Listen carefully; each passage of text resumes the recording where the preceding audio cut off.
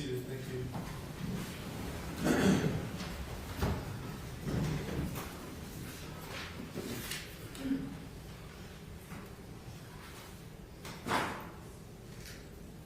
All right, good morning. I'm Jeff Bruce. We're starting up again in the state of Idaho. This is Kendy Howard.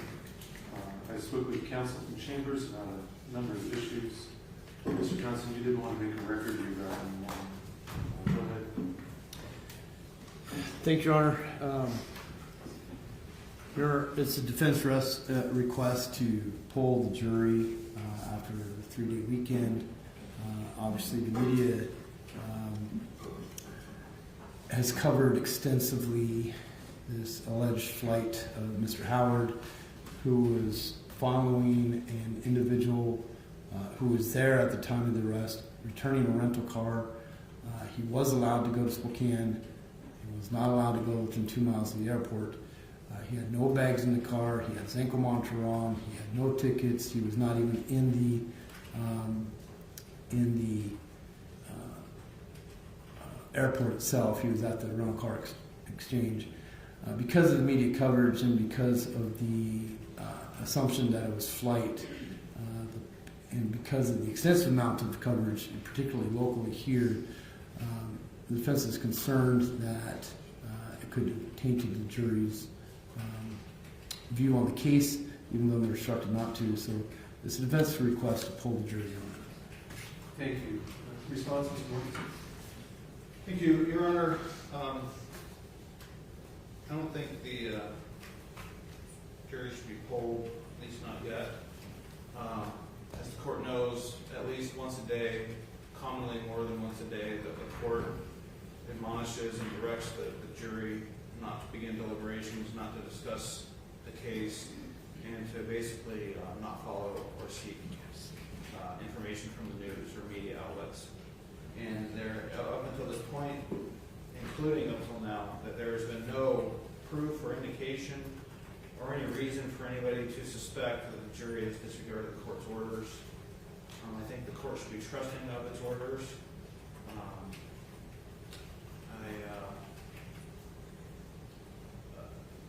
We live in a small world.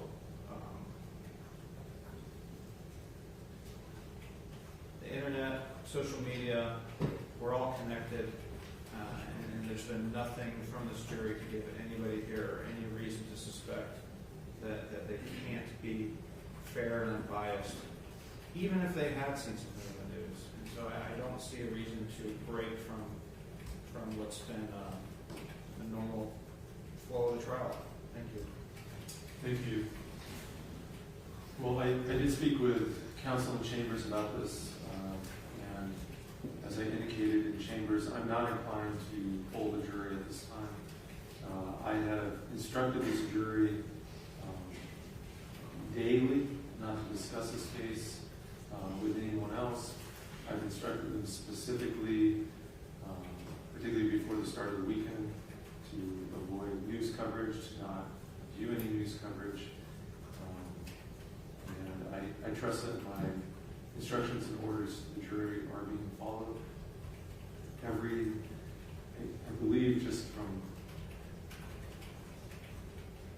my experience over the last couple of weeks, I think nearly every day there has been a news story or coverage of this case online, in newspapers, in YouTube, on TV. So news media coverage has been extensive, which is why I advise this jury to avoid any news sources. And I trust they're following the court's instructions. This jury is a particularly attentive and conscientious jury. It was, I believe, the first day of trial or the second day of trial that we lost a juror, excluded a juror after having had some contact with one of the attorneys. And I think that impressed upon this jury the significance of following the court's rules. In fact, on a couple minor occasions, witnesses have heard, once when a juror had some recognition of a witness, another when a juror had some business affiliation with a company that was referenced, brought that to bailiff's attention, addressed those issues with the jury. There was no concern. There was no inappropriate connection. But even in these minute, unrelated areas, the jurors brought it to the bailiff's attention, to bring it to the court's attention. I say that because I just know this is a jury that has been very conscientious about following the court's orders and remaining impartial. And so I spoke with my bailiff this morning, indicated nobody has made any references to him or made any comments about anything, and I don't see a need to now hold the jury because there was coverage this weekend. Again, there's been coverage last weekend as well of this trial. There's been extensive coverage of this trial, and I am confident that the jury has followed the court's instructions and is fulfilling their duties as they ought. So I'm not going to bring them in old ones. But we did want to make a record. So Mr. Johnson, your record has been made and preserved. So thank you. Anything else before we bring in the jury? Not for official. Moving on. Okay, let's bring in the jury.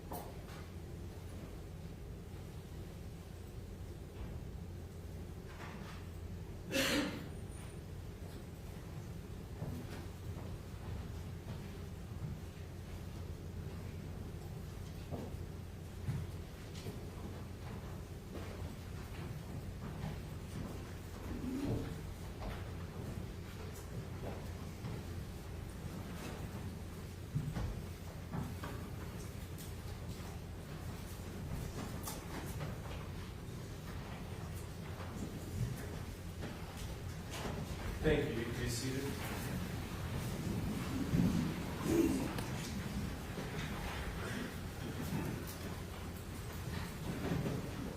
Welcome back, members of the jury. I hope you had a good weekend. And we're back on record now for trial.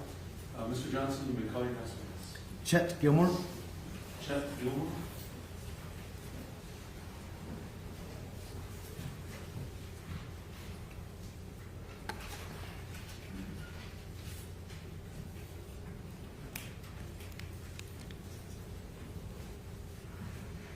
Good morning, sir.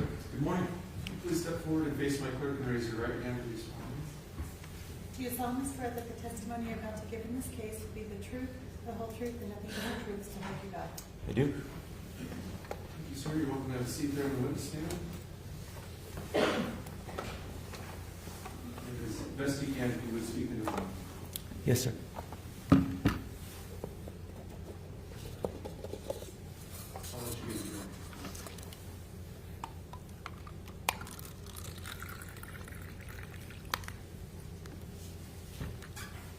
You may inquire, Mr. Johnson. Thank you, Ron. Good morning. Good morning. Can you please state your name and spell your name for the record? My name is Chet Gilmore, Gilmore, Chet, Chet. And where do you live? I live in Spokane, Washington. What do you do for work? I'm a private investigator, And how long have you been a private investigator? about 10 years. Can you briefly explain to the jury your training and background? Well, I had a 25-year law enforcement career. That was in Spokane. So I did all of the normal learning to be a policeman training and spent about 14 years as a major crimes investigator. So myriad of various trainings to do with homicide, evidence collection, everything you can think of probably to do with a major crime investigation. And then, so after 25 years then I retired from Spokane and became a private investigator.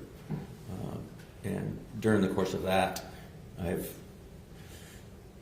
done civil investigations, family investigations, but the majority of my work has been involved in criminal defense investigations, and really the whole gamut of types of criminal allegations. Okay. Did you have an opportunity to participate in the investigation of Mr. Gilmore? Of Mr. Howard, yes. Oh, sorry, yes. Did you review discovery in this matter? Yes, I did. In general, what did that include? Oh, it included much documentation, paperwork, officers' reports, evidence reports, a lot of photography, a lot of videography, both from officers, body-worn cameras, and purposeful cameras at the scene to document the scene. Okay. Now, when dealing with photos, is there a way that you can look at the properties of a photo and determine when those photos were taken? Sure. Can you explain? Well, a photo has not just a visual photo of what you can see, but there's data or metadata that is embedded within the digital data of the file that you can open up and look at when it was last modified, but also when it was taken, when the photograph was taken, as long as that hasn't been stripped from the photo in some type of a transfer process or something. Okay. Did you have an opportunity to look at photos taken by Deputy Wheeler? Deputy Wheeler, yes. Permission to approach, Ron? Yeah.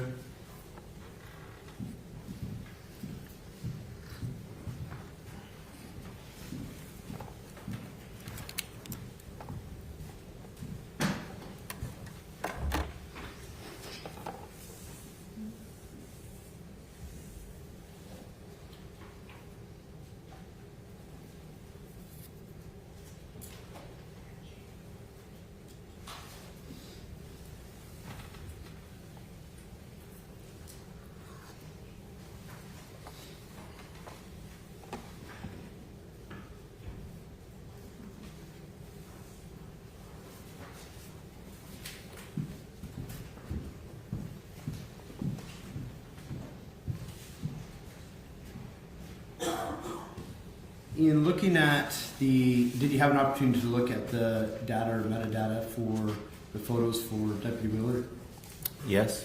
Were you able to determine a range of when he took those photos? Yes. I made some notes. Can I bring that out so I have the right time?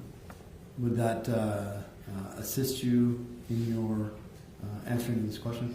Yes. You're under permission for Mr. Gilmore to review his notes.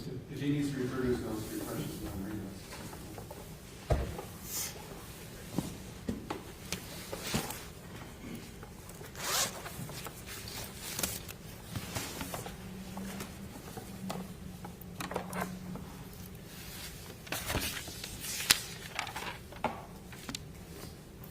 Okay. And your specific question is?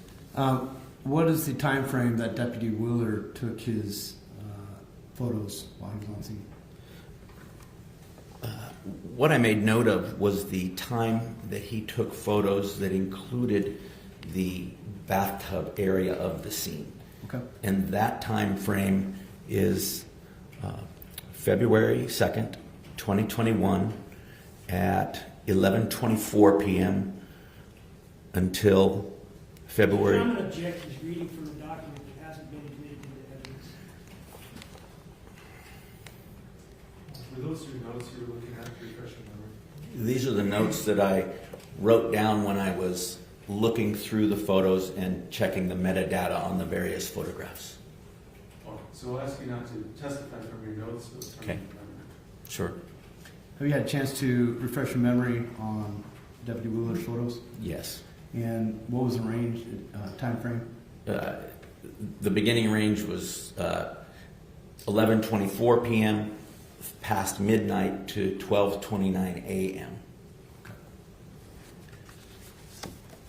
May I approach witness, Your Honor? You may. The question was admitted as State's Exhibit 16G. Do you recognize that photo? I do. Is this one of the photos that was taken by Deputy Willard? Yes. And that would fall within that time frame? Pardon me? That would fall within that time frame? Yes, it would. Did you also have an opportunity to review photos taken by Detective Northrop? Yes, I did. Were you able to identify a time frame of when those photos were taken? Yes, I was. Do you remember what they are? Yes. And what were they? It's spread out over a longer period of time. At the very beginning of those photographs that actually showed the bathroom tub area was at like 6:03 a.m. on the 3rd, February 3rd of 2021. Those were a little bit distant because they looked like they were from the doorway, so you didn't have much clarity. Once the photographer moved closer and started taking photographs, that was at 6:05 a.m. And then the officers appeared to be there for several hours, and there were a series of different times when the photographer would come back to the bathroom. And it's kind of hard to tell exactly where the break is from what's in the tub and when the decedent may have been removed from the tub. But the ending photographs all the way up until there was a body bag was in the afternoon. Looks like, excuse me, not afternoon. It was in the morning, 2.5 hours later, almost 3 hours later, 8:58 a.m. Were you provided autopsy photos in this matter? Yes. How many autopsy photos were taken? There were numerous autopsy photos, 200, a little over 200, I believe. Did you have an opportunity to review photos taken at the morgue or after? At a later time? Yes. Yes, a few days later. When were those taken? Those were taken on the 5th of February. Okay. Were you provided any information as it relates to Mr. Howard's phone? Yes? Did you have an opportunity to look at the call record as it relates to the morning of the 3rd? Yes? Permission to approach, Your Honor? You may.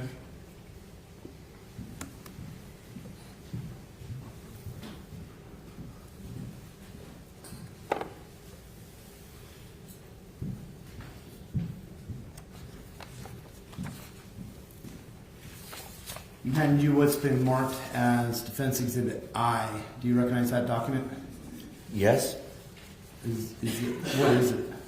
This is a section of the CDR, the call data record, of the data extraction from Mr. Howard's phone, Okay. cell phone.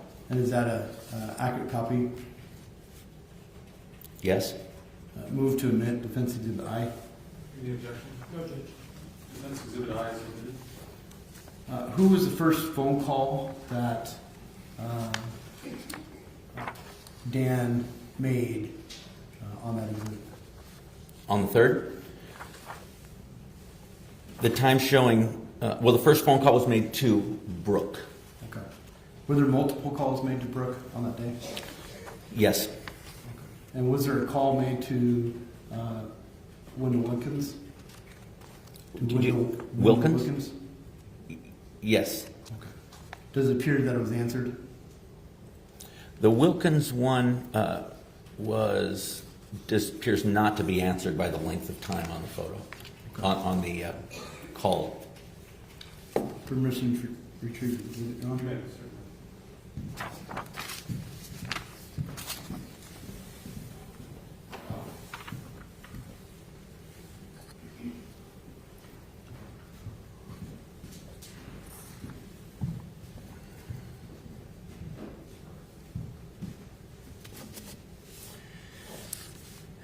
Did you have an opportunity to examine any physical evidence in this matter?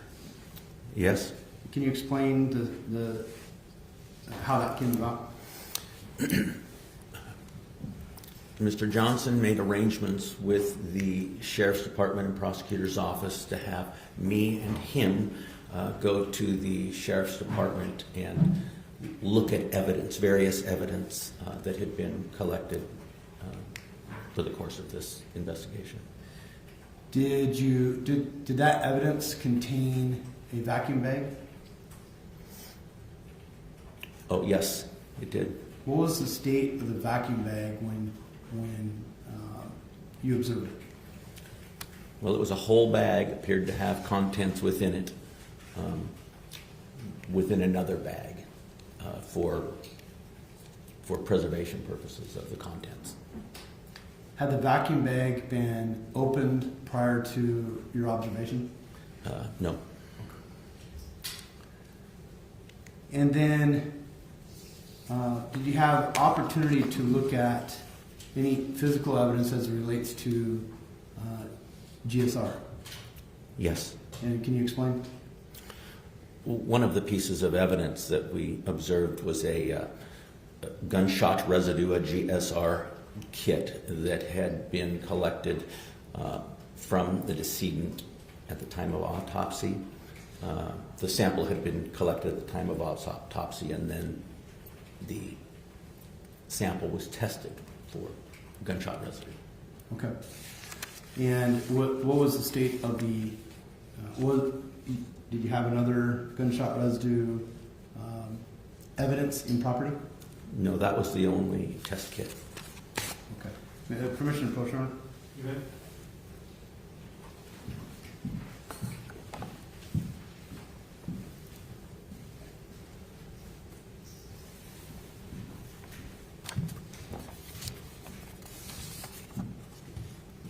And what's been marked as exhibit, defense exhibit H1 and 2. Do you recognize those photos? Yes, I do. And were you there when those photos were taken? Yes, I was. Is it a true copy of what you observed? Yes. Move to admit defense exhibit H1 and 2. Any objection? No objection. H1 and 2 are written. What is that the, when you say testing kit, is that the gunshot residue kit that came back from autopsy? Yes. Permission to retrieve exhibit shown. You may.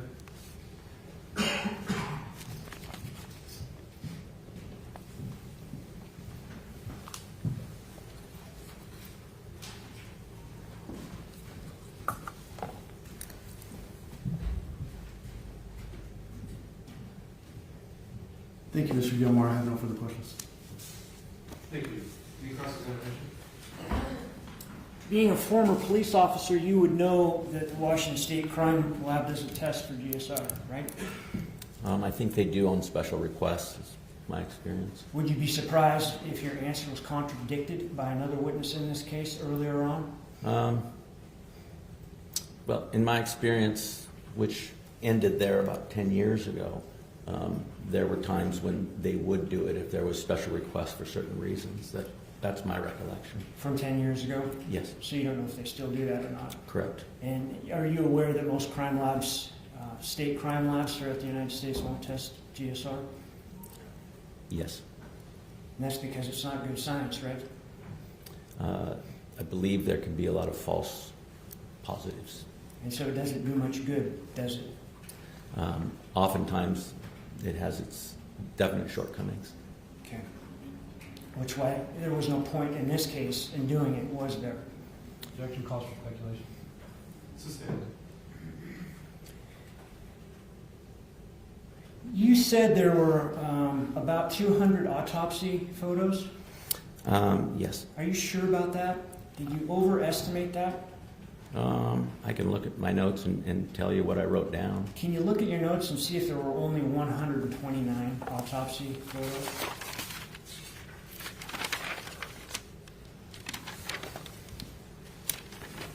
Yes, that's correct. I was counting a different set of photographs. So 129 autopsy photographs. I have Not 200.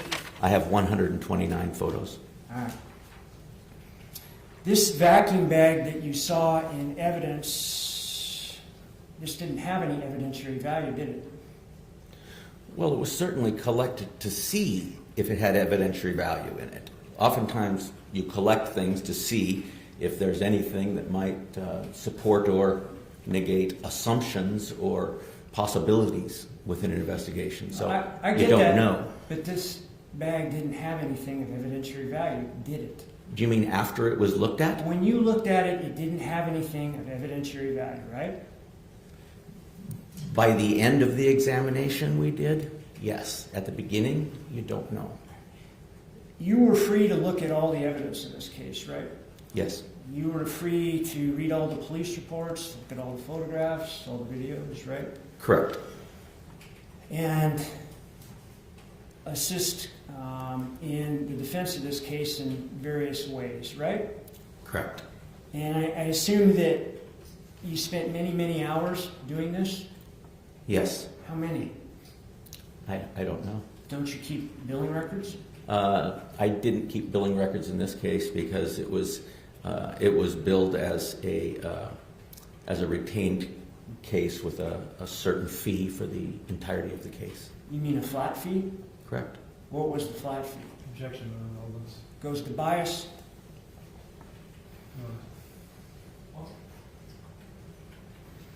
What is the answer? Overall. $10,000. Does that include your time here testifying today? It includes it. Did you retire from Spokane? Yes.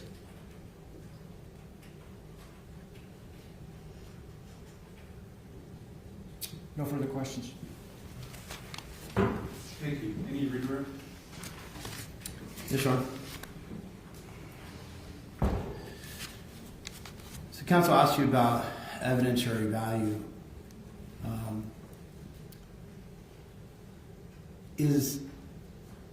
Was anything found in the vacuum bag other than hair and dirt? No. No glass? No, that was one of the things we were specifically examining for to see if there was anything like broken glass that would speak towards one of the what appeared to be proffered within the police investigations as a possibility of evidence. So the absence of glass could have evidentiary value. Is that true? Objection leading. Sustained. Is there any evidentiary value in the absence of glass? Yes. And what would that be? It would show that I'm going to object. I think this calls for speculation. Or he was a major crimes detective. I think he's qualified to answer.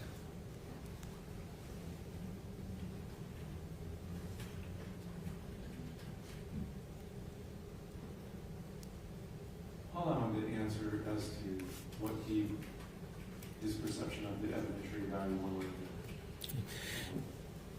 the other. given that there was some glass fragments that were collected by law enforcement at the scene, and there was this,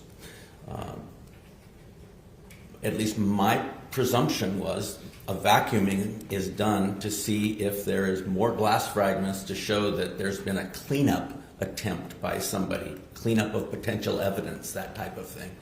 And so in that examination of the vacuum bag, there wasn't any evidence that we could find sifting through it that there was broken glass in there. So I guess that would negate that one, that particular assumption or speculation. Counsel asked you about your flat fee in this matter. When did you start working on this case?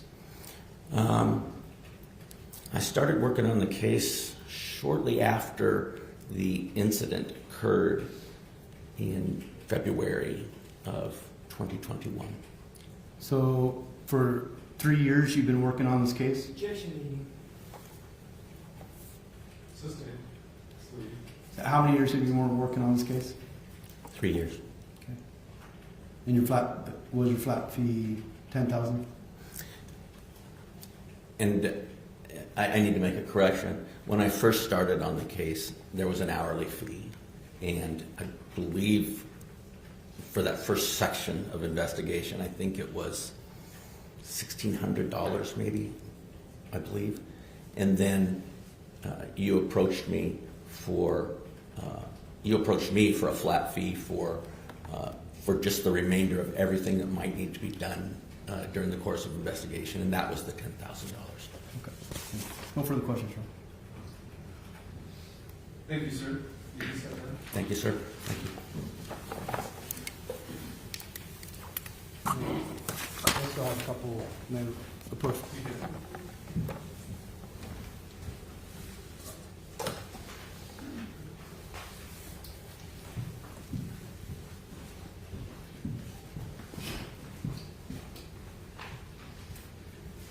Members of the jury, before the next witness, there's a couple things I need to address with counsel. And so we're going to take a short recess. You might not discuss the case among yourselves or anyone else. Please stand for the jury.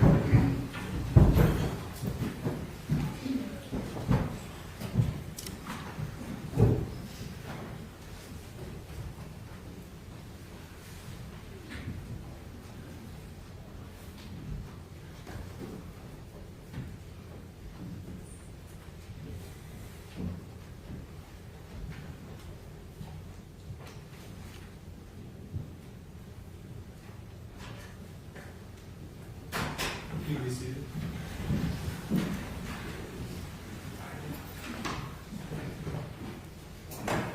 We spoke in chambers earlier, and I'm trying to capture it, but I'll let parties make their motions too. Mr. Johnson's next witness is the defense expert witness who created a detailed report that was provided to the state, to provided to the court as part of the motions.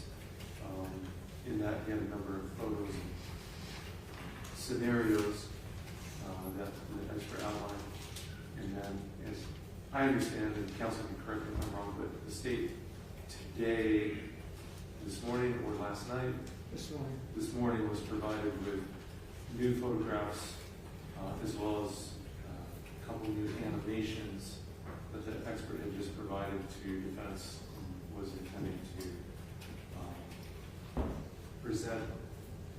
And so the state was objecting to that and asking for exclusion as they weren't aware of these and weren't ready to meet them on cross or in rebuttal. And the defense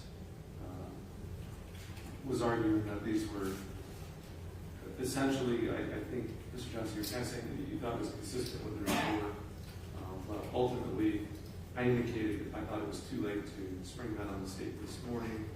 I indicated the witness was still welcome to. These were animations of a person's arm in the position of Ms. Howard, as the defense would put it. I indicated the witness is certainly welcome to show the jury whatever he wants in his own movements. He can testify from the stand, but as to providing these animations and new photos, it was too late. It's prejudicial. And I think it was appropriate to allow that. Mr. Verheeren, I don't know if I've accurately stated the state's You have to. objection. Mr. Johnson, I don't know if I've accurately stated your response or if there's anything you wanted to put on the record. No, Your Honor, I just need a few moments to go. I have made the corrections. I just need to go meet with the state to make sure. You say no, Your Honor. Have I accurately stated your objection? Yes, sir. Okay. But there's nothing further you want to put on the record? No, Your Honor. Got it. Okay. Did you need just a minute? Just a couple minutes to just confer with the state, Your Honor. Let's see. Does anybody need like a patent break or anything, or just a couple minutes? Sure, Judge. Why don't we take 5? All rise.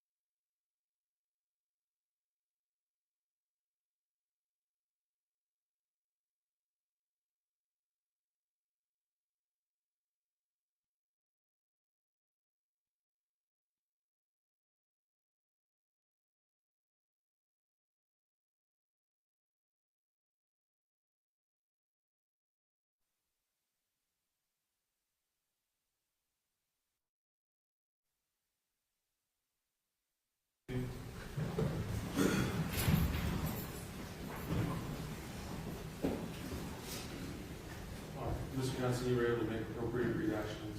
Yes, Your Okay. All right, we'll bring in the jury. Sorry, I had everybody sit down. Go ahead and stand.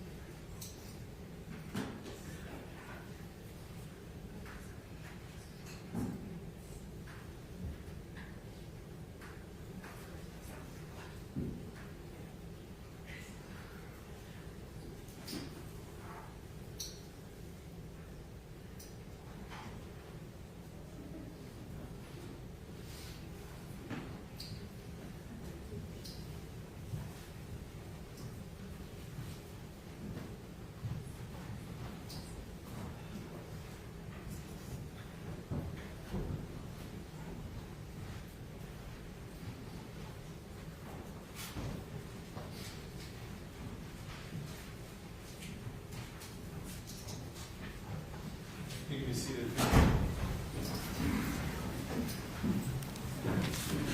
Mr. Johnson, you may call your next witness. Jeffrey Desmolin. Jeffrey Desmond.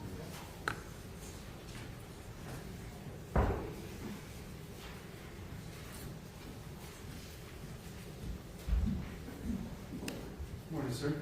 Morning. Can you please step forward and face my clerk and raise your right hand to be sworn in? Do you solemnly swear that the testimony you're about to give in this case will be the truth, the whole truth, and nothing but the truth, so help you God? I do. Thank you, sir. You can have a seat there.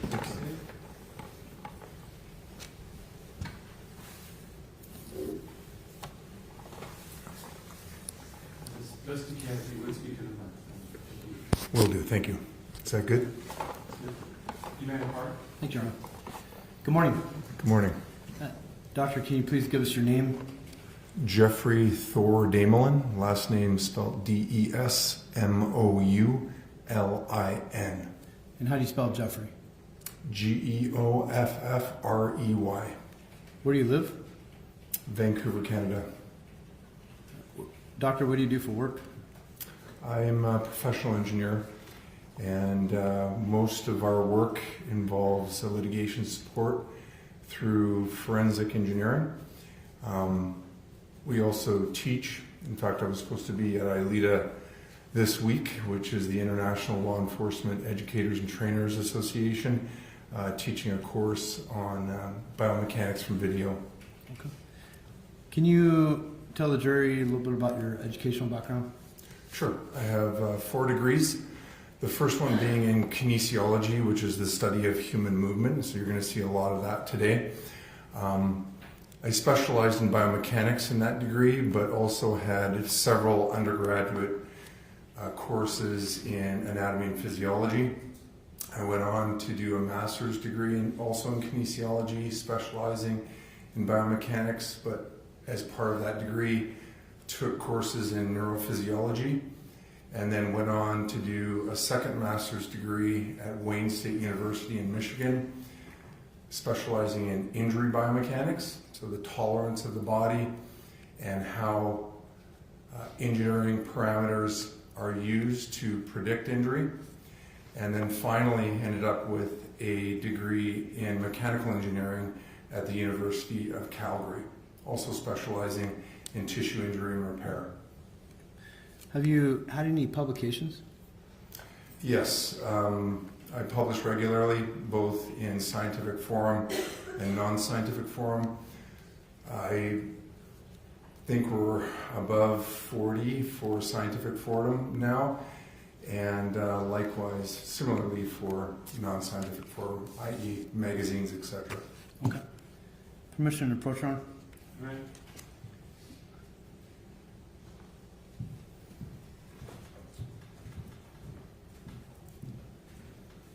Thank you. Doctor, I've handed you what's been marked as Defense Exhibit J. Do you recognize that? I do. And what do you recognize that to be? I recognize it to be my current CV. Your Honor, move to admit Defense Exhibit J. Any objection? None, Judge. Defense Exhibit J is admitted.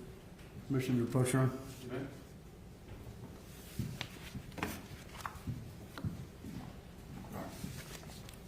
Welcome.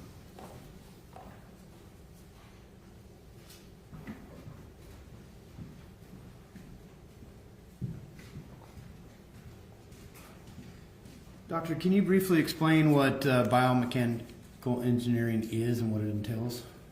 Sure. It's the understanding of mechanical principles applied to a biological system, and in this case, humans. Okay. Have you had an opportunity to review this case with your biomechanical engineering perspective? Yes, sir. Permission to approach, Your Honor. Okay.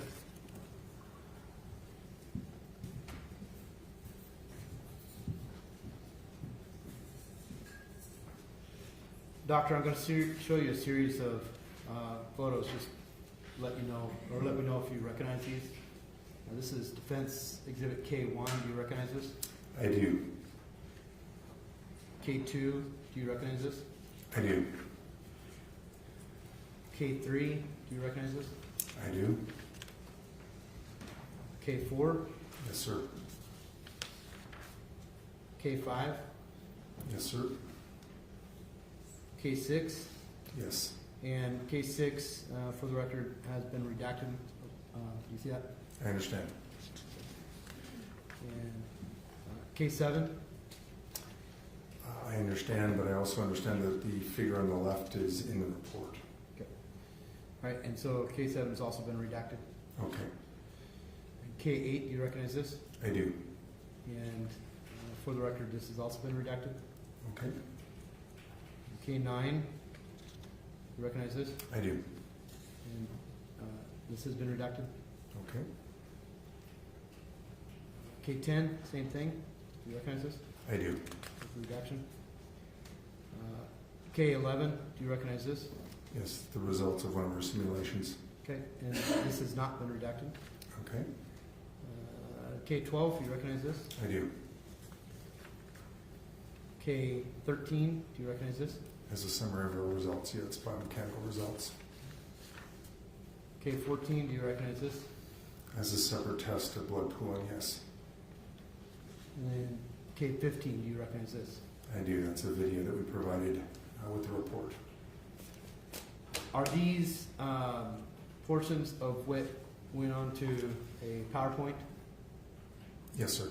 And do you recognize what's marked as K17? Yes, And is that your initials on it? it is. Would referring to this information with the redactions noted, but would this assist you in your testimony today? I think it will assist the jury in understanding what we've done, yes. Okay. Your Honor, move for admission for demonstrative purposes only K1 through 15 and K17. Any objection? Judge, may I confer with counsel for a moment?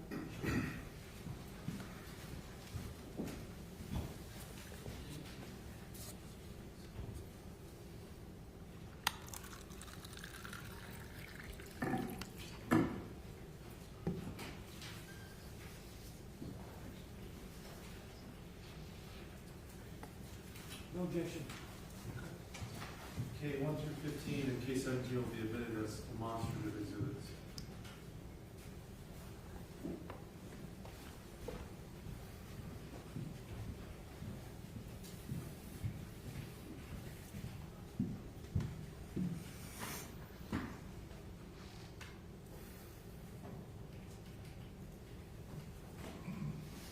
And sir, I don't know if you'll be able to see from where you're seated, so if you need to step out into what we call the well, you're welcome to do so. Thank you, sir. And permission to approach now. You ready? Dr. Confessor, I don't know how it'll show up on the screen, but here's a pointer. Thank you.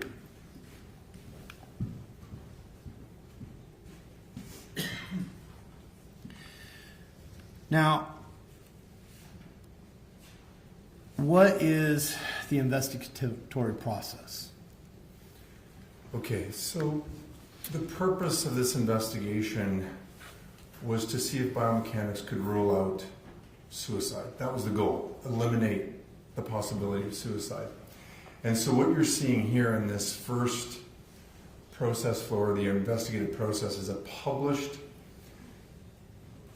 process in which to approach an investigation such as this. It was published by myself and a former professor of mine, Dr. Theodore Milner, in scientific forum. It's also been published several times in non-scientific forum, and it's dictated the process in which I followed to come to our conclusions. And so if we start with defined injuries, you'll see that it says from autopsy report, and that would be Dr. Howard's autopsy report with his cause of death, and relying on that. Moving forward, we're talking about defined dynamics. This wasn't captured by video. We do have witness statements from police officers as to her final resting place.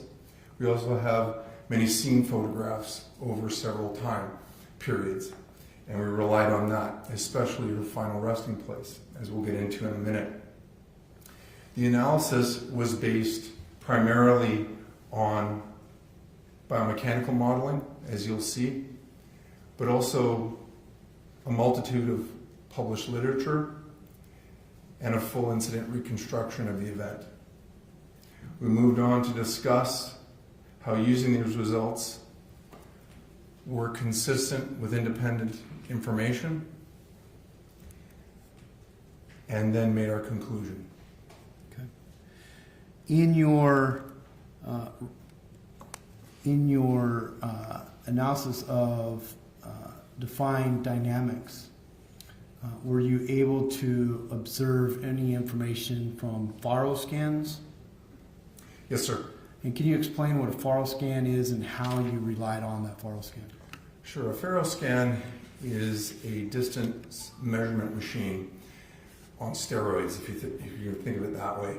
It's collecting many points per second, and it does that in 3 dimensions, and it gives you a 3-dimensional representation of a scene that is accurate in dimensions. So we were able to understand the dimensions of the tub itself, and then use that together with our biomechanical analysis of the known height and weight of Kendy. Okay. And did your analysis in this case involve research? I'd say there was a literature search that would assist, that would be helpful for you to understand. There was research on biomechanical modeling and an incident reconstruction of the event. Did your research inform you as to any significance of intraoral gunshot wounds? Yes, there was a paper, Schmidt, or Kendar 2022 actually, that analyzed intraoral gunshot wounds and found that the trend was most of them were suicide. Okay. Did you have an opportunity to review trajectory in this case? I relied on Dr. Howard's interpretation of the trajectory. We also found photos from the autopsy useful in interpreting this, and also Dr. Nara's description of the trajectory was also helpful in the sense that it was horizontal to slightly downwards. Okay. And did you examine the position of the body? Yes. That was detailed carefully because we're working backwards from this moment in time with our biomechanical analysis. Specifically, we focused on the position of the arm, the orientation of the arm. What I mean by the orientation is hand up or hand down. And also the position and location, or I should say the position and orientation of the gun itself. So right-hand side of the body and the barrel pointing towards her head. That became important in our analysis. Okay. What is what did you look at as far as it relates to the firearm? Well, we started there because that's the initial input to the hand as a system, as a mechanical system. And so we needed to know or understand the overall weight of the gun, where that weight is centered on that gun, the effect of its overall momentum. So we have a bullet that is published as being 90 grain in weight, moving at 1,040 feet per second. That gives us a momentum that occurs over 1 millisecond, and that gets the mechanical system moving, if you will. We also considered the slide movement and what effect that might have, either on the teeth or the hand itself, if it's being held with two hands. And then, of course, the trigger weight became very important. And what I mean by trigger weight is the amount of force you have to apply the trigger to actually discharge that firearm. How did that become important to you? Because there's lots of strength studies on index finger strength as well as thumb strength, and it changes depending on wrist angle. So ergonomically, there's a very specific way that you'd have to hold that firearm in order to match that trajectory and pull the trigger at the same time. What these studies are showing is that any wrist angle over 20 degrees is too much to be able to press 5 pounds with your index finger. And most of the positions were greater than that. In fact, they were closer to 60 degrees wrist flexion. And that actually allowed us to rule out the use of the index finger to discharge this weapon. Now, we'll come to this again, I'm sure, but Sure. you mentioned most of the positions. Can you describe what you're referring to there? Sure. There was many considerations. One was the use of the left arm, but if that were the case, the gun would have ended up on the left-hand side of the body, so we were able to quite easily rule that out. Again, the goal being to eliminate the possibility of suicide. Because the gun was found on the right-hand side, we focused on right hand and both hand scenarios. From there, we considered Kendy's stature with respect to the bathtub and what would be a natural position for her to be sitting there in. One is a sitting position and one is a reclining position. And then various positions from there, as you'll see in our results section. Doctor, what is ergonomics? It's the study of how humans interact with their environment. Specifically here, we're looking at strength requirements to perform a task. This task being depressing that trigger at least by 5 pounds. We are forced, that position is dictated by the trajectory and the positions and ranges of those joints. As I mentioned earlier, Lee 2002 found that any wrist postures flexion greater than 20 degrees was impossible. It was not possible to depress with your index finger a 5-pound trigger, so we were able to rule that out. However, in Imran 1991, looking at various pinch tasks, which is really measuring thumb strength, we were able to see that in various wrist positions, we would have enough force there to depress that trigger above 5 degrees. And so the focus became ruling out index finger positions and starting to focus on thumb trigger pull positions. Now, what if the index finger is strong enough? Did you look at that? Then it would actually increase the number of scenarios that would be consistent with suicide. Okay. Did you examine the effect of recoil? Yes, sir. And can you kind of explain that? Sure. So as I mentioned before, the transfer momentum from the gun to the hand applies a force to that hand. And the line of action of that hand the line of action of that transfer momentum is along the barrel. That's what the assumption was. And it lies just above the hand itself.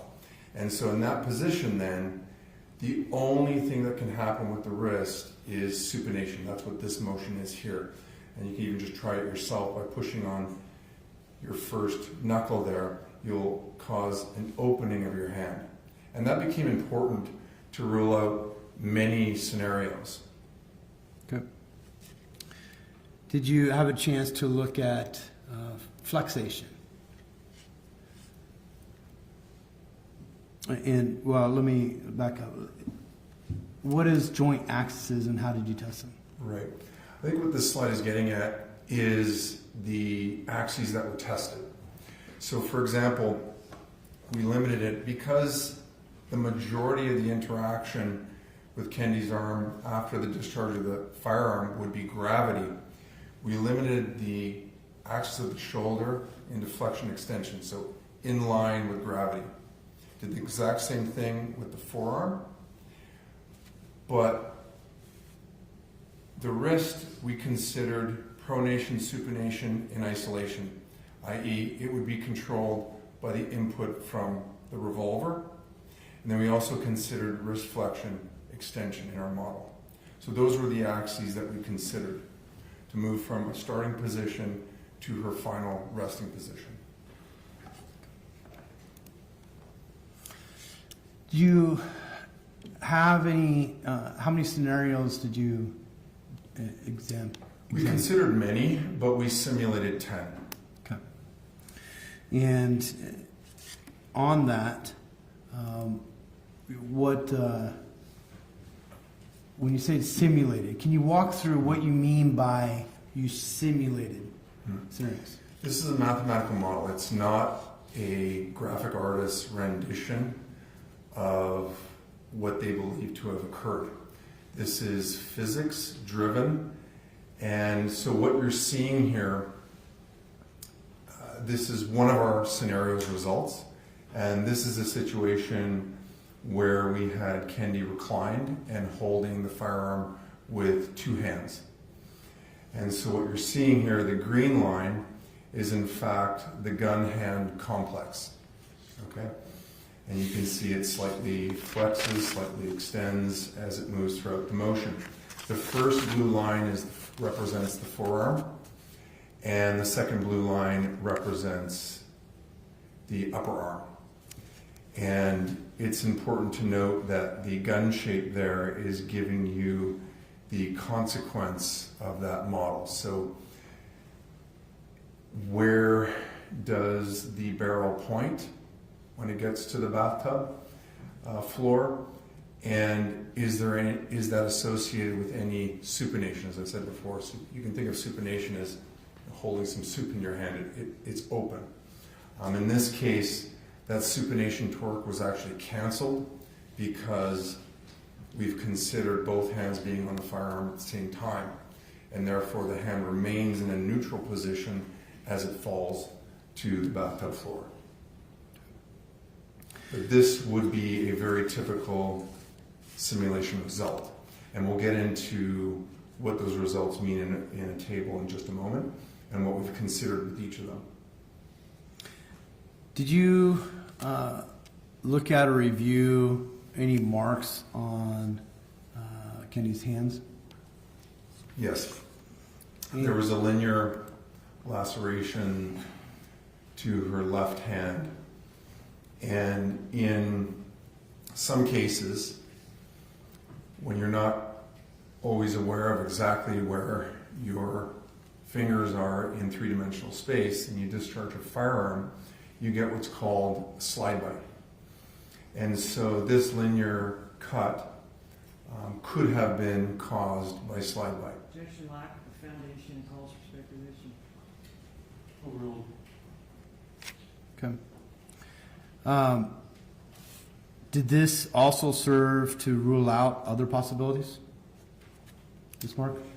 Again, the idea was to eliminate suicide as a possibility, and so we used this slide bite mark as a way to do that. So if we did away with the slide bike mark as being a possibility, then we'd actually add to the number of scenarios that would be consistent with suicide. Okay. Now, did you put your, you said you considered many, but you modeled 10 scenarios? Yes, sir. And did you put that in any sort of visual representation? The results we did. Does this explain that? It does. And feel free to move about and explain it to the I jury. was going to say, I think this would be a good time to do that.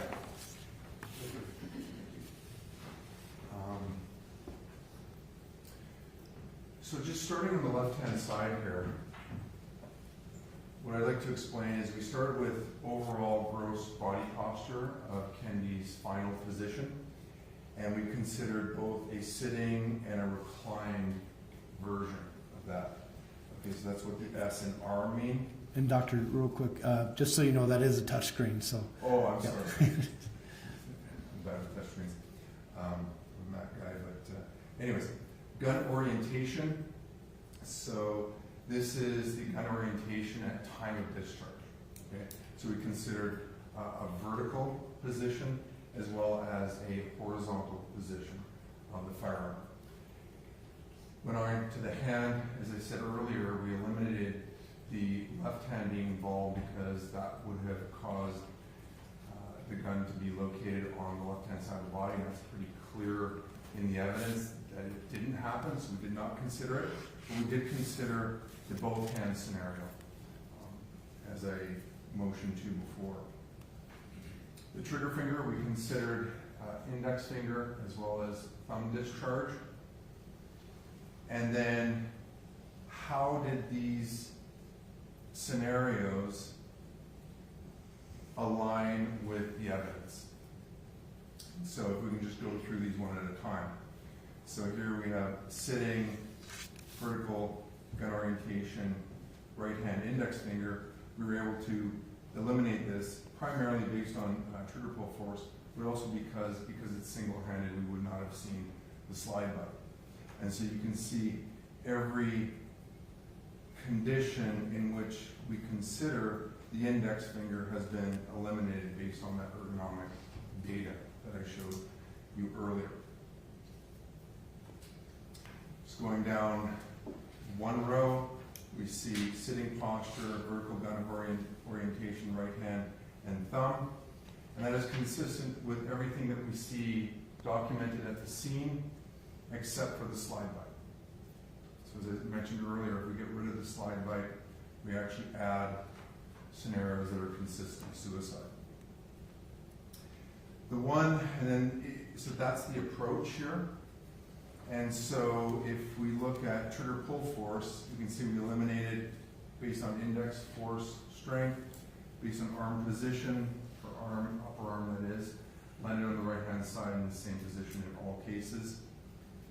The arm orientation, interestingly, in the sitting condition there was enough time, even though we had that supination occur at the discharge of the firearm, there was enough time that after her arm interacted with her thigh to settle into a more neutral position as found at the scene.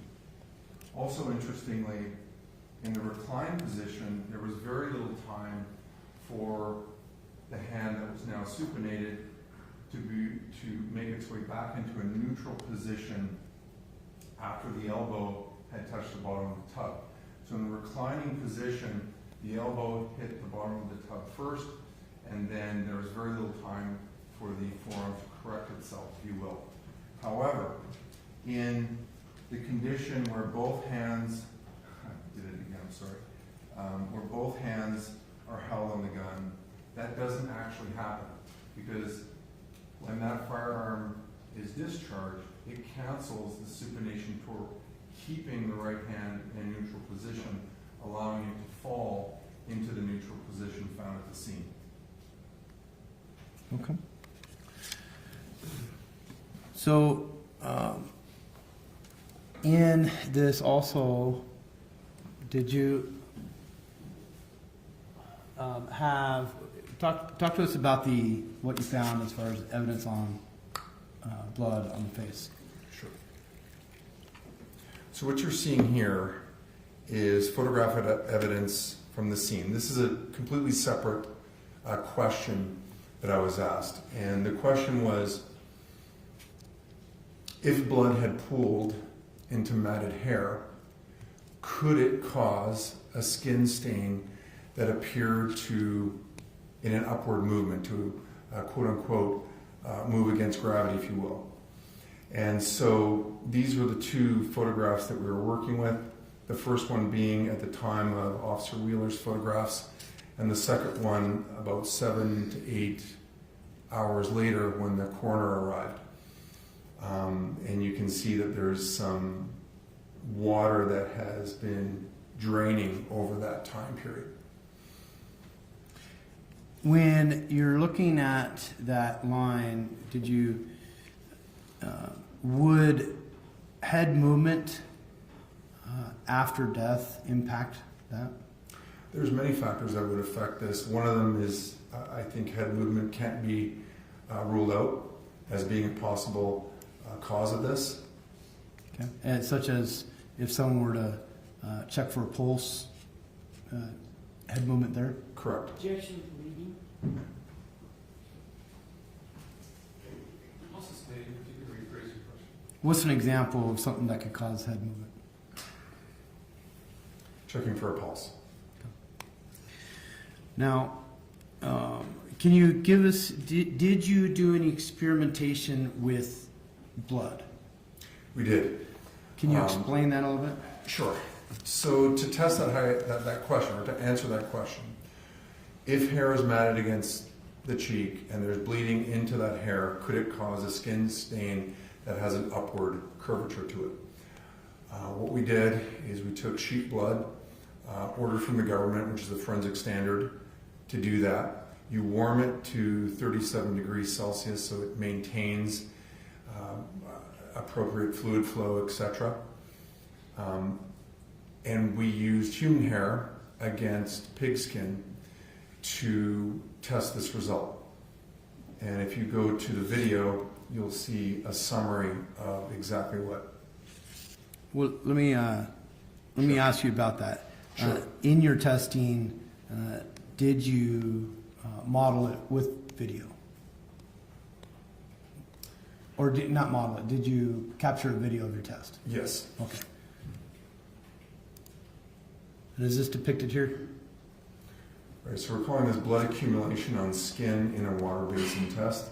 Here's the injection shown with time lapse, 12 times the speed it actually occurred. So there's the bleeding from the mouth into matted hair on the skin. This is a little choppy, but you get the idea. I think what's important here is the settling of the blood on the bottom of the basin.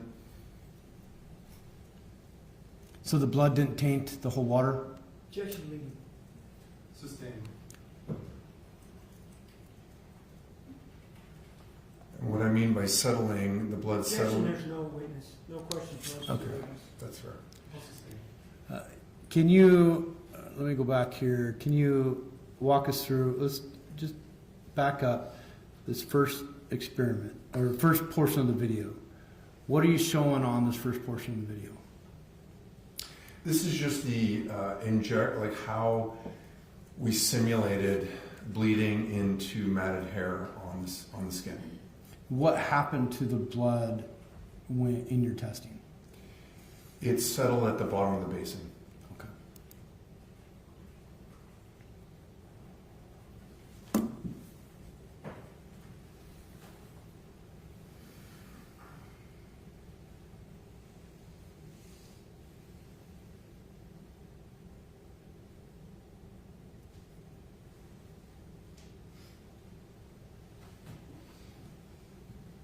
And when it changes, can you describe what we're looking at?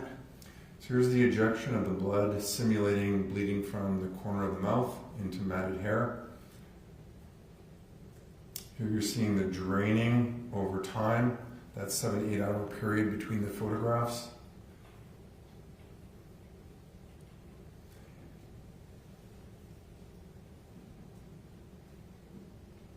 And then a reveal once the hair is removed as to what the skin stain actually looks like.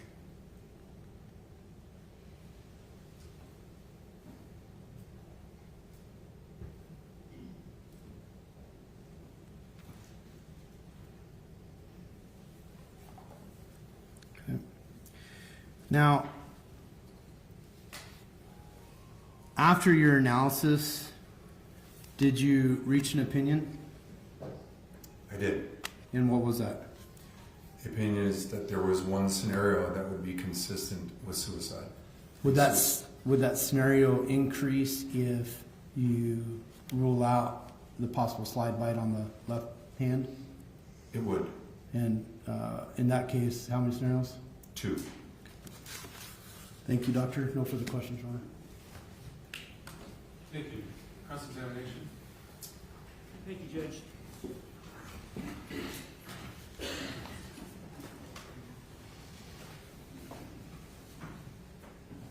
I noticed that you put a lot of emphasis on looking at all the evidence when you're making a decision or a conclusion about a case. Is that accurate? I'd say we focused on what was biomechanically relevant. Well, when you were speaking with counsel, you said the goal was to eliminate the possibility of suicide, right? Correct. And is that how you viewed this case? Yes, sir. All right. And so in order to determine that, it became very important for you to look at all of the evidence, right? Correct. Specifically the evidence of autopsy, Correct. the evidence at the scene. Yes, sir. Those things will be very important when you're deciding whether or not this was really a suicide, right? Depending if it's subjective or anecdotal, yes. Okay. May I approach, Judge? Good.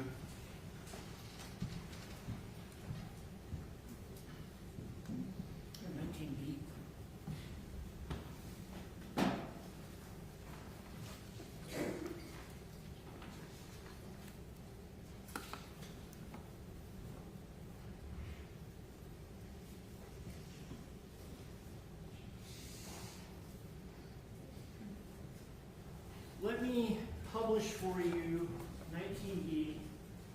This came into evidence a little bit earlier in this case. And I'm going to ask you some questions about it in terms of your opinion about suicide, okay?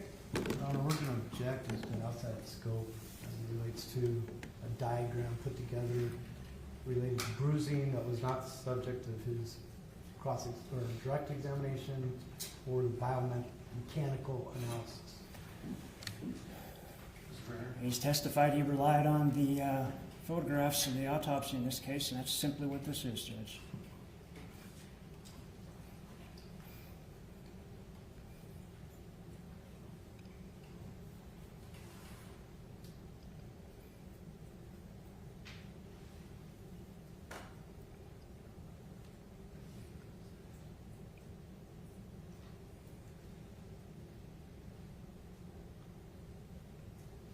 Mr. Jury, I apologize. I'm going to have you step up for a minute.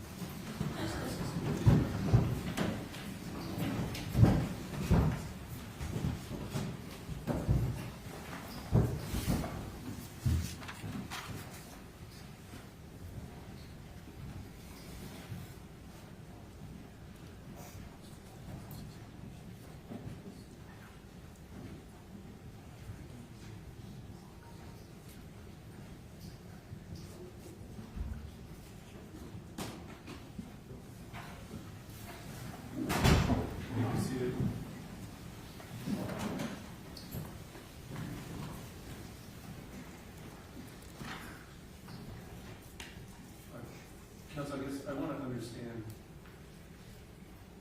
well, this seems beyond the scope, but I want to understand what I want to give you a chance to give me a little bit more, but this sounds like as I recall, 19B is the various bruising on the body and so forth, and you wanted to ask this witness about that? I did, Judge. This witness has already said that he's relied on the autopsy photographs. He's already opined about an autopsy photograph that had what he called a slide bite on it. to simply ask him about these other autopsy photographs at this point would be relevant, and it would be especially relevant as it pertains to his idea that he's trying to rule out a suicide. I think it goes directly to the heart of that testimony, Judge. If you have someone who has multiple injuries throughout their body, who has a second-degree burn on their arm, who has a broken jaw, who has signs of suffocation, whether or not there was a suicide in this case is directly on point. And so I think I should be allowed to go there. Mr. Johnson? Thank you, Your Honor. He was asked to look at the body position, gun position from a biomechanical engineering standpoint. Whether or not he was to look at or provide an opinion of marks that show up 2 days after the traumatic autopsy where they do so much stuff, there's lividity. That's a separate, he has not testified to that, it's beyond the scope. This was solely focused on the biomechanical and the interaction of the blood and the water. We know the state's opinion on 19B, but that's not fact. And I think it's beyond the scope, and I think it's improper. In the court's view, this witness hasn't testified that Ms. Howard committed suicide. This witness has merely testified to the biomechanics that would make it possible the scenario of how to hold the gun or not hold the gun. And a brief comment on the demonstration on blood in the bathtub. This would be very different in the court's view if this witness did opine that Ms. Howard committed suicide or the evidence, the autopsy and so forth was consistent with her committing suicide and so forth. But this, in the court's view, this expert has limited his testimony solely to the biomechanics of what is possible biomechanically or engineering-wise in terms of how a gun can be held and so forth. So I think this is beyond the scope and not proper. I guess the one thing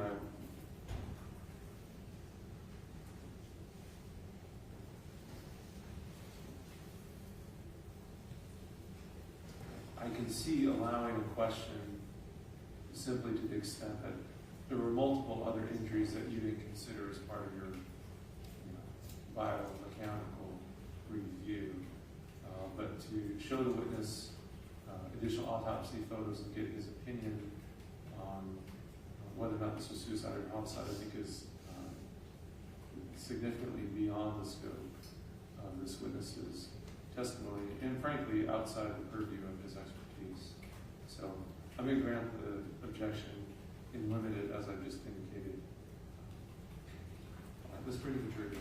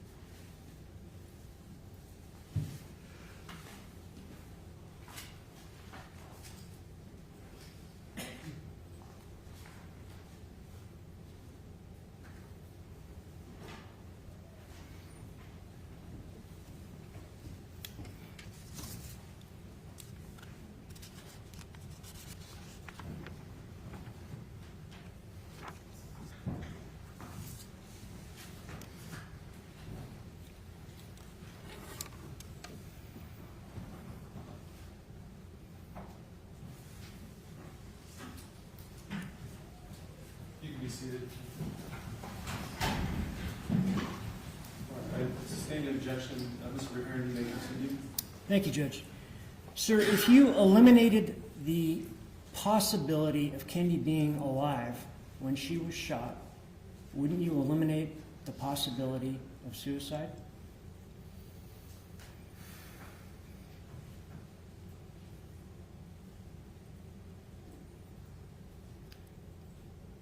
If I had evidence to show that, that would be true. That would pretty much do it, wouldn't it?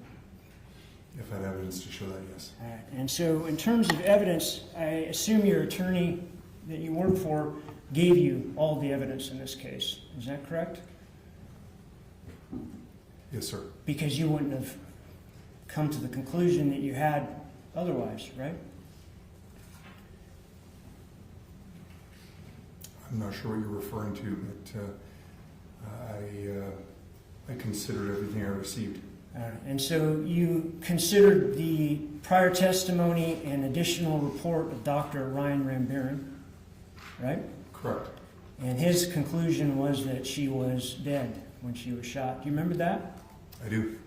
And you know that Dr. Rambaran has a medical degree, Yes, sir. many years of experience as a trauma surgeon? Yes? Objection Yes. outside the scope. Sustained. You considered the report of Dr. Smock? Yes, sir. Dr. Smock was very clear that she was dead when she was shot, right? Objection outside the scope. Calls for hearsay. Sustained based on my ruling previously. Why, when you had these other pieces of evidence, this medical evidence, wouldn't you discount the possibility of suicide from the onset? None of them actually were at the autopsy. I had an autopsy report from an equally qualified individual telling me that the cause of death was gunshot wound intraorally. And that's how I moved forward. A lot of the evidence that I had considered from those individuals I felt was primarily anecdotal. Even though they had training and experience far in excess of yours? In the medical area, Right. Agreed, except there are many things that don't fit. For example, the amount of blood that was present. There was, I think, 2 individuals that testified in grand jury that there wasn't enough blood for this to have occurred when she's alive. But in fact, there's many factors that would prove that. I didn't say they prove it wrong, but I could prove it wrong in the sense that first of all, nobody's accounted for the amount of blood that was actually present, as far as I know. Number 2, we saw that the blood, via test, which you don't need to be a doctor to assess, sunk to the bottom of the bathtub. Number 3, you've got blood that was lost during the draining between the hours of when Wheeler took his initial photographs and the coroner took his initial photographs. Further to that, Schmidt, 1994, documented a very similar case where there was a witness suicide of intraoral gunshot wound that perforated the tongue and ended up in the upper cervical region, very similar to what we see here. And there was no aspiration of blood. There was very little blood found at the scene. And the conclusion of that paper, which was not by me, anyone can read that, was that there's a possible mechanism of reflex arrest when the spinal cord's involved. And so it stops the heart very quickly. And so taking all of that information in consideration, I think it casts doubt on that opinion. On medical opinions. And you're, Testing can do that. you're qualified to make that assessment? Testing doesn't lie, as you saw. Those were my findings. In your report, you wrote on page 32, last paragraph, last part of the first paragraph, last sentence. Furthermore, neither Mr. Livingston nor Dr. Rambaran offers an explanation as to where the missing blood might be found or how it disappeared. You remember that? I do. Okay. And you were provided with the transcript from the grand jury, right? Portions of it. And so you had that when you made that statement, right? That's correct. Let me show you that grand jury transcript of Dr. Rambaran.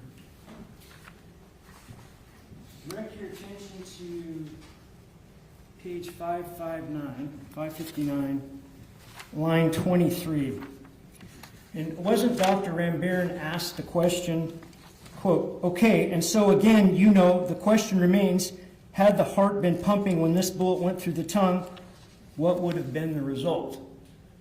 And then what's his answer there on line 2, page 560? It says, again, significant and profound blood loss. Why don't you take a moment, sir, and go through the rest of that particular page on that transcript and tell me whether or not Dr. Rambaran does explain where the blood would have gone. Had she been alive when she was shot?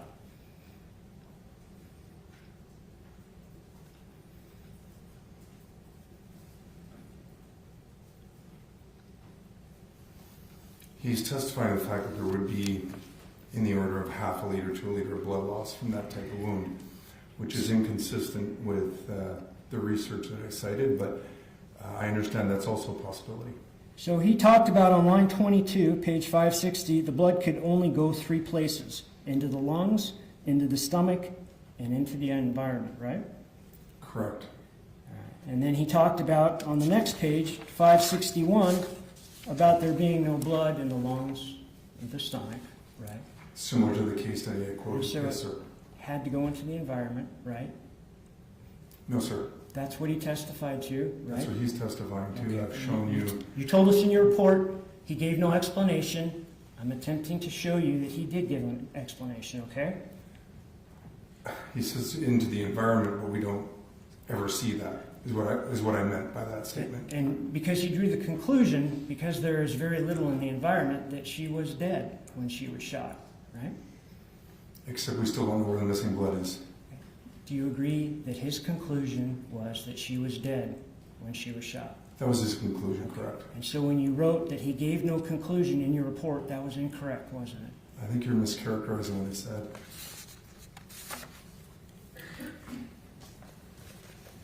Didn't you say, furthermore, neither Mr. Livingston nor Dr. Rambaran offers an explanation as to where the missing blood might be found or how it disappeared? Right. And isn't No, his that she explanation that she was dead when she was shot? Except it still doesn't account for where that blood actually is. It would be in her body, sir, would it not? Except there's blood in the water. Yeah, there's very little blood in the water, isn't there? Nobody knows that. Don't you think a medical doctor can make such an assessment? I think a test is worth 1,000 expert opinions. Don't you think a medical doctor has extensive training in terms of determining how the heart works? Of course, I'm not judging that. I'm just going by the literature I cited. Okay.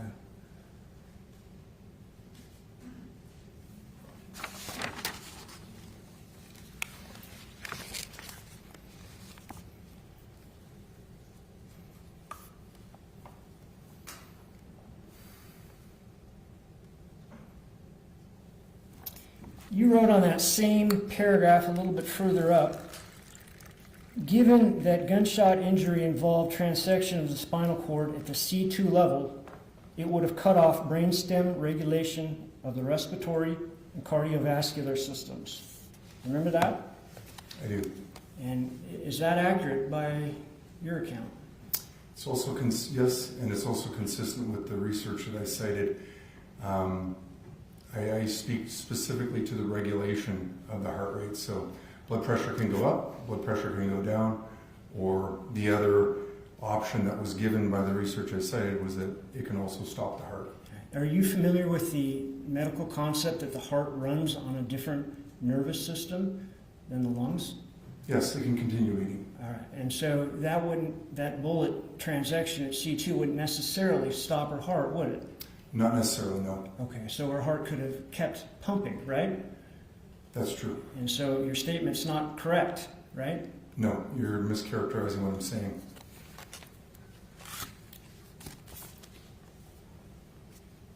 You said it would cut off brainstem regulation of the respiratory and cardiovascular systems, right? Regulation, so sympathetic, parasympathetic, things of that nature. But I would defer to the Dr. Howard's autopsy opinion about that. I would also defer to the research that I've cited.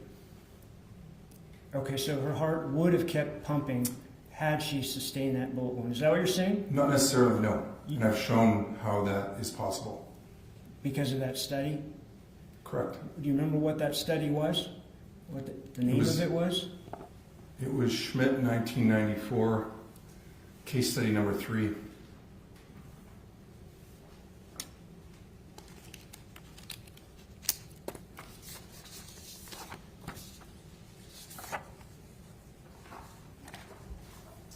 Let me approach it. I think I have the right study. All right? Take a look at it. Tell me if you recognize it. Sure.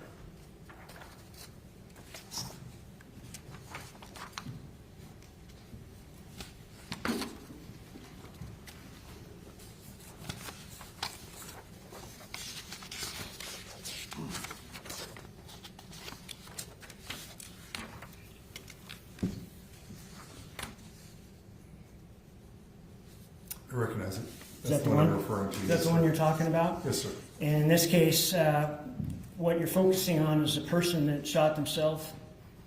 That was witnessed and had no aspiration into the lungs similar to this, and there's a little blood found on the scene. And the authors on page 59 conclude there is no doubt that contusion of the cervical spinal cord can cause reflex heart arrest. And that's what I'm specifically referring to.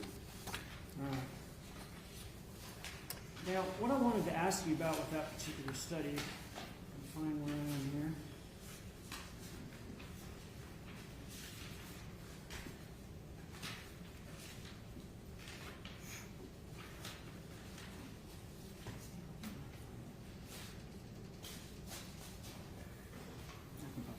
Let me pull from the book.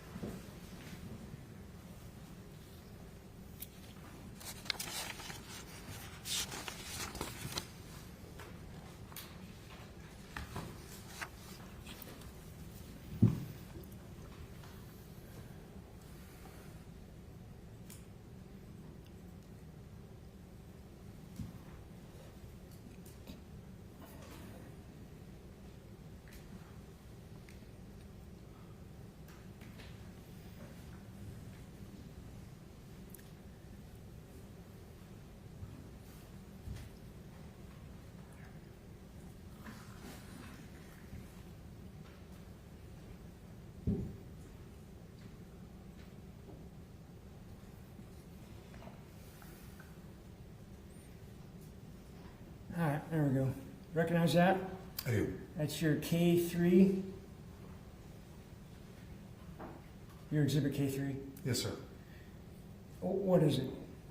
It's just a rendition of Dr. Howard's description of the wound path. Okay, and what's your description of the path? Perforated the tongue, ended up fracturing C2 and transecting the spinal cord at that same level. So to transect the C2, is it going down or up? It was described as being horizontal or slightly down by Dr. Nara. Well, I'm asking for your opinion as you sit there and look at that line today. Is that going horizontally or is it going down? Clearly it's going down. Okay. And so you would describe the trajectory of the bullet that went through Kendy's mouth as downward? I didn't analyze the trajectory, but referring to Dr. Howard's report, that's... Do you think you could analyze that for us and tell us what your conclusion is in terms of the trajectory? It's perforating the tongue and transecting near C2. Is it going down or not, sir? Of course it's going down. Yes, sir. All right. Where's the soft palate? Soft palate is upper region here, Can you show us? right there. All right. And so the study that you relied on with the person that shot themselves in front of a witness, didn't they shoot themselves through the soft palate? It was intraorally and it was upper surgical, but upper cervical region is where the bullet ended up.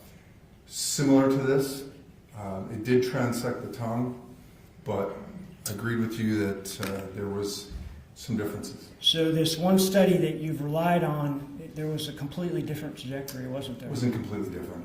It was intraoral, it transected the tongue, and the bullet ended up in the upper cervical region, similar to this case. It was different in that that bullet went up, whereas the bullet in our case went down, right? It wasn't described that way. Okay. If you read the journal entry, if you read the facts, you know that the bullet went through the tongue and into the soft palate, right? I believe that's what it said, yes. One can make a pretty good inference that that shot is going up if it's going into the soft palate, as you've just showed us, correct? There's different regions of the soft palate, though. I mean, the main one is here, but also back here before it turns into the pharynx. So you can't agree that this other study, the trajectory was going up? It's not detailed to that level, so I can't know. All right. Wouldn't that make a difference if it was going up, in your mind? It still details that it was upper cervical region, so we're looking at more horizontal, possibly slightly upward trajectory in this particular case file, yes. In that study, it didn't even go through the C2, did it? It says upper cervical region. So you don't even know where the bullet landed in this other study, right? It's upper cervical region, is what they say. And I guess what you're doing is you're basing this conclusion that her heart would have stopped based on a study that isn't really applicable to our case, right? I disagree with that statement. Okay, even though we have these differences? There's slight differences. Okay. In that particular study, I think you still have it in front of you. On page 57, it indicated a very low percentage rate of handgun injuries that involve the neck region. What was it, 2% there under discussion, number 3? Is that right? According to this study that you referenced.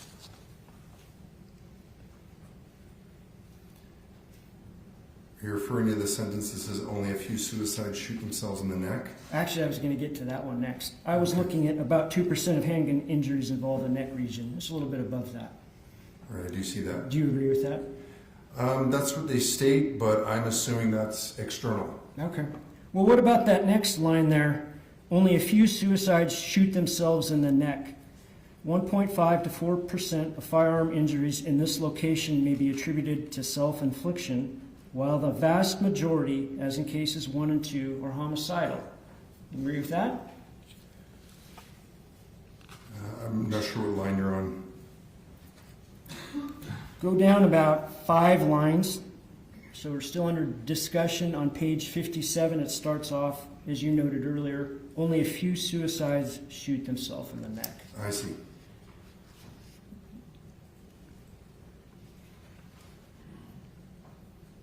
And then it continues saying 1.5 to 4% of firearm injuries in this location may be attributed to self-infliction. Except I believe in that case they're talking about external gunshots to the neck, not intraoral. What's the last part of the sentence? Well, the vast majority, as in cases 1 and 2, are homicidal. You agree with that? That's what they state. Well, you relied on the study for another fact, right? What's that? That her heart could have stopped based on that shot. You mentioned that there's a reflex mechanism for that, yes. Yeah. So I'm asking you if you are good with this as well. I would be, yes. Okay.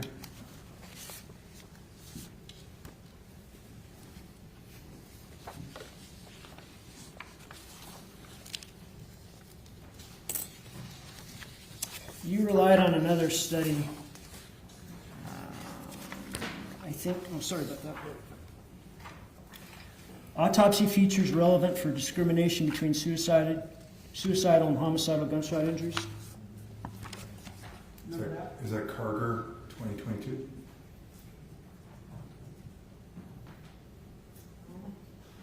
Take a look at it, see if you Sure. recognize it. Yeah, that's Carger. I think you quoted some parts of that article. Is that accurate? I didn't cite them as accurate. I mean, if they're published, the scientific community has accepted it. What I was drawing some attention to is the trend of intraoral gunshot deaths are primarily suicidal. Okay. What I wanted to ask you about is on the first page under abstract. It's kind of near the end on the left side. And quote, it says, from 61 suicides who fired the gun inside their mouth, only one pointed the gun downwards. Consequently, some bullet path directions cannot be considered indicative of suicide. Downwards and back to front in gunshots to the temple, left to right in gunshots to the left chest, and downwards in mouth shots. You remember reading that? Yes. When you cited to this article in your report? That's also in our report. Do you agree with it? I can't deny it, no.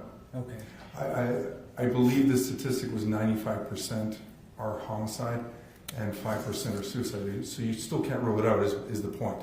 Okay. And in our point here, when you've got a downward trajectory in terms of the gunshot wound to Kendy, it's indicative of homicide, is it not?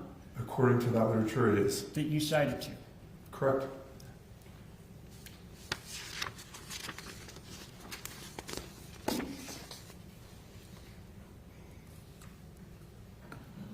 Take a look at page 276 under direction of the bullet path.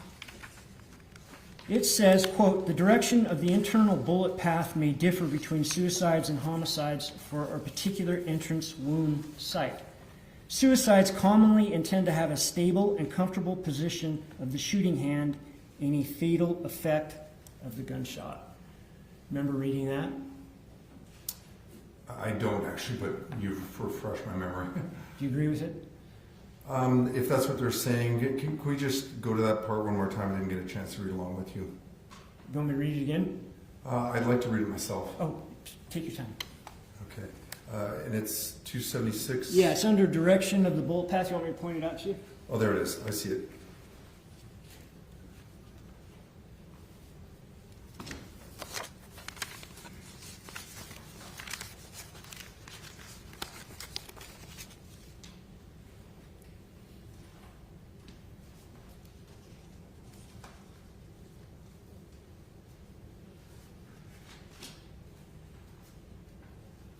So you've read the first paragraph? Is that what you're referring to? Not the whole paragraph, just that Okay. first couple of sentences. Yeah, those are the trends, yes.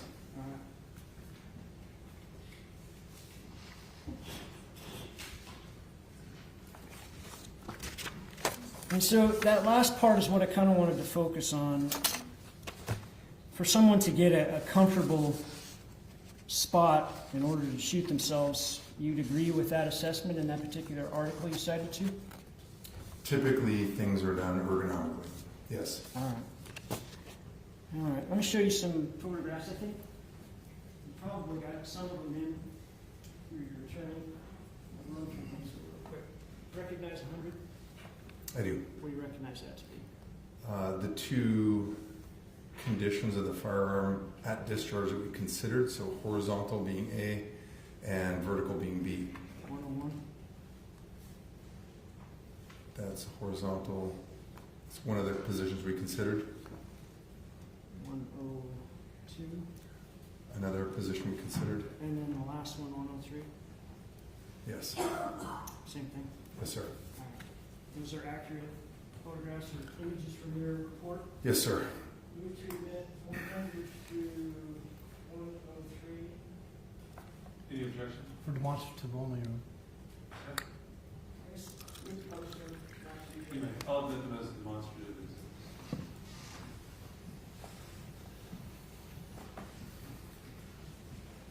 Okay, so looking at 100 here of one of your images, one of the problems I think you told us about with this not being able to be consistent with Kendy shooting herself is it the angle of the wrist? Is that accurate? Correct. We found that in that wrist position, according to strength tables, she would be unable to depress the trigger. There's another problem with either of those two examples too, isn't there? A big problem. What's that? Trajectory.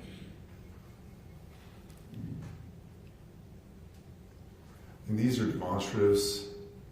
It's just showing index finger versus index finger, in the two positions. But it's important to understand that this is based on blender model, and that is a characterization or representation, not the actual angles that were used. The trajectory doesn't work here, does it? Sorry? The trajectory does not work here with these images, does it? With these images,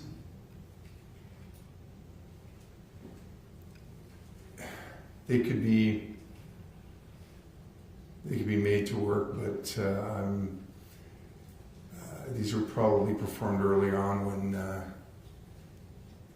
we were putting the report together. But I assure you, there's lots of other examples where the trajectory is correct and considering these positions. But I've already stated that the index finger is not a condition that would work in this particular case. Right. Nor would this trajectory. Correct. Okay. And then looking at 101,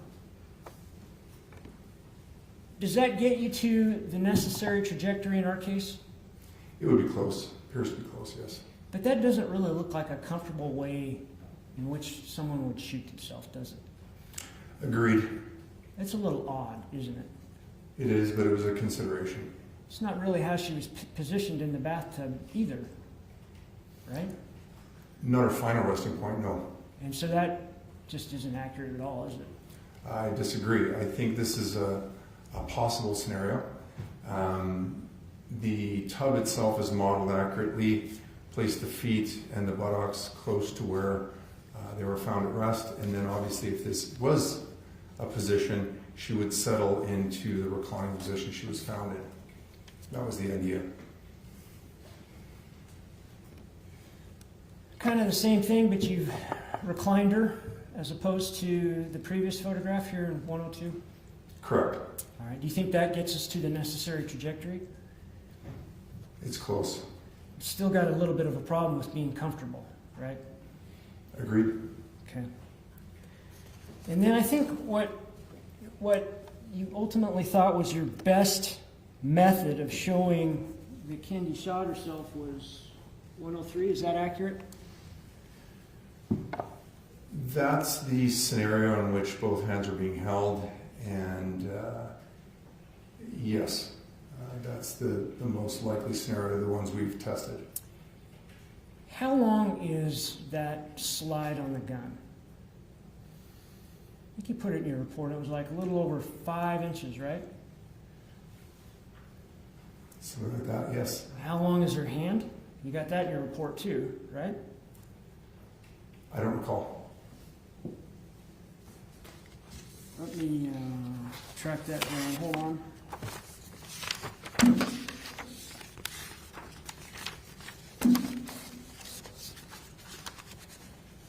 Turn to page 37 of your report.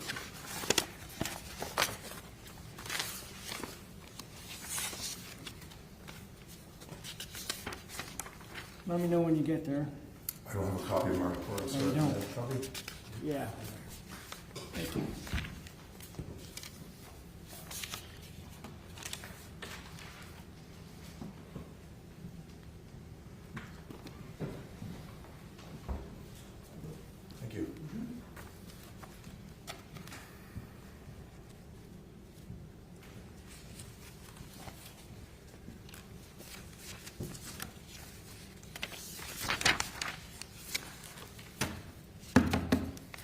Okay, I'm there. All right. And do you see where you've got the hand measurement?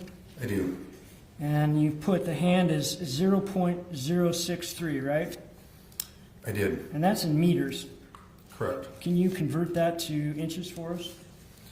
That would be approximately 2.5 inches. And that would be the length of her hand. No, sir. That is the center of mass of a coiled hand. You've got under hand, under body segment, you've got hand, right? Yep. And then under length, you've got that figure, 0.063, right? I do. So how long would her hand be?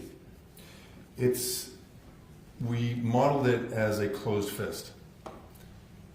Would her hand be as long as the slide of that gun?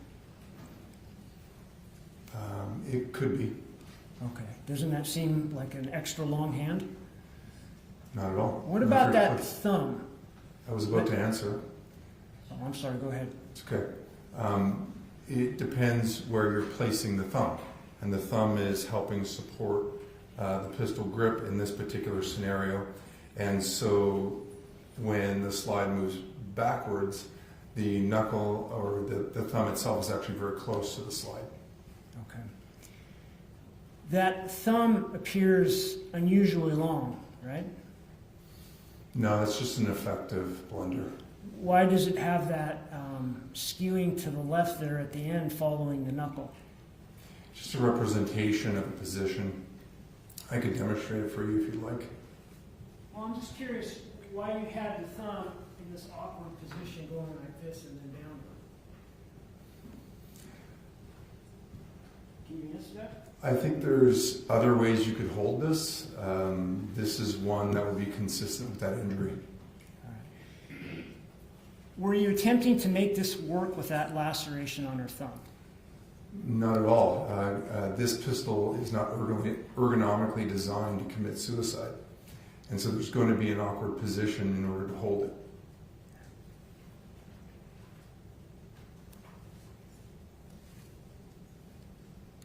So this article that we started off on this tangent here about suicide and people that do it being comfortable doesn't really apply to Kendy? Is that what you're saying? All I was referring to is that humans in general will find ergonomic ways to do things. It lowers the amount of energy you have to expend, less contraction of muscle, you're working within the mid-range of the optimal ranges of your joints, etc., etc. Obviously, if you're motivated to do something that would force you to use additional range of those motions, of your strength capabilities, the joint range of motions, you're going to choose to do that. That's all I'm getting at there.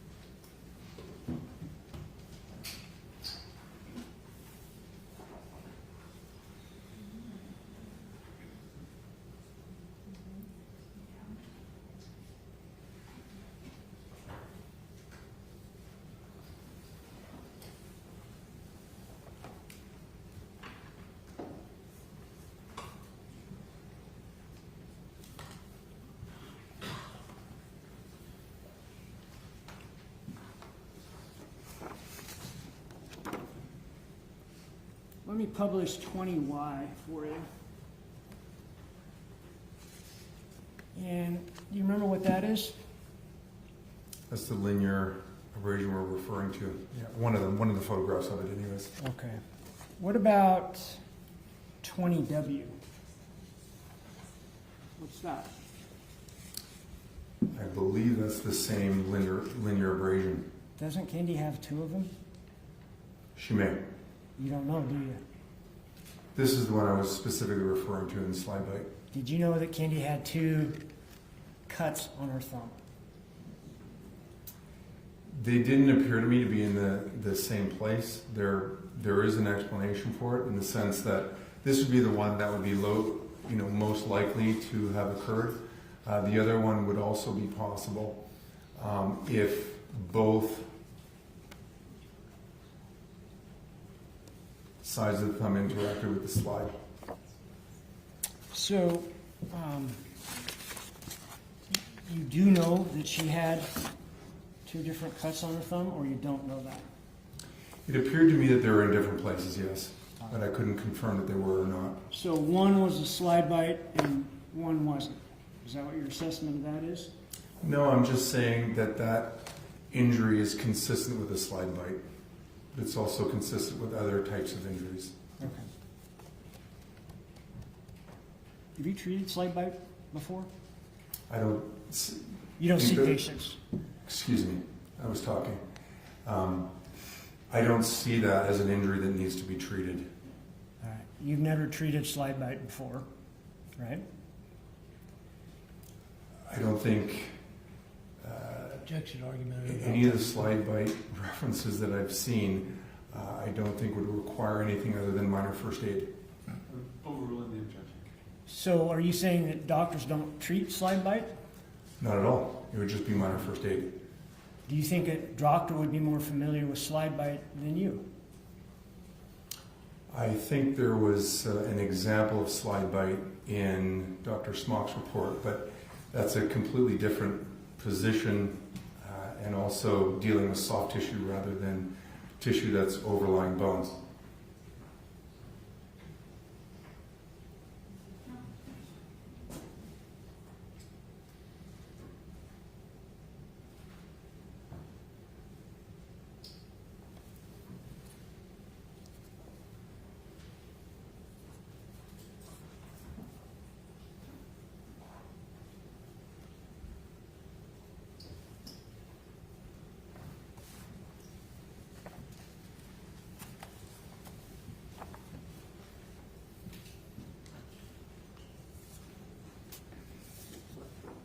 So are you referring to 22C when you're talking about slide bite?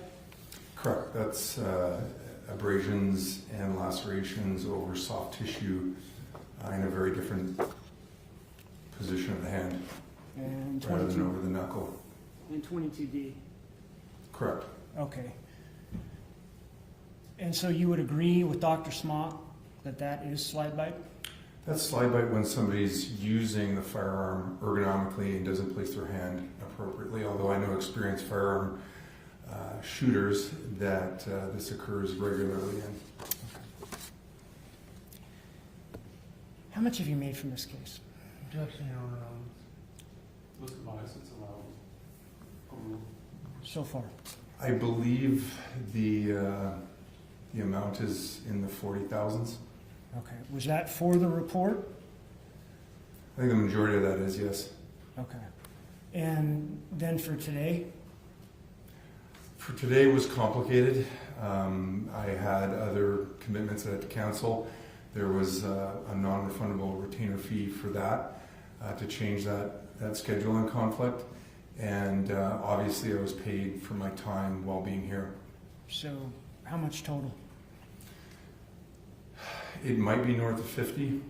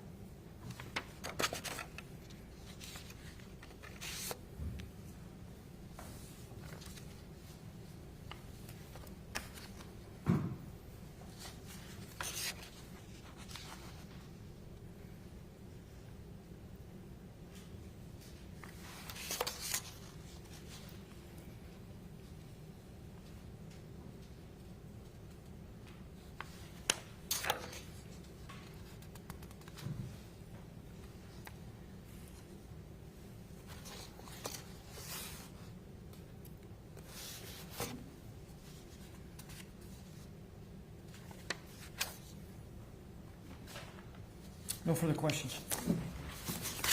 Thank you. Redirect, Mr. Duffy? Yes. Thank you.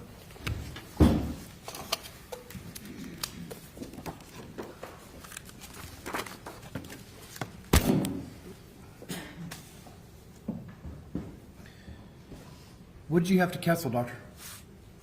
I was scheduled to teach at the ILETA conference, which is the International Law Enforcement Educators and Trainers Association. Now, you mentioned in answering some of the questions about Blender. Can you explain what Blender is? Sure.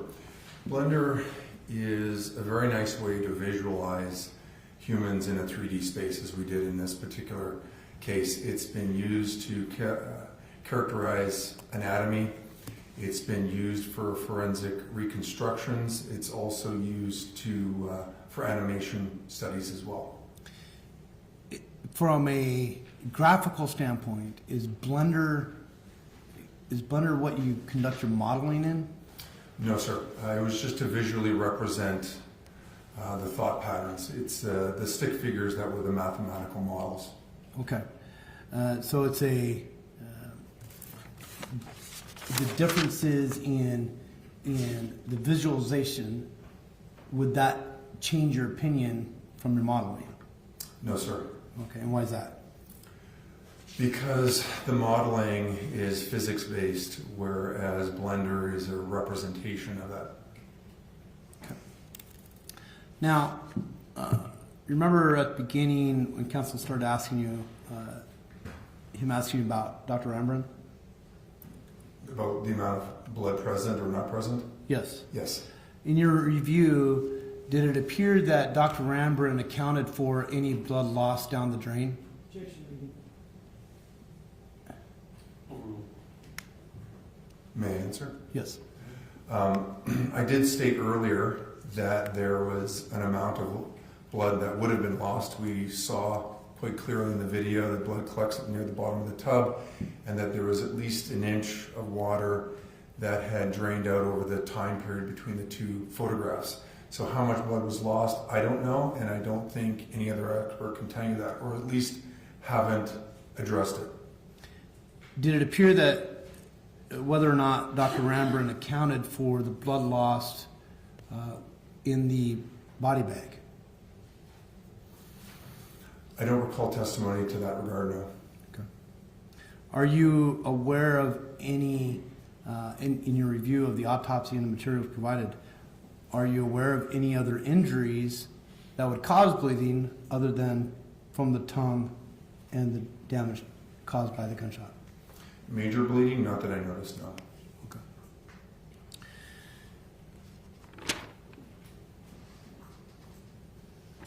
Now, you stated earlier that testing is worth 1,000 opinions. Do you remember making that statement?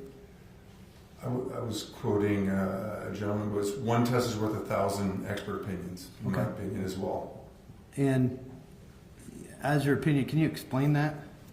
What I mean is that, and we can see this at work in this file, there's many well-qualified people with differences of opinions and focuses on various aspects of the evidence presented. However, with one test, I think it's very clear that you would be able to understand as a jury that blood now sinks in water, and that is a visual and an example of that phenomenon that is undisputable.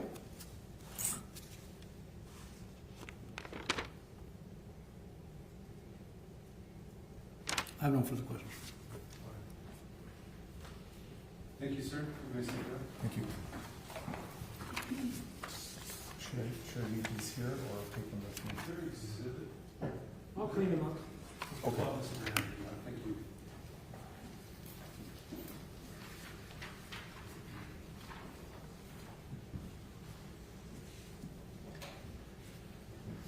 Council, please approach.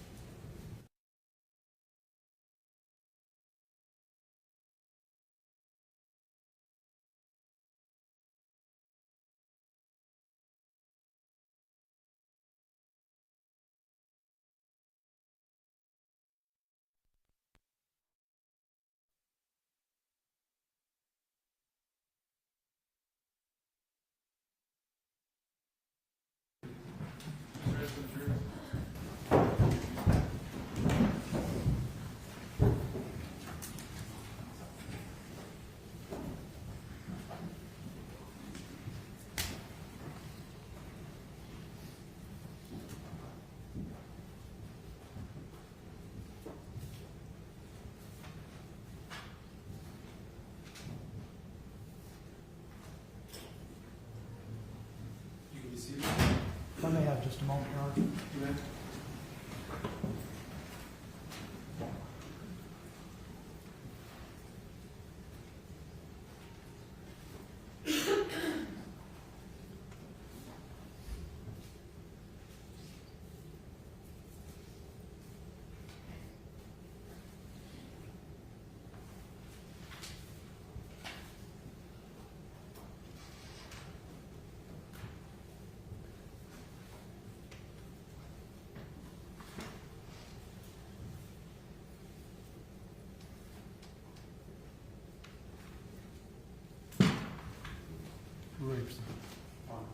And Mr. Johnson, I understand that was your last witness outside of your client, is that correct? Yes, Your Honor.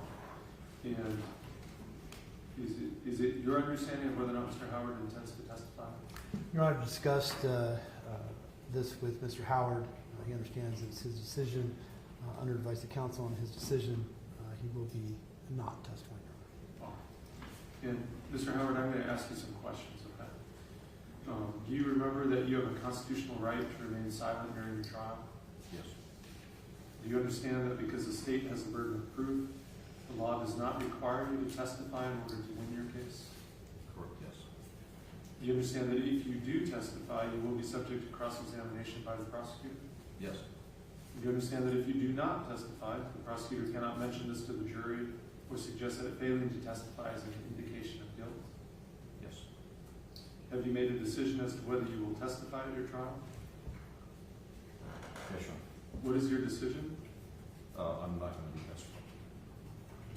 Is your decision not to testify based upon consultation with your attorney? Yes. Do you understand that your decision to testify or not testify is solely your decision and your decision alone? Ultimately, yes, Your Honor. And it is your decision not to testify? Yes, Your Honor. Have you had sufficient time to discuss this matter with your attorney, including the pros and cons of testifying or not testifying? Yes, Your Honor. Has anyone used any force or pressure on you in making you arrive at that decision? No, Your Honor. Have you made a decision not to testify freely and voluntarily? Yes, Your Honor. All right, the court hereby finds and concludes that the defendant has made a knowing, intelligent, and voluntary decision to exercise his Fifth Amendment right to remain silent. All right, then what we'll do moving forward, we'll bring the jury back in. I'll have the defense. I'll give you the opportunity to rest. I know the state has an opportunity for rebuttal. Is it correct, Mr. Verheeren? 1:30. Detail this afternoon? 1:30, Judge. At 1:30, okay. All right, so then I'll let the jury know that I'm going to let them have a longer lunch than normal today. And we'll go from there. Okay, we'll bring the jury.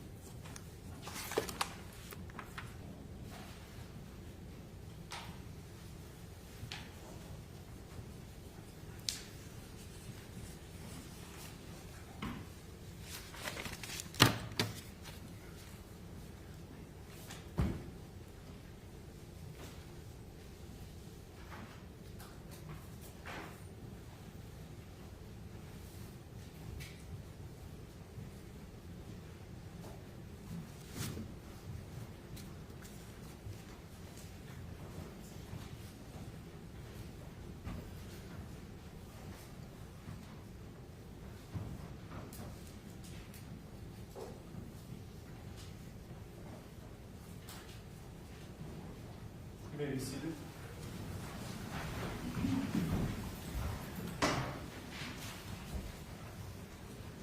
Mr. Johnson, any further witnesses from defense? Your Honor, the defense rests. Thank you.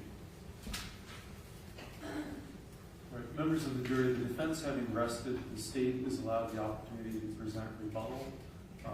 They do have rebuttal lined up at 1:30, is my understanding. We moved a little faster this morning. So I'm going to give you a 2-hour lunch today while I address some other matters with the council.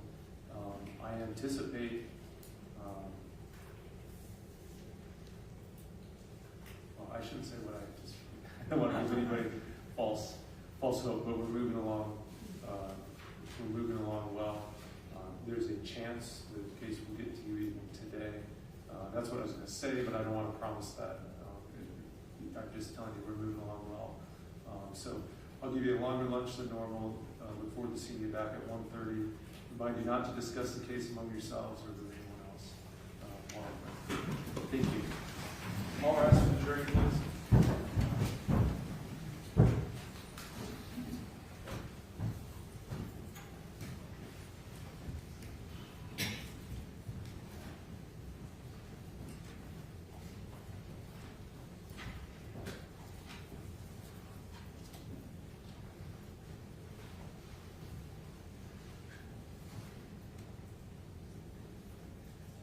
All right, you can be seated.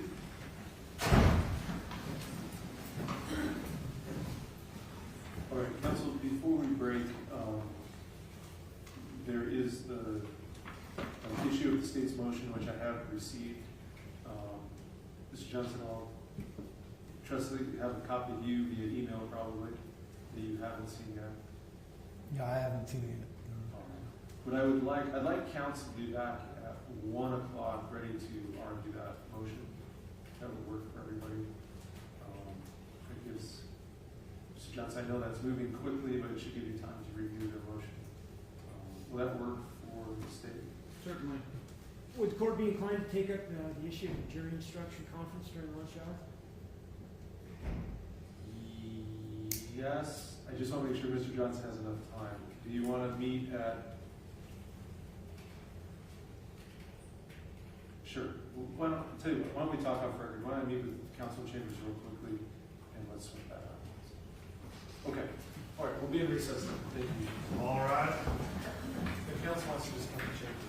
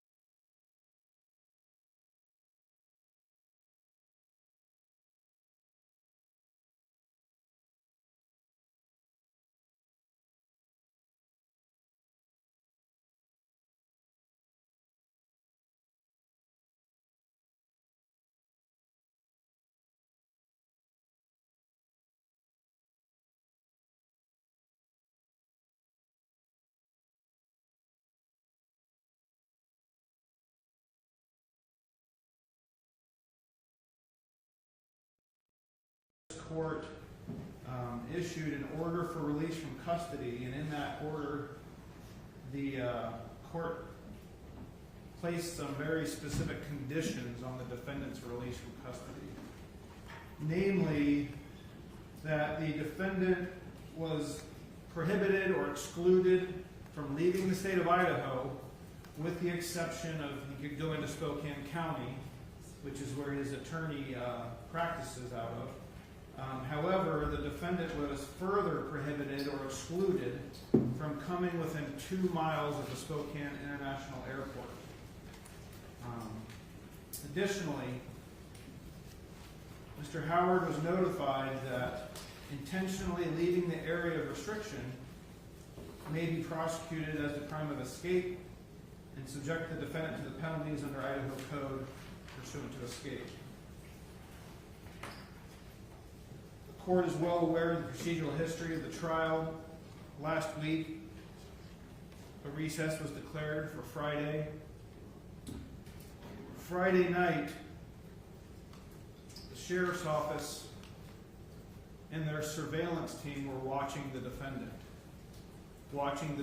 home. And the sheriff's office observed the defendant leave his home in his vehicle. With the defendant in a separate vehicle was Mr. McCullough, a witness who testified in the trial and was found to have been in violation of this court's witness exclusion order. The state is in possession of screenshots from YouTube indicating that Mr. McCullough testified differently than what actually happened, that he was knowingly on the live portion of the trial and commenting in the live chat. The defendant and Mr. McCullough left the defendant's home, traveled west through Rathdrum and into Washington, and got on to I-90. He got onto I-90 in Idaho and then continued west into Washington. The defendant took the exit right next to Spokane International Airport and drove onto the property of the Spokane Airport, all the way up to the terminal, baggage claim, and car rental area. It was there that the defendant was detained. Ultimately, my office and the sheriff's office sought a warrant for the defendant's arrest. His bond was revoked and he was taken into custody. What's very interesting about this encounter, Your Honor, is that Mr. McCullough was permitted to sit inside of the defendant's vehicle in the driver's seat for a short period of time while Mr. Howard was being detained and dealt with. Within a few minutes of that, law enforcement second-guessed their decision to let Mr. McCullough sit in Mr. Howard's vehicle. They pulled him back out and asked if they could search him.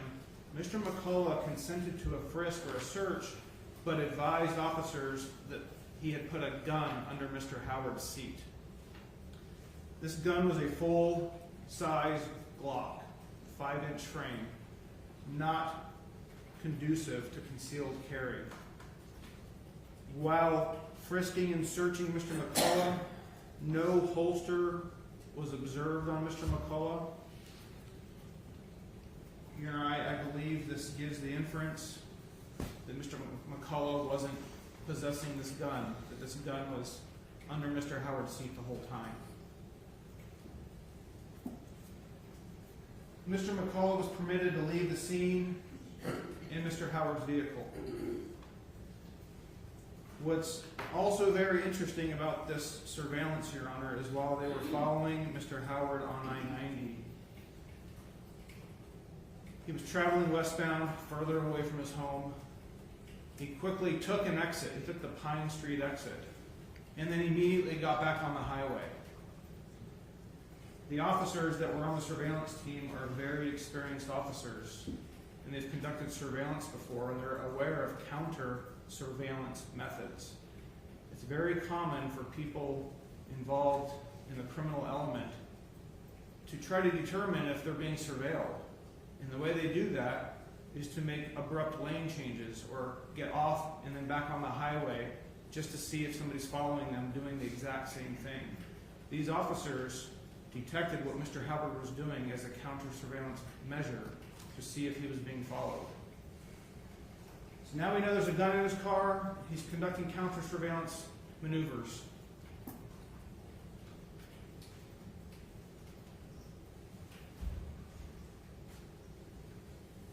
When Mr. Howard was detained at the airport, he was still wearing his ankle monitor, as court ordered. As this court knows, there is ample case law regarding evidence of flight and consciousness of guilt. The most recent case on this matter is Kimberly. And the sentence I want to focus on the most, Your Honor, is on page 4 of my brief.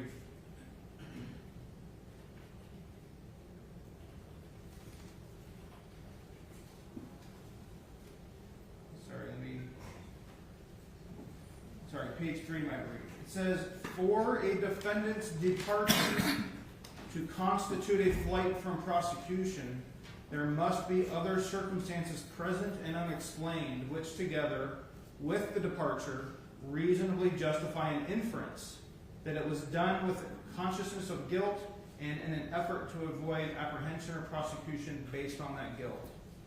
So we have to break that sentence apart. First, there has to be a departure. And that's exactly what happened, and that's why the defendant had his bond revoked. He departed Idaho and departed the area of Spokane County he was allowed to enter. He entered an area of restriction. He departed the area he was confined in. By entering the Spokane International Airport, there was a departure. And this just wasn't any departure like he went over into Liberty Lake near state line. This wasn't just a departure where he left Spokane County and then quickly re-entered. This was the airport. This is where people get on a plane and then leave the state, the country, the area, and they could never be seen again. And so it's very concerning that the defendant chose the airport as his area of departure. So there's no question again that there was a departure. Next, what the court has to consider is whether there are any other circumstances present and unexplained which reasonably justify an inference that the departure was done with consciousness of guilt. And I'd like to point out that this is just an inference, Your Honor. That's the standard here. There doesn't have to be proof beyond reasonable doubt. It doesn't have to be 100% certain what the defendant was doing. We're talking about an inference. And that's why I want to focus on these circumstances. The defendant departed with a gun in his vehicle. In the light most favorable to him, he departed with his friend who had a gun that ended up in his vehicle. That is highly concerning. Somebody who's going to flee are best able to do that with a gun. Because people who are fleeing prosecution know that it's only a matter of time before law enforcement is on their tail. And law enforcement are going to bring their guns. And it only makes sense that somebody who's fleeing is going to want to meet force with force when it comes time to take him back into custody.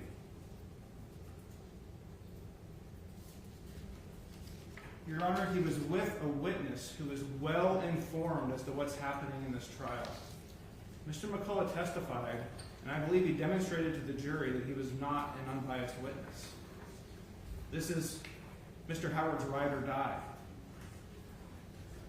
In addition, Your Honor, we have to look at the timing of the departure.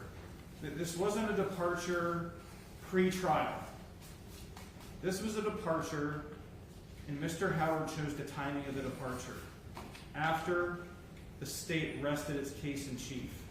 And the timing of that is significant because that was after Mr. Howard had a chance to assess the strength of the case against him. Some very compelling evidence is before the jury demonstrating that he is guilty of murder. He chose that time to depart. Now, there's the issue of the ankle monitor. And I think this could cut both ways, and I expect Mr. Johnson to stand up and say, well, he of course wasn't going to flee because he still had his ankle monitor on. Your Honor, I think that's also evidence that he was about to flee. Somebody who's about to flee and they're wearing a GPS ankle monitor, they're going to want to keep that ankle monitor on until the last possible moment before they cut it and run. Because as soon as they cut the ankle monitor, the alarms are going off and everybody's looking for you. So it only makes sense, after conducting counter-surveillance measures and showing up at the airport with a gun, that Mr. Howard would still have his ankle monitor on. It's because law enforcement caught him before he cut it off. And again, I'm drawing some inferences here. Yes, I can't prove this beyond all reasonable doubt, but that's not the burden. The burden is there an inference when put together with the departure that shows consciousness of guilt? And I'm arguing there was, Your Honor. I think this evidence is highly relevant, and I don't think it's unfairly prejudicial to the defendant. If Your Honor allows to put evidence on in front of the jury and reopen the state's case, all the state is asking is to show proof that the defendant departed, that he was found at the airport, and that he was taken back into custody. The jury doesn't need to know about Mr. McCullough. He doesn't need to know about the gun, and the jury doesn't need to know about the counter-surveillance maneuvers. I would agree also that the jury should hear that he still has an ankle monitor on. But again, that the case law I cited to really limits what the state should be able to show to the jury as proof of flight. And I'm agreeing that it should be limited. And so it's with that I submit. Thank you. Mr. Johnson? Yes, Your Honor. You in?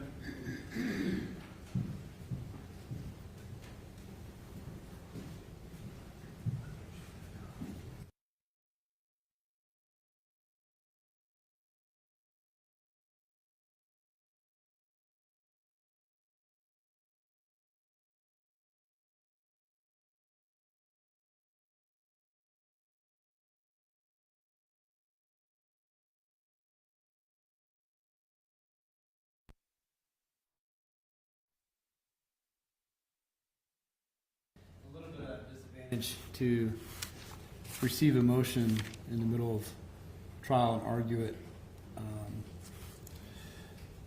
Let's be fair. I mean, you have to expect this motion. Well, I certainly expected it this weekend. I expected. You would be ready to address this. I actually expected a mistrial, Your Honor. But that aside,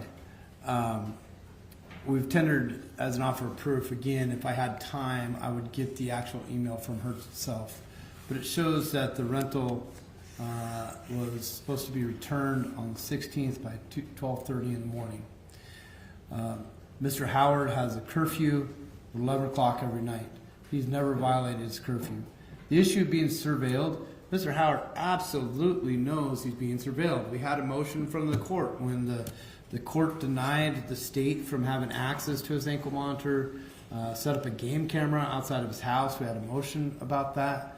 The court left it as it was, but he knows he's being surveilled. Law enforcement is going up there, up and down. So he knows he's being surveilled.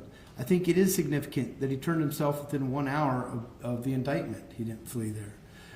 Also, I think Kimberly is, while on point, I think there's drastic differences. There, the court, Mr. Kimberly was released without an ankle monitor, and so the court specifically put a warrant out because that was one of the conditions. He didn't have an ankle monitor when he's released, so they issued a warrant. So a warrant was issued. Here, there was no warrant until after he made contact with law enforcement. Second, Mr. Kimberly failed to appear for the pretrial. Mr. Howard's made all of his court dates, both when he was in custody and since being out. in Kimberly, he had no contact with his attorney. I've had multiple contacts, and offer proof you can see my phone. I've had multiple contacts. In fact, as an offer proof, you can see my phone involving errands that were going to be done in Spokane on Saturday. I knew about. He wasn't restricted from Spokane. He was restricted from the airport in 2 months. So that's a big distinction. He's maintained constant contact with me. In Kimberly, he left Idaho and moved to Spokane. There was no movement. He was going to be back home before curfew. And again, in Kimberly, he used an alias and worked under the table. There's no allegations of that here. The trial court took into consideration the time he was a fugitive. Here, Mr. Howard was never a fugitive. He violated his terms of release, which would normally be subject to a bail revocation hearing. But instead, obviously, the state's concerns, they filed for a warrant instead. But he was never a fugitive.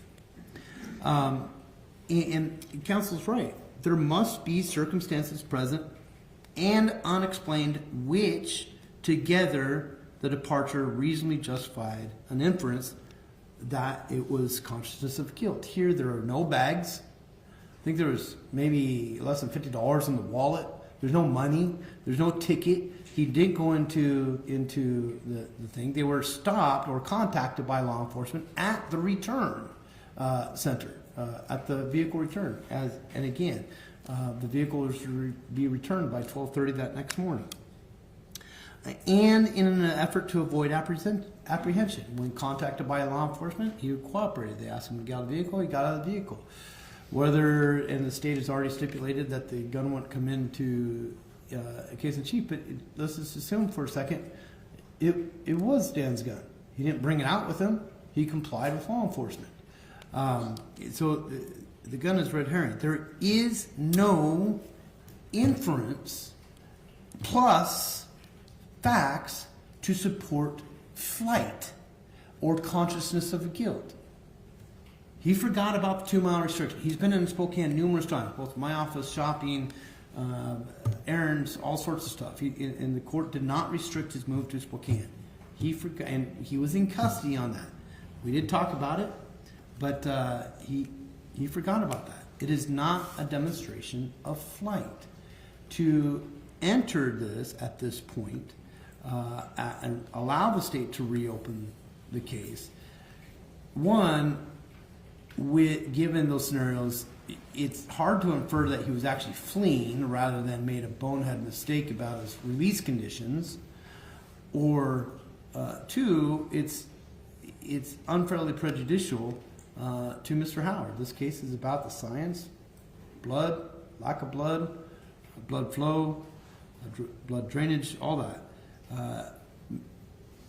Mr. Howard has been to every hearing. He shows up to court, as Your Honor probably has seen.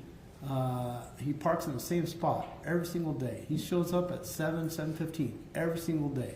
He is absolutely involved in this case, calling me every day at night, and thoroughly involved in his defense. He believes in this case. I believe in this case. The fact that he violated a release condition is, while wrong and while subject to potential revocation of bond, is not in and of itself an indication of flight. And yes, he did have his ankle monitor on, but also he did not have a ticket. If you're going to have premeditated stuff like that, you're going to have stuff in the works. And certainly, being former law enforcement, he would know that the security would never let him into an airport if he was going to flee. It would not be to an airport, especially one so close. It would be some other modes of transportation. So I don't think there's been sufficient information, particularly when there's proof that the rental car had to be returned. They were contacted at the rental car. He was returned. He was compliant. He already knew he was being surveilled. I don't think that's enough to infer that he was actually trying to flee. And so we think the motion should be done. Thank you. Any final word, Mr. Mortensen? No, Your Honor, thank you. Thank you. All right, well, I have reviewed, I appreciate the state's briefing and the cases cited. I have reviewed those. And appreciate defense's offer of proof as to Mr. McCullough's rental car return scheduled for Friday night, midnight. Haven't reviewed it all. Counsel, Ms. Mortensen correctly cites the case law. It's true that flight can be interpreted as evidence of guilt or create an inference of the guilty mind. As has been cited, in order to evidence a consciousness of guilt, there must be other circumstances present and unexplained, which together with the departure reasonably justify an inference, but it was done with a consciousness of guilt, and in an effort to avoid apprehension or prosecution based on that guilt. In these circumstances, I'm struggling with the initial finding, even of flight. Mr. Howard clearly violated his conditions of release. He was ordered not to go to the airport or go within 2 miles of the airport, and he violated that. It's unclear to the court that there's flight or departure. He's been allowed to go to Spokane. While it could be said he went out of state, in reality he's less than 45 minutes away from the courthouse, and he's back and forth there all the time. To his attorney's offices there. He's not restricted from going there, and it's just unclear to the court that I actually have flight. Mr. Howard this case has been pending for years, and Mr. Howard has turned himself in. He's been present at court at all times, and without diving too deep into the nitty-gritty of what exactly he was doing, I don't know what exactly he was doing, but it certainly seems probable to accept that his friend had flown in here to testify for him. He needed to turn in his car rental that night and was doing so. The facts, again, this is just offer of proof, but seem to support that that's what Mr. Howard was doing. Now, the things that go counter to that, as the state's mentioned, the counter-surveillance maneuver, the evasive maneuver, so to speak, on the highway, the fact that there's a gun present in his car, though Mr. McCullough claims that it's his, those causes the court pause and some concern.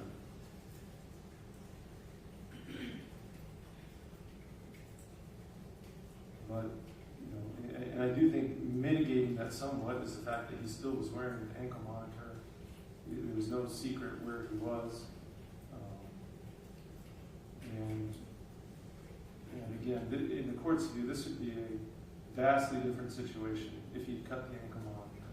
This would be a vastly different situation if he had an airline ticket in hand, if he had a bag packed and cash. And the court sold his passport, so I know he doesn't have a passport. But if he had, a flight, a ticket in hand, and cash, and packed and ready to go,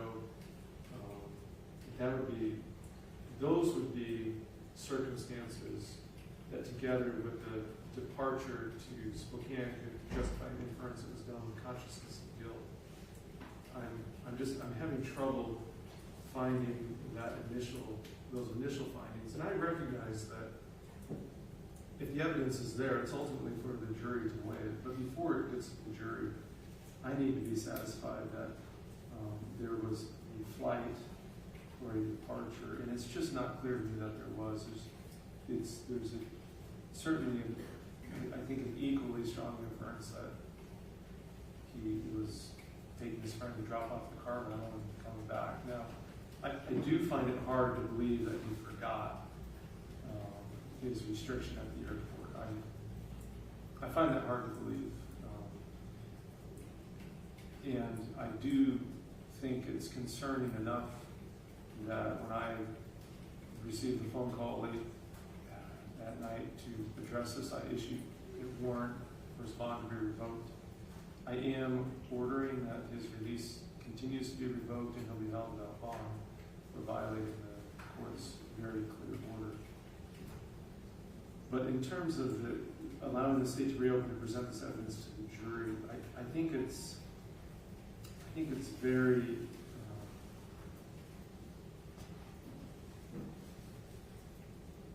I don't think it's a strong.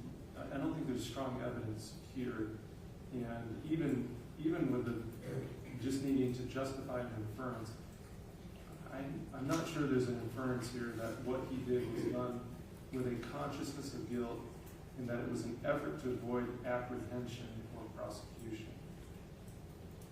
And given that, then under the weighing it under Rule 403, I find the probative value of what he did, meaning that's the legal term, the probative value, the strength of the evidence for proving something, I think is relatively low. I think the prejudice outweighs the probative value. Frankly, I don't know that the prejudice is tremendous either, though, because the defense could explain all this, apparently. But nonetheless, I think the probative value is outweighed by the prejudicial effect of this evidence. And so I'm going to deny the motion to reopen the evidence and to present this evidence to the jury.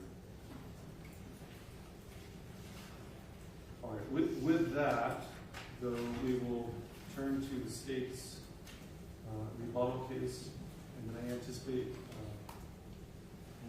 us adjourning for some time to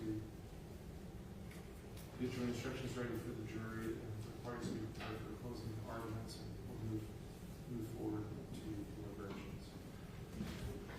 Your Honor, just clarification.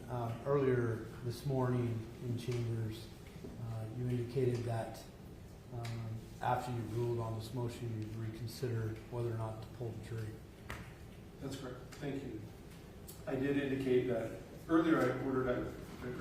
I explained I wasn't going to pull the jury. I did say in chambers, one of the reasons I wasn't going to pull the jury as well is that if we presented the evidence, the jury, there's no point in pulling them because they would have heard the evidence. So since I'm not allowing this to be presented to the jury, the issue of pulling the jury is back before the court, as Mr. Johnson's requested. I still am not going to pull the jury. I still feel strongly that this jury has been attentive and conscientious and is following the court's orders and rules, and I don't see the need to pull them regarding this one issue of media coverage. So I'm going to still deny to pull the jury. Okay, state ready to proceed. Just as soon as we get Dr. Smock on Okay. Zoom, Judge. It should take a minute or two. Yeah, let's just take a short recess and then just let me know when you got it and we'll be ready. Thank you. Thank you. All right.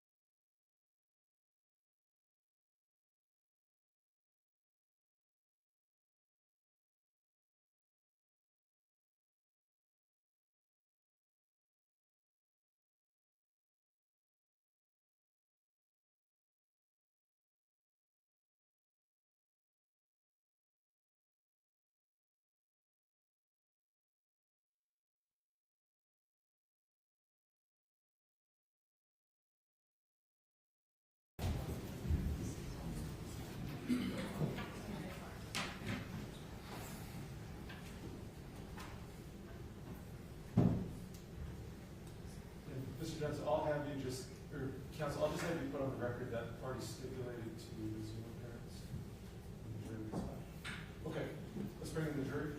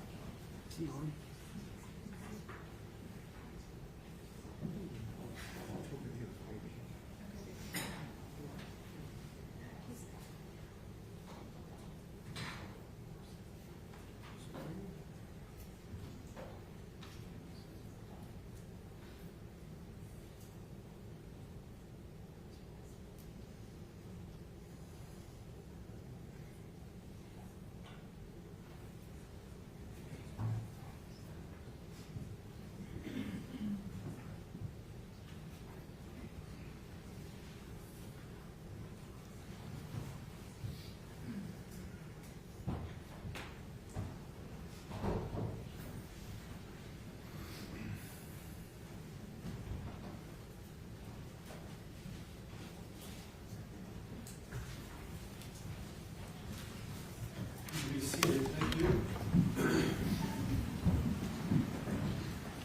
Welcome back from the jury. We will continue at this time. The defense has rested and the state has the opportunity for presenting rebuttal testimony. Mr. Bernhardt. Thank you, Judge, and we intend to do so via Dr. Smock and Zoom, and I understand from counsel that there's no objection to that. That's correct. And I Okay, think, you may proceed. I think we have Dr. Smock on Zoom at this point. Dr. Smock, if you're able to hear me, you're welcome to turn on your video.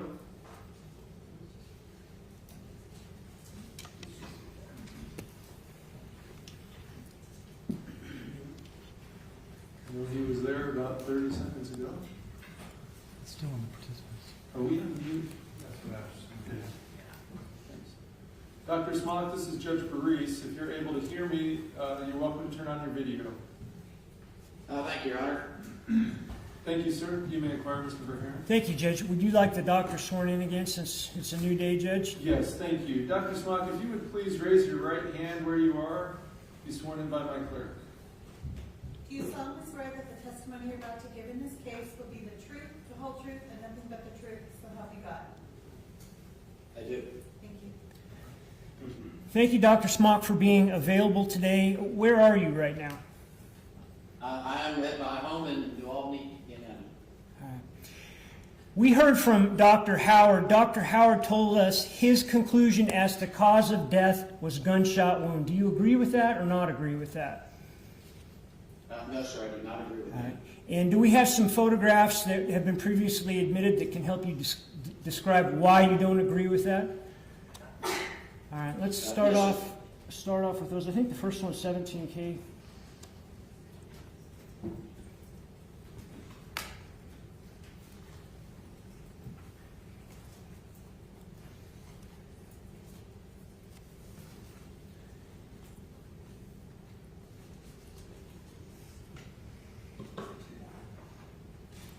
We are all looking at 17K. Doctor, can you see it as well? Yes, sir, I can. Doctor, can you describe how 17K is consistent with your opinion that she did not die of a gunshot wound? Yes, there's several things that, and I don't know, can you see my mouse? I don't know whether my mouse is moving, probably not. Nope. No, can't see. Okay, I'll do my best to describe it to the jury. But when we look at the front of Miss Howard, there's several things that tell us that she sustained other injuries other than a gunshot wound, and that she sustained injuries pre-mortem, meaning before she died. So let's look at the two. First, let's look at the lip. The left lip, and you can see the bruising that goes down from her lip, down her chin, and down into her neck. So remember that in order to bruise, your heart has to be beating. So that's number one. And number two, there's an injury to the front of her neck. There is bruising to this area right here in the front, which Dr. Howard didn't even mention in his autopsy report, but it's clearly visible in these photos. So in order to bruise, you have to be alive. Your heart has to be beating. And I think as we go through some of these other photos, so clearly Ms. Howard sustained a gunshot wound But my opinion is she sustained that gunshot wound post-mortem after she was dead. And I think if we work through these photos, I'll be able to begin to explain to the jury why that is what happened to Ms. Howard. Okay. Can we go to the next one, please? And what we're looking at is 20C. Can you tell us how this supports your theory or your belief, Doctor? Yes, sir. Well, let's look at she has injuries on the left and the right. And what is underneath that injury on her lip? Well, on the inside, she has a laceration, a tear, where her lip pushed into her bottom teeth. That bruising is on the outside of her lip, meaning if you look at the inside of the lip, it's between the lip and on the inside of the lip. So why is that important? Well, let's look at Dr. Howard's opinion that this fracture occurred from something related to the gun. Well, I can tell you it didn't happen from the slide of the girl for two reasons. One, the bruising is on the outside and on the inside of the lip, not on the inside of the gun. And her teeth are not broken. When I've seen injuries from a slide, meaning the top of a semi-automatic handgun, going back into the teeth are broken. And her teeth, both upper and lower, are pristine, which says this injury did not occur from the slide of the gun. Looking at the far side of her, on the right side, which is away from that fracture and the bruising on the left side, she has some damage, injury to that lower lip. That is what is consistent with some trauma pushing her lip into her teeth. And that is consistent with suffocation, pressure being applied to her nose and mouth. And not a gunshot wound? Not a gunshot, no, sir. It's on the opposite side. If you start looking, remember, I tried to explain before that I take every injury and analyze every injury to determine does it fit or not fit with any particular history or the facts of the case. And when I see injuries on two sides of the lip, that doesn't support, for several reasons, that it was associated with the gunshot wound at all. But number two, we have those two locations, and we have injury to the left side of her nose as well. So three separate locations on the nose and mouth that are unrelated to the gunshot. I think our next slide is the inside of her mouth.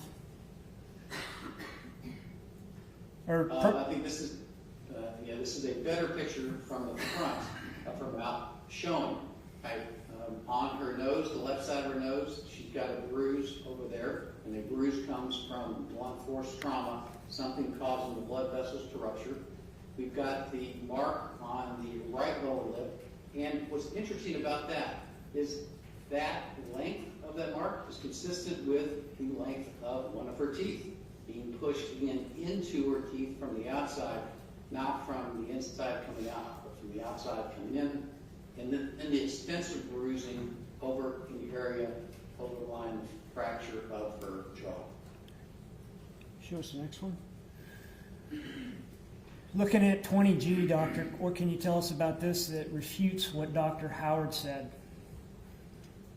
This is, and I don't think we can zoom in on that lip itself. I don't know if the PowerPoint can zoom in or not. If not, but looking at the inside of the mouth, the inside of the lip, look where the laceration is cut. It's on the inside. And then look at all the bruising that is on that part of the jaw, the skin that overlies that part of the jaw. That's where the bruising is, not from the inside, where something could come from the inside out. And certainly that happens, but that is not what we have in this case.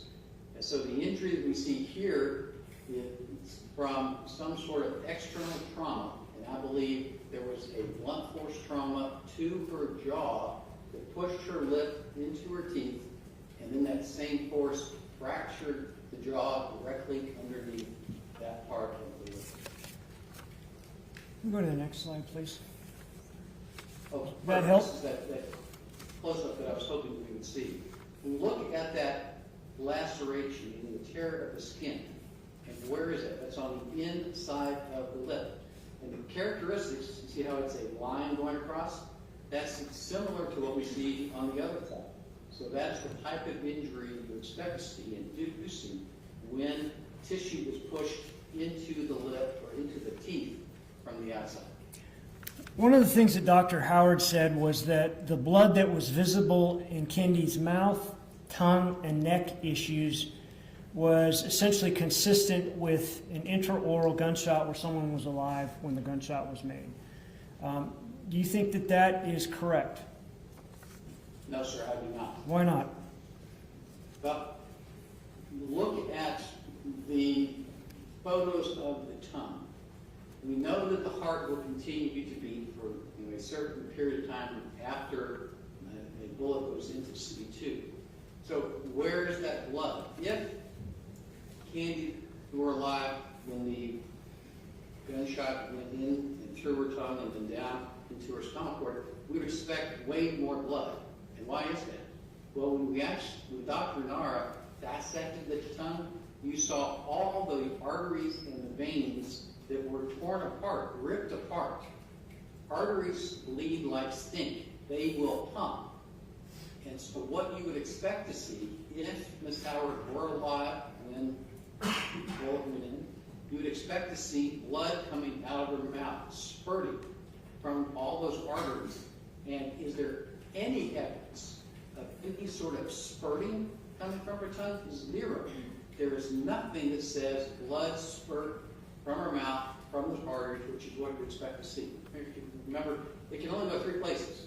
Her lungs, no blood in her lungs. Stomach, no blood in her stomach. So it would go out her mouth. And is there any physical evidence, any forensic evidence that says there was spurting from arterial bleeding coming out of her mouth? No. It's basically, it's dripping out of her mouth. It's not spurting. There's zero evidence of spurting. And looking at that slide there, would that be the normal amount of blood for a person to displace in a tub like that had she been alive when she was shot? No. Everyone knows, men, women, that when we even get 1 or 2 drops of blood from our rectum or from our vagina, whether it's menstrual blood from women or hemorrhoids from men or anybody, we know that 1 or 2 just drops of blood will turn the whole toilet bowl red. And you can see through this blood. This is basically, you've got red blood cells dispersed in the blood, or in the water of the bathtub. But had the injury occurred and she was spurting blood or arterial or even venous blood flow into this while her heart is pumping, it would be way different. There would be so much more blood, you would expect it to be, you couldn't see through it. Okay. So the blood see in this photo, in that water of the bathtub, is not consistent with a living person being shot. Okay, thank you. Next slide, please. Okay, so Dr. Howard called that skin slippage. Do you agree with that? There is skin slippage because there were blisters on the skin, but the skin slippage is from a 2nd-degree burn. And what's very interesting about looking at this pattern, when you are exposed to a liquid and you have a burn, it's based upon, the severity of the burn is based on 2 things. One, the temperature of the medium, water, oil, whatever it happens to be, and the duration of contact. And again, I'm sorry you can't see my, but I'll try to explain this. You can't see my cursor. But is there, just look at this photo. Is there a difference in the color of the burn that's closest to the wrist versus the one that's down closer to the elbow? And to me, the one further toward the wrist is lighter, and the one closer to the elbow is darker. So what explains that? What physiologically explains a difference in the characteristics of the burn? Well, think about when water or any liquid goes onto a surface, and here it's the right arm.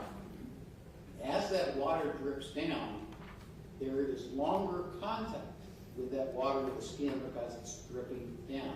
So the longer you have the contact, the deeper the burn.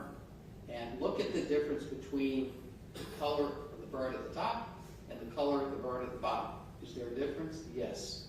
The color of the burn at the bottom is darker, which indicates a deeper burn, which goes along with liquid running down the arm, staying in contact with the skin longer, creating a little deeper burn. This is not skin sloughage from being in the water too long.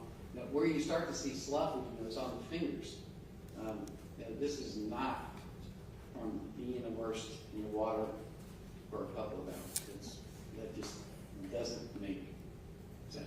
I would not agree with Dr. Howard's opinion. Okay, I think we have one of her heel. That's another one of her forearm. I think the next one is her heel there at the bottom. Would that be what you would call skin slippage? And how would that differ from what Dr. Howard called her forearm skin slippage? Well, slippage, this could also be a burn. Now, what I was a little disappointed in Dr. Howard is it would be so easy to take a microscopic section of the heel, of the arm, and look at it under the microscope. Under the microscope, you can tell what is burned and what is just skin from excess water. Again, this may be a burn. I don't know what caused that. But I definitely know that what we see on the arm is, in fact, technically burn. How quick is it to take a slice of either that heel or the forearm in what you think was the burn and make a determination that it is a burn? Oh, just seconds. All you do is you make a little cut and you put it into a little cassette that we have at the autopsy, and you fix it. There's a process for fixing tissue. And you look at it with a microscope, and you can say, yep, this is definitely a burn, because that will look different than a non-burn. Okay. Dealing with her jaw, Dr. Howard attributed her broken jaw to the gunshot. Can you tell us whether you agree with that and why you don't? Absolutely. No. And the reason is, look at where the amount of bruising, number one, and where is that bruising on her body? If it did come from the gun, what would you expect to see? Because I've seen it from guns, but the teeth are going to be broken from the slide coming back. And that's the difference between revolvers and semi-automatics, is because that slide, the top part, is going to come back, an inch or so. And if it is deep enough into the mouth, you would see a totally different pattern. But this pattern is not from internal trauma. This is a fracture and bruising from external, meaning there was some force applied to the left side of the jaw, and most consistent with a blow or a punch. And this is not what you expect to see from a slide inside the mouth, because the injury pattern doesn't fit that. No broken teeth and no hematoma, no blood collection on the inside of the jaw. It's all on the outside. Okay. What's our next one? Same thing, just different angle? Yes, sir.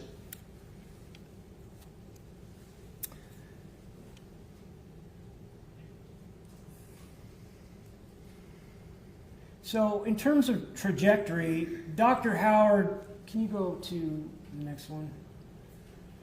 Yeah, there we go. So Dr. Howard was reluctant to call that a downward trajectory, as was one of our other witnesses today. What do you think about that? No, clearly this is downward. And where I put, this is from my report, where I actually put the tip of the arrow was actually a little higher than where the bullet hits. If you were able to zoom in and you look at that second cervical vertebra, look at all those other fragments. Actually, where it actually hit is even a little lower, maybe a half a centimeter lower than where I have the arrow. So it's clearly a downward trajectory, or bullet path, clearly down. It's not straight back.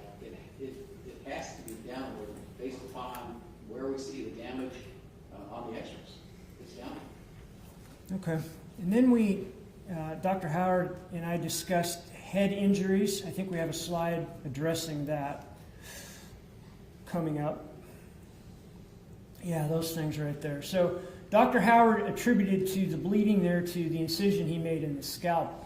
Is that something that you would find correct? No, I would disagree with Dr. Howard again. Those two areas of hemorrhage are 2 inches away from where the incision was made to reflect the scalp. And as someone who has made incisions at autopsies and reflected the scalps, that this is evidence of trauma to Ms. Howard's scalp. That is 2 areas of hemorrhage leading into the tissue from blunt force trauma. That has nothing to do with the incision that was made at autopsy. Okay. Then I think we talked about the thumb. Dr. Howard thought that was an abrasion. What do you think of that? Now, I listened to Dr. Howard's testimony. An abrasion, he said, didn't break the skin. And so I'd ask the jury to look at this. This clearly breaks the skin, number 1. So it's not an abrasion. And 2, look at the edges, top and bottom of this wound. They are nice and sharp. That says there was some sharp implement that came across that portion of the tongue, something with an edge. There's no abrasion, there's no skin scraped across. There's no laceration, meaning where the skin is ripped and torn from blunt force trauma. This, Dr. Howard, I followed his work for years. I think in his time he was a great pathologist. But this is not an abrasion. This is clearly an incision, something caused by something that had a sharp edge. Not a gunslide? Not a gunslide, doctor? No, this is not a slide. I think I shared that with the jury. Having been the doctor for the SWAT team, treated thousands of gunshot wounds in my career, both living and dead. I mean, this is not a slide bite. I've had a slide bite. This is not what it looks like. Okay, I think we're done with our PowerPoint here for a moment, but I have a few more questions for you. Dr. Howard talked about how it was common to save tongues in an autopsy. I know that you've told us that you've participated in thousands of them. Has that been consistent with your work? No, sir. I think the only reason we would save a tongue, and I've only seen it maybe once or twice, is if there's some sort of tongue lesion or cancer that we want to look at under a microscope.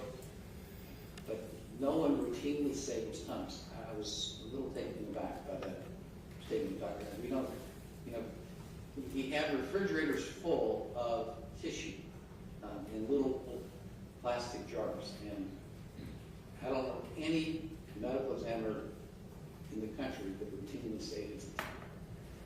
In this case, I'm glad Dr. Howard saved it because we were able, Dr. Nara was able to dissect it and get some more information. So clearly, we thought there was something important about the tongue, and there clearly was. But we don't really save tongues. Okay. Dr. Howard also talked about the fact that he didn't need to see scene photos, much less go to the scene in order to make an assessment of manner of death. What do you think about that? I couldn't disagree more. And I think I shared with the jury, when I was trained in Scotland and by the forensic pathologists in Scotland, we were mandated to go to every scene. And I even heard, I think that Dr. Howard said he hadn't even looked at the scene photos when he did the autopsy. That puts the pathologist or any forensic physician at a huge disadvantage. I want as much information as I can possibly gather or be given in any scene. Which is why I go to scenes, I send my medical students to scene, I train detectives, crime scene people, the importance of scene documentation and evaluation and collection of evidence. So not going to the scene, not looking at photos of the scene before you do an autopsy, I think put Dr. Howard at a disadvantage by not having all the information that I think would have helped him in his evaluation of Ms. Howard's death. Dr. Howard also admitted several times to not taking photographs of various injuries. Is that the best practices method of someone doing an autopsy or not? No, it's not. The way pathologists and crime scene techs and the way I train my forensic nurses and techs, it is ideally you want a minimum of 4 photos of every injury on the body. And overall, a good range and a close one with and without a forensic ruler. And always taking 90 degrees so that that forensic ruler gives you an accurate assessment of the size of any particular wound. I think what was disturbing about Dr. Howard's the autopsy, one, there were several injuries that weren't photographed, and 2, he lumped the injuries on the arms. Like he said, there are 10 bruises on the upper extremities. Now, each one of those bruises should be described individually because you don't want to lump all this blunt trauma into one sentence. You need to put each injury and give it its due, and that did not happen in Ms. Howard's case. Is that because it's important to sometimes note pattern injuries? Yes, it is. Again, I think it's important, and the way I approach in the living or a deceased individual is I look at each injury and try to figure out where did that particular injury come from. Is there a pattern to it? If there is, what object or implement created that particular injury? If there's no pattern, all I can say is blunt force trauma. One of the other things that Dr. Howard said was that it was uncommon to have particular hemorrhages in strangulations. Excuse me, it was... No. Go ahead, I'm sorry. He said that you would typically find particular hemorrhages in strangulations. Do you agree with that? No. There's several reasons why you may or may not have particular hemorrhages. When you take all asphyxia-related deaths, only 80% have particular hemorrhages. But there are multiple, we call them pale hangings or pale strangulations, where you are strangled to death or hung to death, and you have no particular hemorrhage. Remember those 3 criteria that are required to create a particular hemorrhage anywhere in the body. One, you have to have venous obstruction. So on the neck, you have that's blockage of the jugular vein. 2, you have to have arterial inflow. And the analogy is looking at that water balloon. In order to pop a water balloon, we've got to have water going into that balloon. And in order to pop a capillary, you have to have blood being pumped in from somewhere. However, it's not uncommon, particularly when you do what's called a rear naked choke, where you put in pressure here to block the jugular vein, and then you're putting pressure on the back and sides of the neck to be able to block from 100% of blood flow to the brain. And so that second criteria of arterial inflow is met, and you are dead, strangled to death, and you have no particular hemorrhage. So, is it common to see particular? Yes, but you have to analysis and understand why sometimes you do and why sometimes you don't. And you have to have those 3 criteria have to be met in order to have a particular hemorrhage from a fatal or even near fatal strangulation.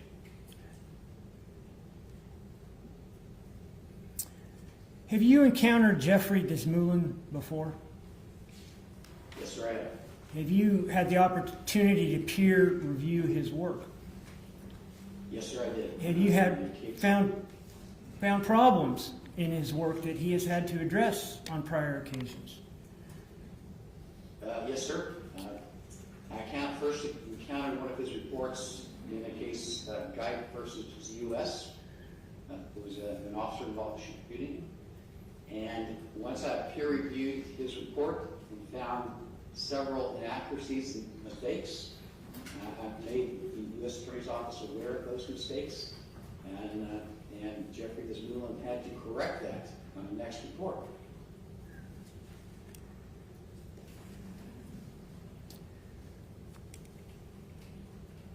Mr. Desmoulin's talked about how much he expected to make from this case. About how many hours do you think you have into this matter? 35, 40 hours. And Probably, I don't know, I've never sent you a bill in this case at all. I've never sent you a bill at all. So what do you expect to bill us? I expect somewhere between 15 and 20,000 at the end of the day. Thank you, Doctor. I don't have any other questions for you, but Mr. Johnson might. Thank you, Mr. Britner. Motion to approach the clerk, Your Honor. Good.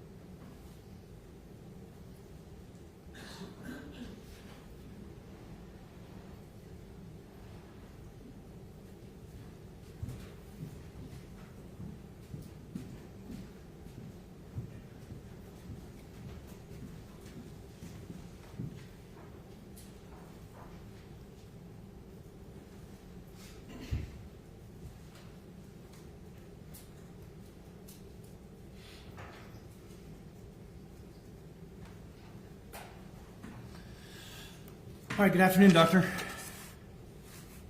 Good afternoon, sir. Now,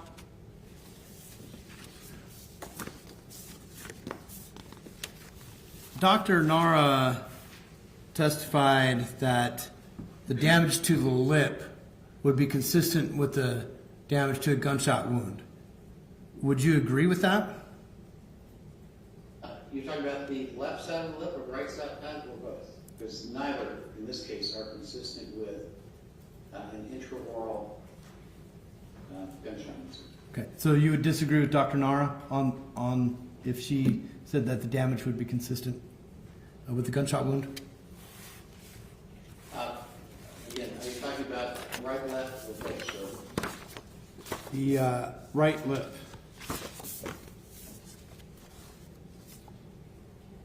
I'm sorry, maybe I think you broke up. You're saying The right lip. side? Yes.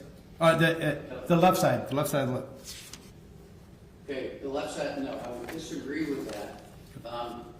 for the reasons that the injury, the bruising is on the outside and going down this way. And if she's dead, when the gunshot wound was sustained, one wouldn't get the bruising. So the bruising occurred before the gunshot wound occurred. And when I've seen intraoral gunshot wounds that do cause damage, 100% of the teeth are damaged.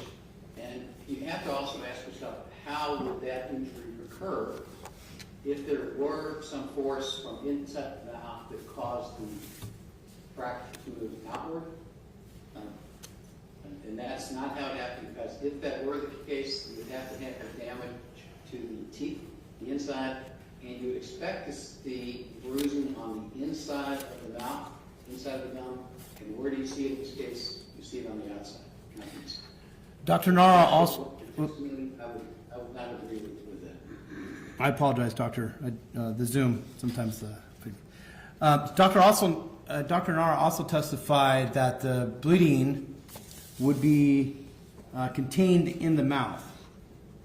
Do you agree with that? I'm not asking for why, but do you agree with that? Which bleeding? Bleeding from the gunshot wound? Yes, bleeding from the gunshot wound. Yes, there will be bleeding. Well, it depends. If her heart is beating, no, I expect the blood to be outside of her mouth. Because with each pump of the heart, you're going to see arterial and venous blood spewing out of the mouth. So you expect to see some blood from the injury itself pooling inside the mouth after she's dead? Yes, that can certainly happen, and in this case it did happen. But because the gunshot wound occurred after she was already dead, we don't see the amount of blood you would expect to see if she were alive. Might be a delay, but can you see my screen? Yes, sir. Okay, this is, I believe it's 18F. And this is a photo taken after autopsy, correct? Yes, I believe, I don't know if this is a funeral home or at the autopsy, but clearly she is on a table. Okay. And you're aware that Dr. Howard took 129 photos, correct? Dr. Nard took 129 or? Dr. Howard took 129 photos? That's correct, sir. Okay. And you traveled here recently, so you're aware that we have 2 states that are in close proximity, correct? I'm sorry, you broke up. 2 what are in close proximity? 2 states that are in close proximity? Yes, Idaho and Washington, yes, sir. Is it your understanding that as a Spokane medical examiner that Dr. Howard would be allowed to go to the scene of an Idaho case? In my experience, if a investigator wants, anybody can go anywhere if they want to see a scene.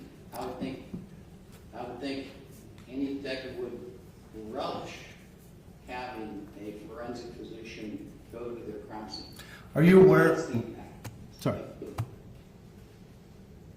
I don't know of any, personally, I don't know of any state law that would prohibit Dr. Howard from going to a crime scene in Idaho. I don't know of any state law that would prohibit anybody from crossing the state lines. Doctor, do you know what software that the Idaho coroner uses to communicate information to the Spokane medical examiner? No, sir. Do you know what information was transcribed from the coroner who was on scene to Dr. Howard prior to the autopsy? No, sir. Okay. I did hear Dr. Howard say he didn't see any photos of the scene prior to his autopsy. That was his testimony, his live testimony. You talking last week? I believe so, sir. 3 years after his autopsy? I'm sorry, the connection was not good. Can you repeat the question? I'll withdraw. Now, would you agree that skin slippage can be sped up by submersion in water? Certainly. Would you agree that skin slippage can be also... Depending on, I'm sorry, sir. Depending on how long someone is submerged. Would you agree that pressure can also increase skin slippage? Certainly. Looking at 16G,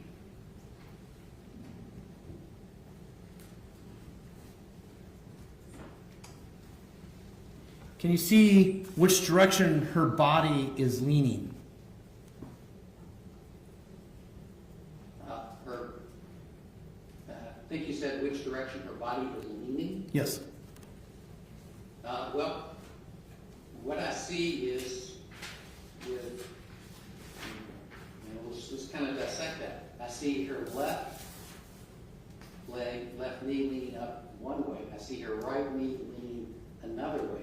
I see her left arm leaning against the wall. And I see her right arm against the wall. And I'm glad you bring this up because look at And doctor, I'm going to direct you. I just Judge, asked...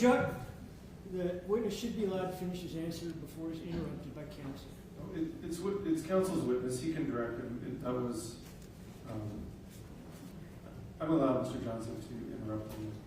Okay. Then, moving on to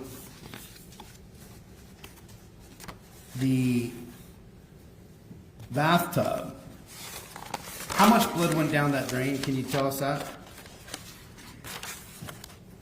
Don't know how much blood went down, but we know that from the different photos, there was a little less than an inch of water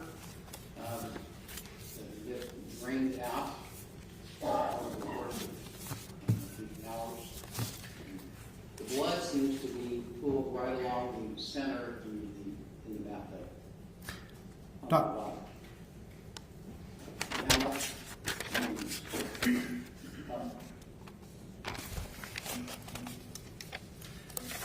On the arm, the bruising. So the bruising did not cause the death, correct?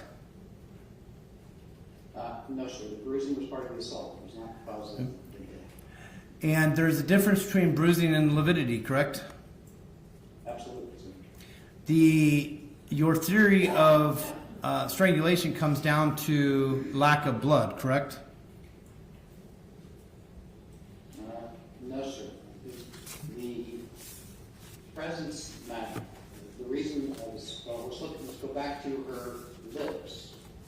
There's evidence that her lips were pushed into her teeth. There's evidence of pressure on the left side of her nose. And then the very first photo that was shown in the PowerPoint showed bruising to the front of her neck. So I believe she died of asphyxia. So it's all strangulation or all suffocation or combination of both. And that's how she died. Her head was slumped forward in the tub for a long period of time, correct? I'm sorry, can you repeat your question? Her head was slumped forward in the tub for a long period of time, correct? For some period of time, I don't know how long. It was clearly slumped forward from the time the photo starts until she was removed. But I don't know what, I can't define a long period of time. The photos you reviewed, do you know the gaps in time in which they were taken? Yeah, it was over a period of hours, so let's go back to the photos. I couldn't, we could tell you exactly when the first was taken and the last was taken, but I haven't done that. Now, I'm showing you, and I apologize. I don't want to dwell to the jury. I don't want to dwell on this too much, but showing you what's been marked as 20M. This is photo as part of the autopsy, correct? Yes, sir. The autopsy is a traumatic experience to the body, correct? No, sir, it's not a traumatic experience because the heart isn't beating.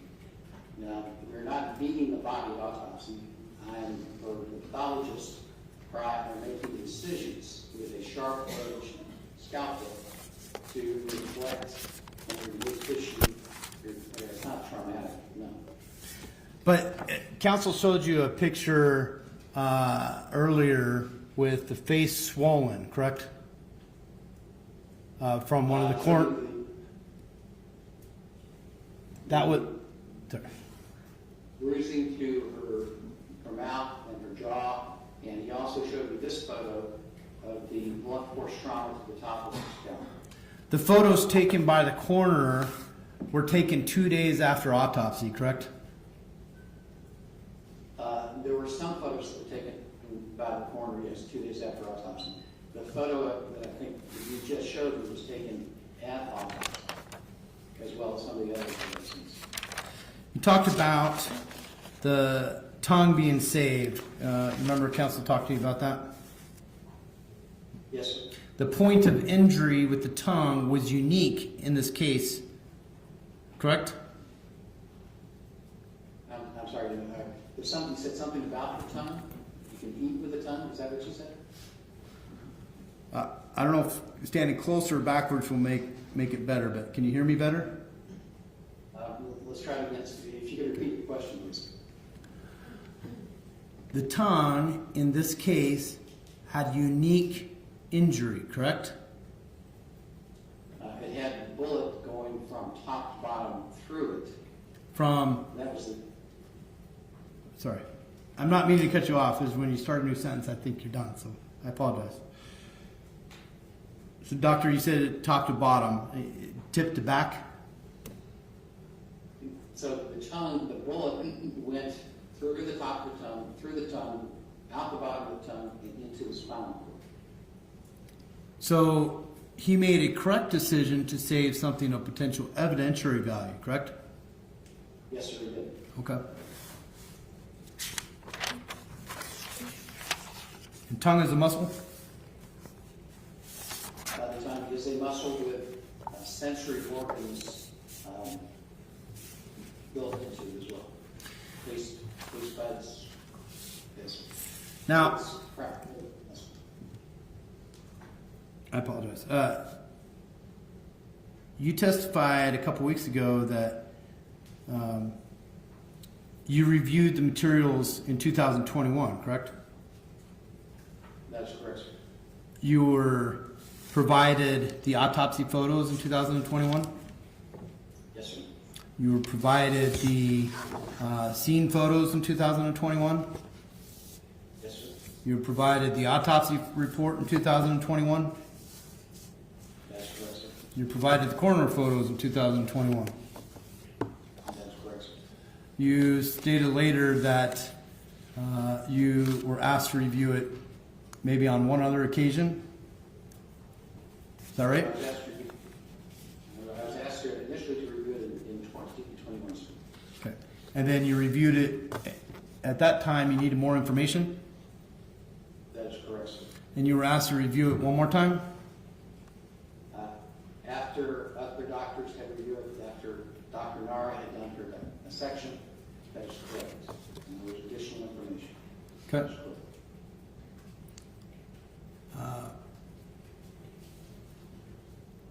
And you didn't testify. I'll withdraw. No further questions. Permission to retrieve exhibits. Yes. You may.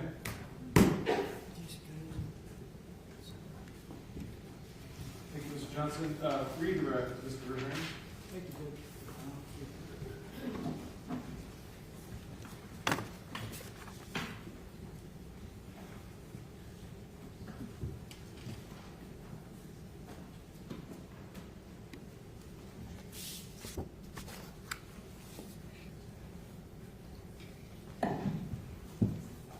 He's not going to go see that. Hey, doctor, we are looking at, I think it was 16G. It's a photograph of Kendy in the tub. And I think you were describing that to Mr. Johnson. when you were cut Yes. off? Do you remember that? You can pull it. Yeah, if you could pull it up, I can't see it. There's a way to, because I think there's some important information that I would love to explain to you. All right, let's see if we can get that PowerPoint back up.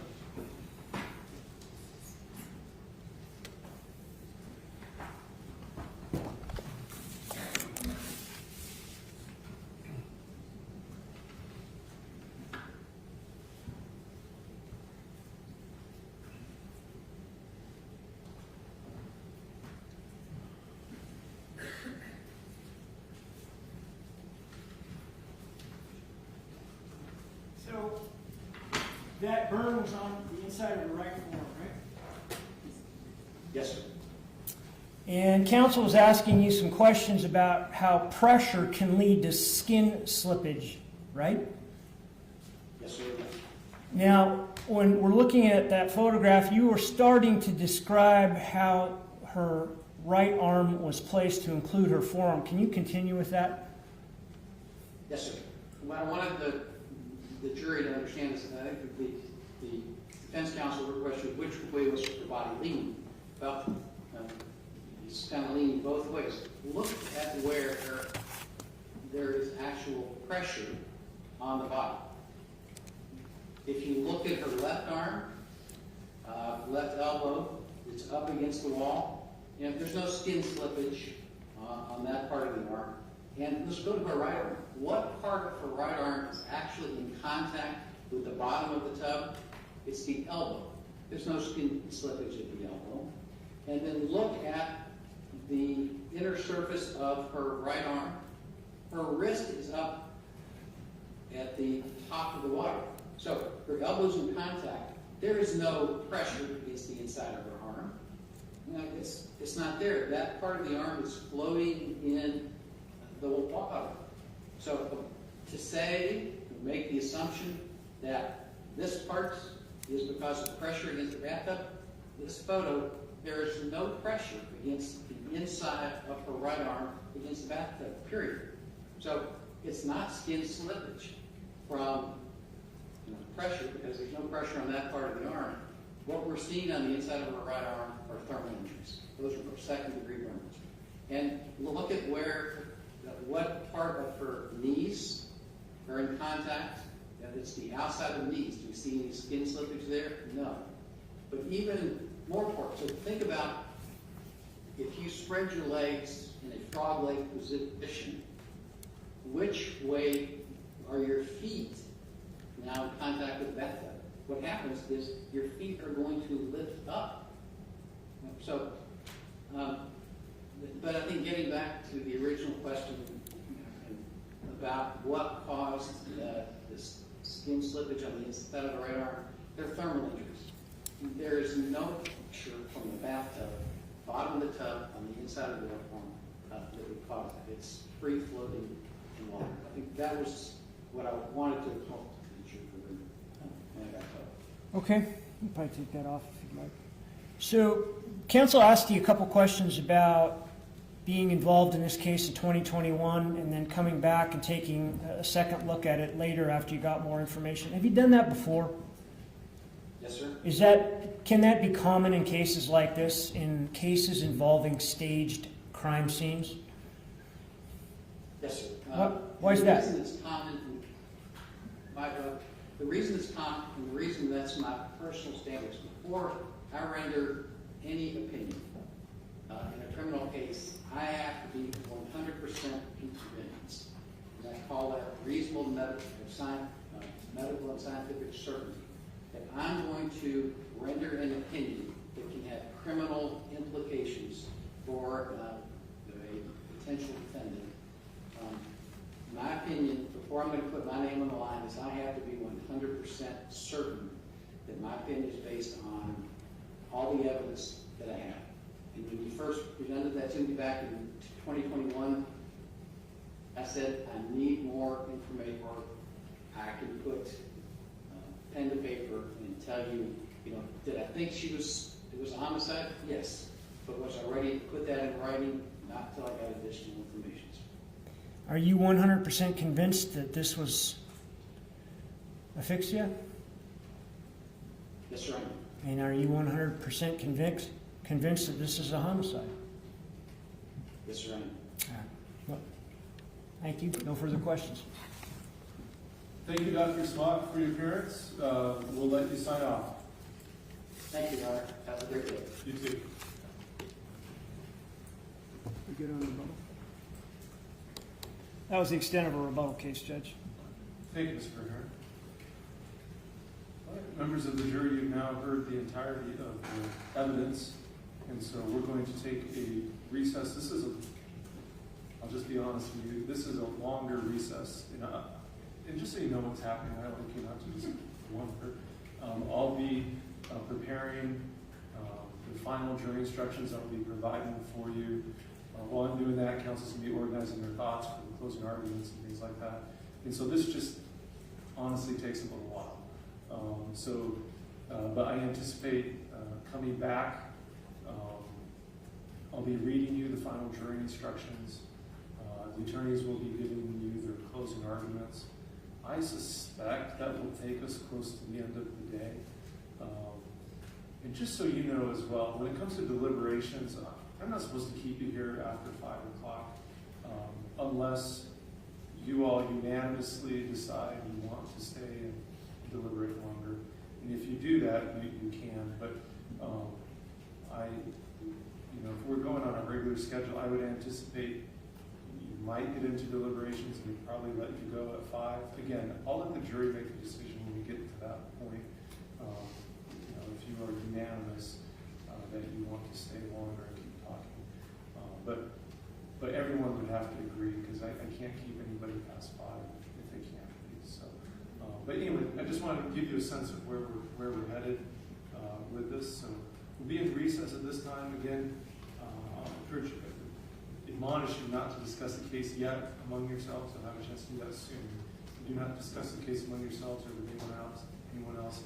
And I kind of apologize in advance that this is a longer break, but I want you to kind of understand why it is. Okay, we'll be in recess at this time.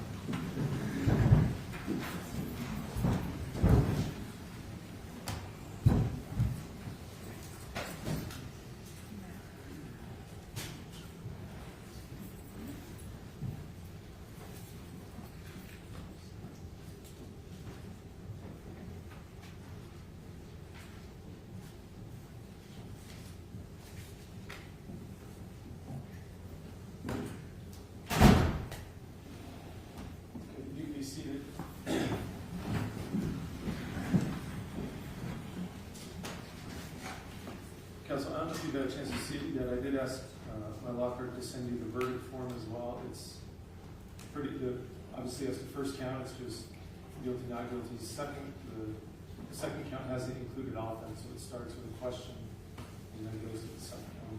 Just take it when you get a chance to look that over. And then I know Mr. Johnson, you want a little bit of time, so will the parties be ready to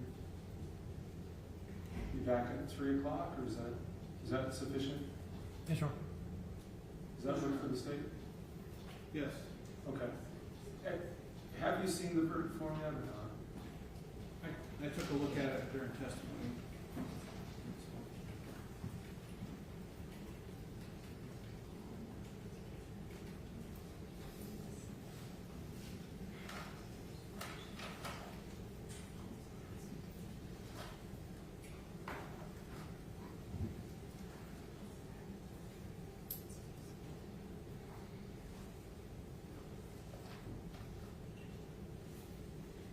Judge, my only feedback is whether or not it's confusing calling what is actually the second question that the jury is being asked to answer question number 1. We were back and forth on that. If the parties want, I can label the first one question 1, question 2, question 3. Okay. Thank you. On the fence on that. Mr. Johnson, is it look right to you? Yes, Your Honor. I would agree. Okay. We'll just call the first one question 1. Okay, thank you, counsel. We'll be back at 3 o'clock. All rise.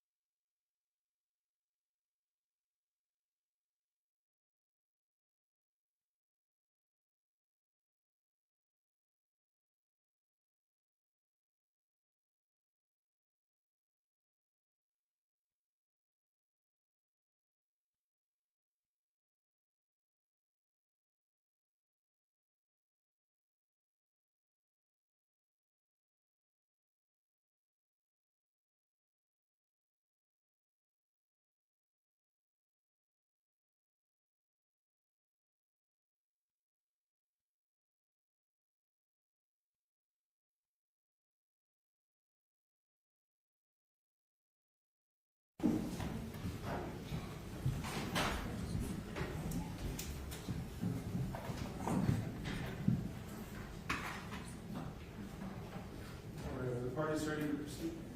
Yes, Your Honor. Yes, Your Honor. Okay, let's bring in the jury.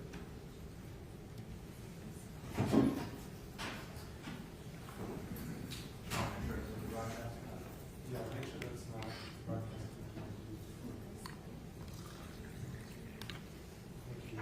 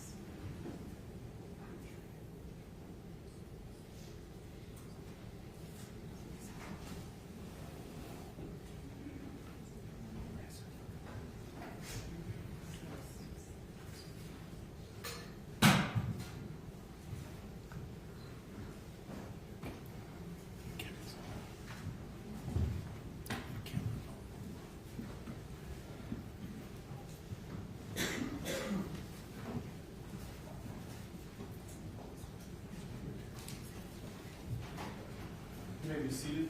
All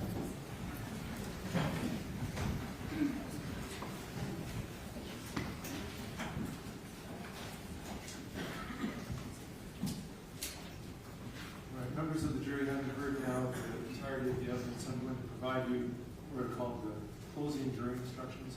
As I indicated to you earlier, I'm going to be reading these instructions to you. I don't do that to be impersonal, because you're going to each get your own copy of the instructions that I've provided. And I want to make sure I don't, in speaking off the top of my head, forget something or misstate something. So I'll now provide these instructions to you. Instruction number 14. You have now heard all of the evidence in the case. My duty is to instruct you as to the law. You must follow the rules as I explain them to you. You may not follow some and ignore others. Even if you disagree or don't understand the reasons for some of the rules, you are bound to follow them. If anyone states a rule of law different from any I tell you, it is my instruction that you must follow. Instruction number 15.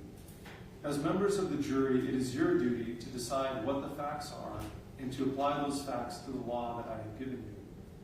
You are to decide the facts from all the evidence presented in the case. The evidence you are to consider consists of 1. Sworn testimony of the witnesses, 2.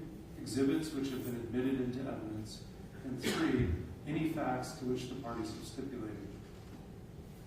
Certain things you have heard or seen are not evidence, including 1. Arguments and statements by lawyers. The lawyers are not witnesses. What they say in their opening statements, closing arguments, and at other times is included to help you interpret the evidence, but is not evidence. If the facts as you remember them differ from the way the lawyers have stated them, follow your memory. 2 of things which are not evidence. Testimony that has been excluded or stricken, for which you have been instructed to disregard. And 3, anything you may have heard or seen when the court was not in session. Instruction number 16. In order for the defendant to be guilty of count 1, domestic battery, the state must prove each of the following. 1, on or about July 10, 2020. 2, in the state of Idaho. 3, the defendant, Daniel Charles Howard, committed a battery upon Kendy Howard by causing injuries to her. 4, while they were household members. And 5, in doing so, the defendant inflicted a traumatic injury or injuries upon Kendy Howard. If any of the above has not been proven beyond a reasonable doubt, you must find the defendant not guilty. If each of the above has been proven beyond a reasonable doubt, then you must find the defendant guilty. Persons are household members if they are married to each other, were ever married to each other, or have a child in common, regardless of whether they have been married or are cohabiting. Traumatic injury means a condition of the body, such as a wound or external or internal injury, whether of a minor or serious nature, caused by physical force. Instruction number 17. A battery is committed when a person, 1, willfully and unlawfully uses force or violence upon the person of another, or 2, actually, intentionally, and unlawfully touches or strikes another person against the will of the other, or 3, unlawfully and intentionally causes bodily harm to an individual. Instruction number 18. In order for the defendant to be guilty of count 2, first-degree murder with malice aforethought, the state must prove each of the following. On or about February 2, 2021, in the state of Idaho, the defendant, Daniel Charles Howard, engaged in conduct which caused the death of Kendy Howard, to wit, by asphyxiating her. 4, the defendant acted without justification or excuse. 5, with malice aforethought. And 6, the murder was a willful, deliberate, and premeditated killing. Premeditation means to consider beforehand whether to kill or not to kill, and then to decide to kill. There does not have to be any appreciable period of time during which the decision to kill was considered, as long as it was reflected upon before the decision was made. A mere unconsidered and rash impulse, even though it includes an intent to kill, is not premeditation. If you find that the state has failed to prove any of the above, you must find the defendant not guilty of first-degree murder. If you find that all of the above have been proven beyond reasonable doubt, then you must find the defendant guilty of first-degree murder. Instruction number 19. Murder is the killing of a human being without legal justification or excuse and with malice aforethought. Instruction number 20. Malice may be express or implied. Malice is express when there is manifested a deliberate intention unlawfully to kill a human being. Malice is implied when 1, the killing resulted from an intentional act, 2, the natural consequences of the act are dangerous to human life, and 3, the act was deliberately performed with knowledge of the danger to and with conscious disregard for human life.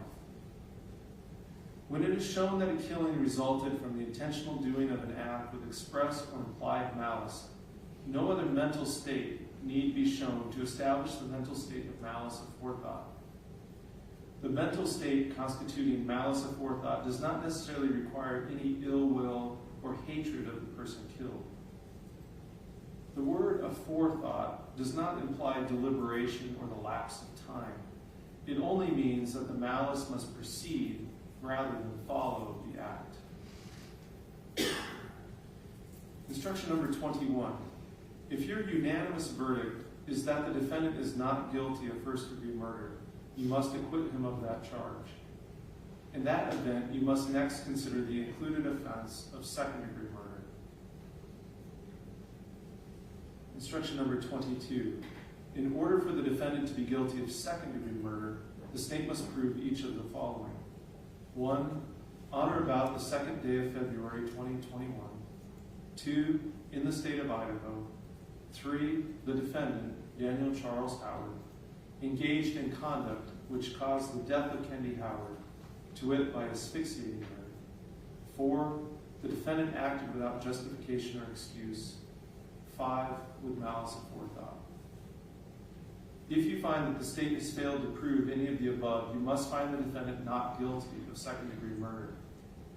If you find that all of the above have been proven beyond a reasonable doubt, then you must find the defendant guilty of second-degree murder.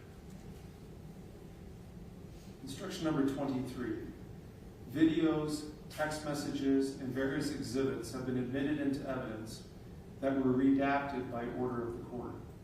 You are instructed that you are not to concern yourself with any redactions that have been done to any of the evidence that has been admitted in the case. Instruction number 24. Certain evidence was admitted for a limited purpose. At the time this evidence was admitted, you were admonished that it could not be considered by you for any purpose other than the limited purpose for which it was admitted. Do not consider such evidence for any purpose except the limited purpose for which it was admitted. Instruction number 25. It is alleged that the crime charged was committed on or about a certain date. If you find the crime was committed, the proof need not show that it was committed on that precise date. Instruction number 26. A defendant in a criminal trial has a constitutional right not to be compelled to testify. The decision whether to testify is left to the defendant, acting with the advice and assistance of the defendant's lawyer. You must not draw any inference of guilt from the fact that the defendant does not testify, nor should this fact be discussed by you or enter into your deliberations in any way. Instruction number 27. You have been instructed as to all the rules of law that may be necessary for you to reach a verdict.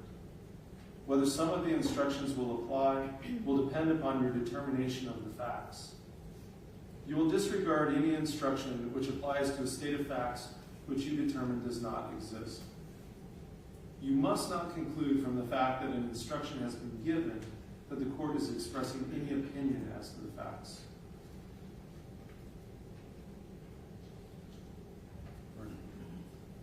Instruction number 28. The original instructions and the exhibits will be with you in the jury room. They are part of the official court record. For this reason, please do not alter them or mark on them in any way. The instructions are numbered for convenience in referring to specific instructions. There may or may not be a gap in the numbering of the instructions. If there is, you should not concern yourselves about such gap. Instruction number 29. I have outlined for you the rules of law applicable to this case and have told you of some of the matters which you may consider in weighing the evidence to determine the facts. In a few minutes, counsel will present their closing remarks to you, and then you will retire to the jury room for your deliberations. The arguments and statements of the attorneys are not evidence. If you remember the facts differently from the way the attorneys have stated them, you should base your decision on what you remember. The attitude and conduct of jurors at the beginning of your deliberations is important. It is rarely productive at the outset for you to make an emphatic expression of your opinion on the case or to state how you intend to vote. When you do that at the beginning, your sense of pride may be aroused and you may hesitate to change your position, even if shown that it is wrong. Remember that you are not partisans or advocates, but are judges. For you, as for me, there can be no triumph except in the ascertainment and declaration of the truth. As jurors, you have a duty to consult with one another and to deliberate before making your individual decisions. You may fully and fairly discuss among yourselves all of the evidence you have seen and heard in this courtroom about this case, together with the law that relates to this case as contained in these instructions. During your deliberations, you each have a right to re-examine your own views and change your opinion. You should only do so if you are convinced by fair and honest discussion that your original opinion was incorrect based upon the evidence the jury saw and heard during the trial and the law has given you in these instructions. Consult with one another, consider each other's views, and deliberate with the objective of reaching an agreement, if you can do so without disturbing your individual judgment. Each of you must decide this case for yourself, but you should do so only after a discussion and consideration of the case with your fellow jurors. However, none of you should surrender your honest opinion as to the weight or effect of the evidence, or as to the innocence or guilt of the defendant because the majority of the jury feels otherwise, or for the purpose of returning a unanimous verdict. Instruction number 30.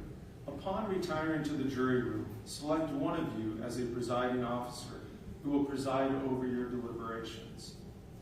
It is that person's duty to see that discussion is orderly, that the issues submitted for your decision are fully and fairly discussed, and that every juror has a chance to express himself or herself upon each question. In this case, your verdict must be unanimous. When you all arrive at a verdict, the presiding officer will sign it and you will return it into open court. Your verdict in this case cannot be arrived at by chance, by lot, or by compromise. If, after considering all of the instructions in their entirety, and after having fully discussed the evidence before you, the jury determines that it is necessary to communicate with me, you may send a note by the bailiff. You are not to reveal to me or anyone else how the jury stands until you have reached a verdict, or unless you are instructed by me to do so. A verdict form suitable to any conclusion you may reach will be submitted to you with these instructions. And you'll receive, these are the original instructions that will go back with you. You'll each have your own set. And then you'll also see an original verdict form, and I'll just read it to you now. The verdict form will say State of Idaho versus Daniel C. Howard is case number verdict. And it reads, we the jury, duly impaneled and sworn to try the above entitled action for our verdict, unanimously answer the questions submitted to us as follows. Count 1. Question 1. Is the defendant, Daniel C. Howard, guilty or not guilty of domestic battery? And then you check the box either not guilty or guilty. Count 2. Question 2. Is the defendant, Daniel C. Howard, guilty or not guilty of murder in the first degree? Again, you check not guilty or guilty. The form then reads, if you unanimously answered question 2 guilty, then you must sign and date the verdict form. So you would just flip over and sign the last page. If you unanimously answered question 2 not guilty, then proceed to question 3. Question 3 asks, is the defendant, Daniel Howard, guilty or not guilty of second-degree murder? And then you would check not guilty or guilty. When you flip to the back page, it says, once you have selected a verdict for each count, date and sign the verdict form and tell the bailiff that you are done. And then the presiding officer would date and sign. All right.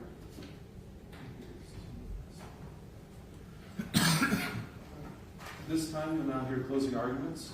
State will go first. You may proceed. Thank you, Your Honor. I'm just going to slightly move the D10. That's fine. Again.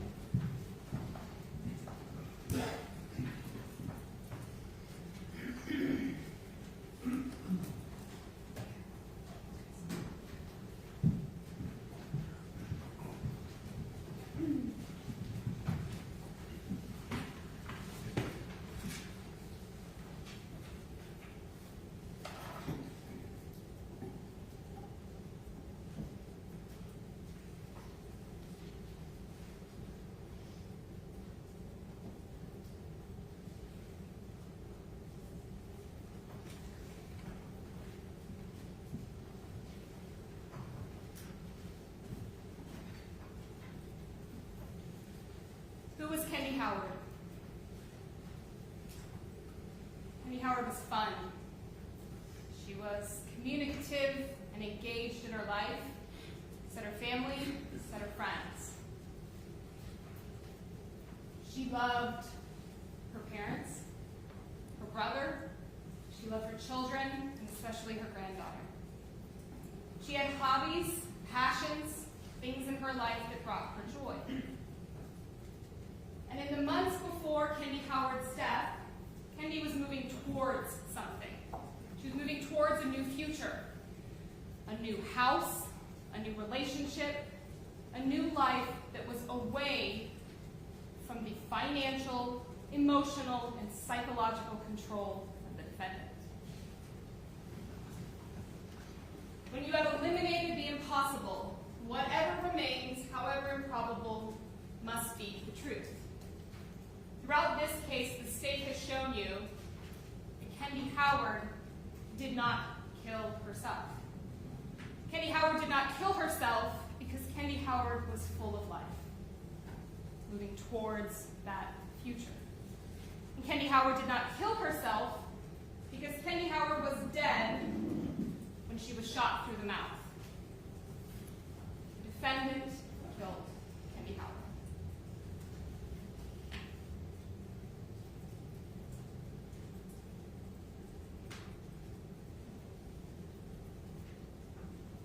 Now, back in July of 2020, Kendy was very much still under the financial control of the defendant.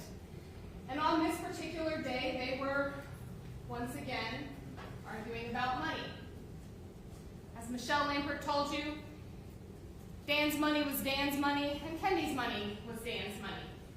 And messages between Kendy and the defendant on that day tell us that they were in fact fighting about money. Now I'm pissed, he says. She would later confirm with Dan Prado that the fight was about money and that it got to a blowout point. Later that evening, she would call 911 frantic and terrified. She would tell that 911 operator that she heard something, a shot, but that she doesn't know guns. Later, when law enforcement did arrive, she would not report anything. And who was standing next to her? Her son Wyatt. She didn't report in front of her son. But she does tell the next day. She is texting, communicative as always, with her friend Michelle Lampert. And you can read these entire conversations. They're available to you. She sends her these bruise photos as well. She shares it with Dan Prado as well, talking about how this happened and implying who did it. Talks to Dan Prado about being made to erase her phone.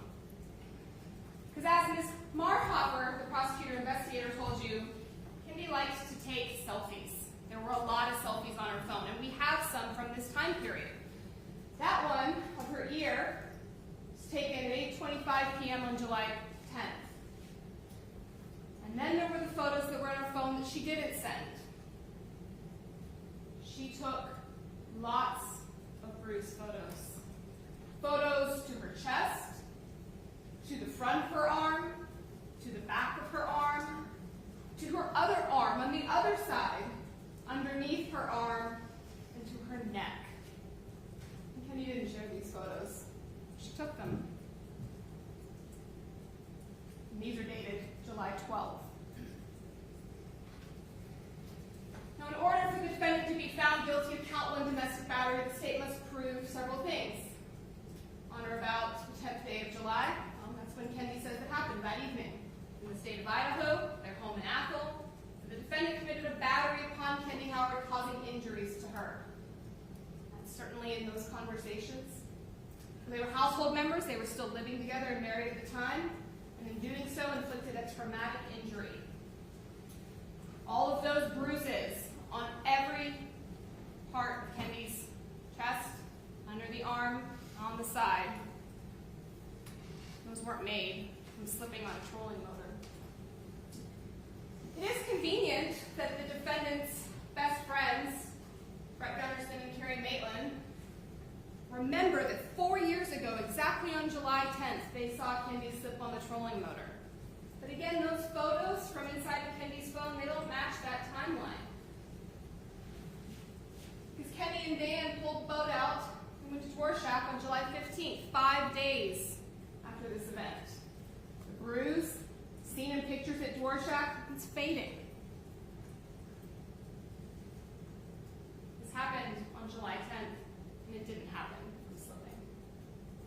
Maybe slipping might explain that one on the chest that was visible to other people, but it doesn't explain all those other bruises.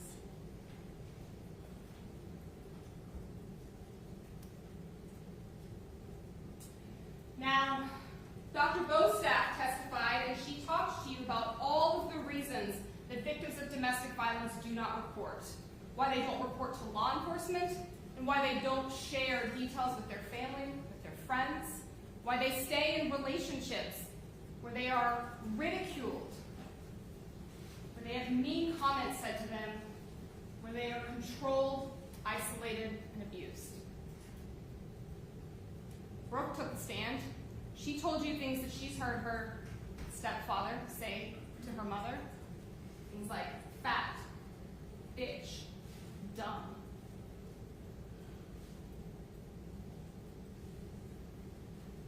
But what did change in July is that Kendy got serious about leaving. She started talking with her coworkers. And Kendy did share with her coworkers because Kendy was communicative.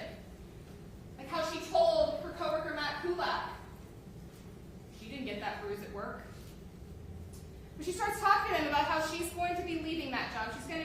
her job of many years, and she's moving to Kootenai. And she's asking her bosses for references and to look at job postings. And she's talking to her friends about maybe she's not going to stay with the hospital. Maybe she's going to follow her passions, open up a little antique store.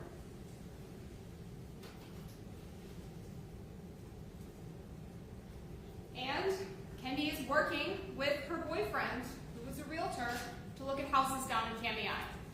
And on January 22nd, her offer on that house in Kootenai was accepted. She signed paperwork, entered into a contract, and even back on January 22nd, she was getting advice from Dan Prado that she would have to get a quitclaim deed. She was communicating about this, she was asking questions, she was getting that information that she needed. She was also talking with her friends about this idea that she's going to leave Dan Howard. She's telling them about her feelings. She's sharing. She's engaged with her friends and her family. And what's more, she's supported. Her friends are telling her, you know that we'll support you. You know that you've got somewhere to go if shit gets bad.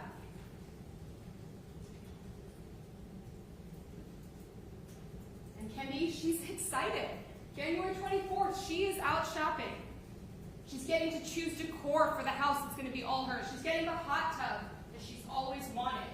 She's getting to make those purchases for her future. And yes, we know again from Kendy's phone, Kendy was having thoughts. She was wondering about things. There's a screenshot never sent in her phone saying, why not agree to just keep each other's own pension? Only one person she would have sent that to. But Kendy wasn't a person to keep her thoughts just in her mind. Kendy sought out information. Like on January 26th, Kendy reaches out to her friend Zach Jones. Says, hey, how much is my house worth?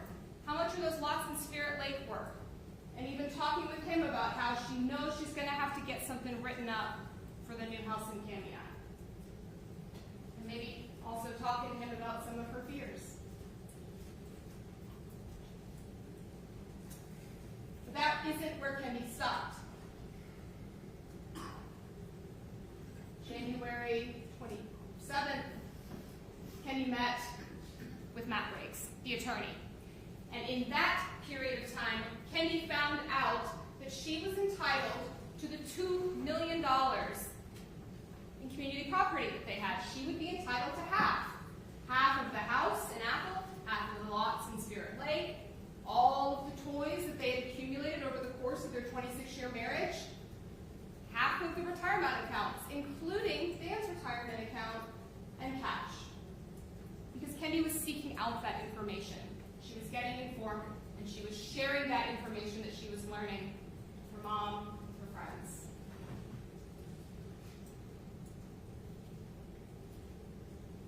January 28th, Kendy does something for her. On that day, she goes and she makes an appointment for a mommy makeover. January 28th, she makes that appointment. But that appointment is set for later in February. Because as we know, Kendy had some body image issues, likely fueled by the abuse that she had sustained in her marriage from her husband. She had been on diet pills that she'd gotten from Dr. Ford, her family doctor, as well as from Kristen Miller at the Real Weight Loss Clinic. But Kendy was moving forward, looking forward, making those future plans. And during this time, Dan's up in Alaska, and he's getting bits and pieces of this, and they're starting to text and talk about it, and he says, we can talk about this when I get home. On January 28th, Kendy goes and picks him up from the airport, drives to Spokane, picks him up. And Kendy, ever communicative, is talking with her childhood friend Tana. She's telling Tana on the 28th, I asked for a divorce. Tana says, what's his reaction? Kendy says, not good. But despite that, Kendy tells Tana, when Tana asks, how do you feel? She says, never felt so good. But that feeling did not last for Kendy, because Kendy went to bed, and then the next morning, early in the morning hours of the 29th, she woke up. She woke up to the defendant standing over her in black or dark colored clothes, wearing black latex gloves, holding something in his hand that was probably like a pillow. His other hand she couldn't see. Kendy saw a look in his eyes that terrified her. She opened up a line to Dan Prado. She managed to get to the bathroom, and what Dan Prado heard through that open line, well, it terrified him. He could hear the fear in Kendy's voice. He could hear the defendant's voice. So he called Janie and Wendell, people that he had his own relationship with, his own friendship with, and told them, I am scared for Kendy. And so they called 911, and Wendell got a hold of Kendy on the phone. And Wendell, as he is talking to Kendy in that bathroom, what does he hear? He hears Dan Howard's voice saying, I would never hurt your daughter. Wendell stays on the phone until law enforcement gets there. And when they get there, and you all got to watch the video, what they find is a Kendy who is barely speaking above a whisper. All she wants to do is pack a bag and get out of there. And finally, away from the defendant, as the defendant's downstairs with Deputy Broughton, Deputy Traw is able to ask Kendy, what is going on here? What do you think was going to happen? She tells him, he was going to kill me. She doesn't say it just once, she says it several times. Downstairs, the defendant, relaxed on the couch, doesn't understand why everybody's there. And so Kendy is walked out by the deputy. She gets in her car and she calls Dan Prado. They talk for almost an hour. And she tells him all of those same details. She calls Michelle Lampert. They talk for almost half an hour. Tells Michelle all those details. Her story is consistent. She gets down to Kootenai. She talks with her parents. Wendell, he goes and gets his own .380 magazine clip, tosses it on the floor. And Kendy says, yes, that's what I saw on the floor. But when I went back to look for it, it was gone. The defendant, meanwhile, well, he is blowing Kendy's phone up, texting her saying this was all a big misunderstanding, telling her that she's safe here. He doesn't stop there, though. Over the next course of that day, he calls Kendy 23 times. 16 times between 6 a.m. and 10:30.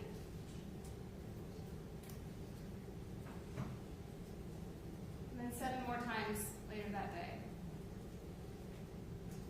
But that isn't the only way he's trying to get a hold of her. He is sending her message after message, telling Kendy, love with a changed man. What's not to love? Sending her photos of them from happier times, all to lure her back home. Come home. This is a big misunderstanding. You're safe here. And despite her family and Dan Prado's pleas to the contrary, she does. She goes back. She tells them, look, I've got an eye appointment I've got to keep. I've got to give my notice at work. I've got to finalize this divorce. She tells them he got caught. He's not going to do anything now. And she does. She goes back. January 30th, she goes and she keeps her eye appointment and she puts in an order for 2 pairs of prescription glasses. Glasses that she will have to pick up in the future. Meanwhile, she is again still ever communicative, talking with people, and she's talking to the defendant. And around 7:33 p.m., during their conversation, she sends the defendant the listing for the house in Kootenai. A listing that has Dan Prado's name on it, Dan Prado's face. That night, when she gets home, it's a different Dan. New attitude. Now he's willing to sit down, he's willing to do the paperwork with her. He seems okay. And they do. They sit down and they fill out asset division, they fill out the divorce papers. And Kendy, ever communicative, she's sending these to Dan Prado. This is what we're talking about. This is what we're doing. And in that conversation with Dan Prado asks her, what are you leveraging for the quitclaim deed for the Kootenai house? That was in there too. It was part of the trade. He's hard to read Kenny's text, but he's hood with that. House part of trade, no guns, mounts, and safe for deed. That conversation indicates Kendy and the defendant talked about the Kootenai house on January 30th.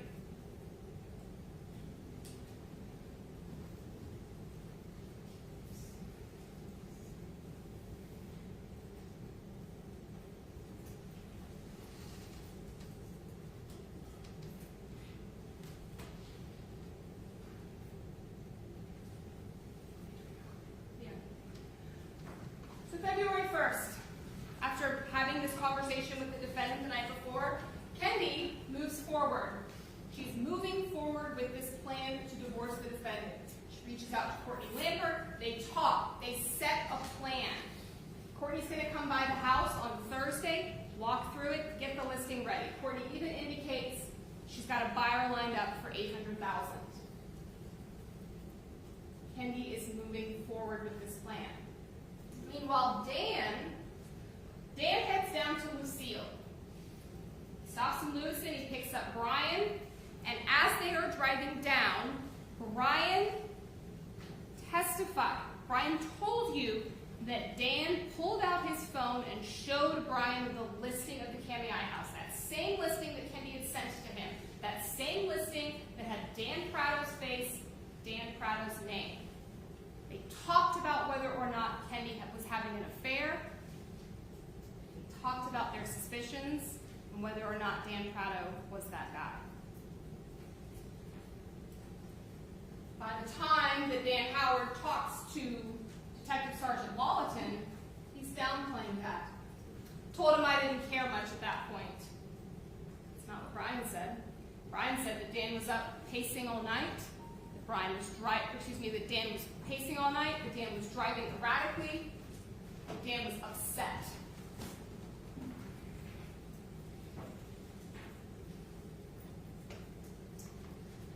February 2nd was Kendy's last day. Started out totally normal. Kendy went to work, as she did, based on her schedule. She clocked out around 4 o'clock, on schedule. Her coworkers who worked with her that day testified she didn't have any injuries to her that day that we saw. She didn't have any burns to her arm that we saw. We didn't know anything about Kendy being injured at work. And it was a good day because while Kendy was at work, down in Kootenai, home inspection was going on. And Kendy, of course, ever communicative, she's talking with Dan Prado about this. Everything is good. Home inspection went great. Closing can move forward.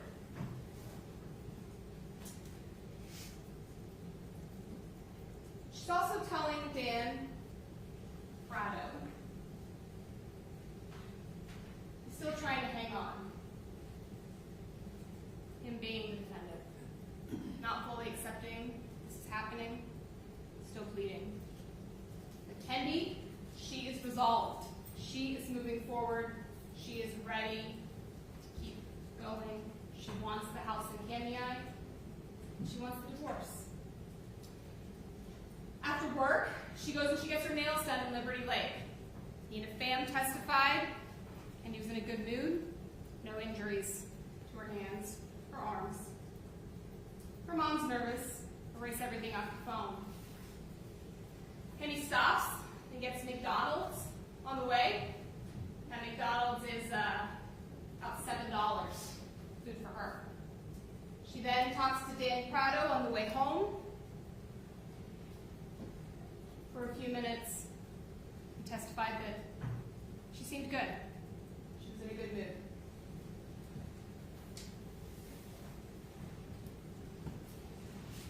When Kendy would go home, she would talk with her mom that evening. mundane stuff about the house in Kendy, decor, dressers. Things looking forward to Kendy's new future.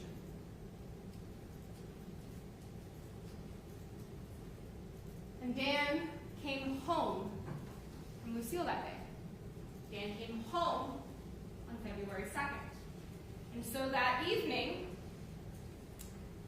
10:48 p.m., the 911 call comes in. And in that 911 call, Dan Howard tells the 911 operator, she's dead. She's dead, she's dead, she's gray, she has no pulse. She's cold. Dan Howard, a long-time law enforcement officer who had been to many fatal car accidents or other crime scenes, tells the 911 operator, she's dead. I checked her pulse. Yet, when the deputies get there, all of a sudden he's asking them, what's going on? What are you doing? What's happening? Acting as if he doesn't know what's going on with his wife. He's also repeatedly making vomiting noises, but they notice that there's no actual vomit. He's wailing and making crying noises, but they notice that there are no tears. They also notice that he's got fresh deodorant stains on his shirt. That he would later tell Sergeant Lawton that he took a shower around 4. And now it's well after 11.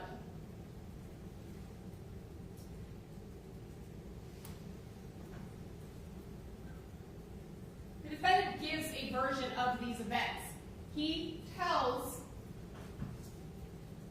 Sergeant Lawton that he got back that afternoon. We know it's true. That she picked up something from the deli. Well, she got McDonald's on the way home.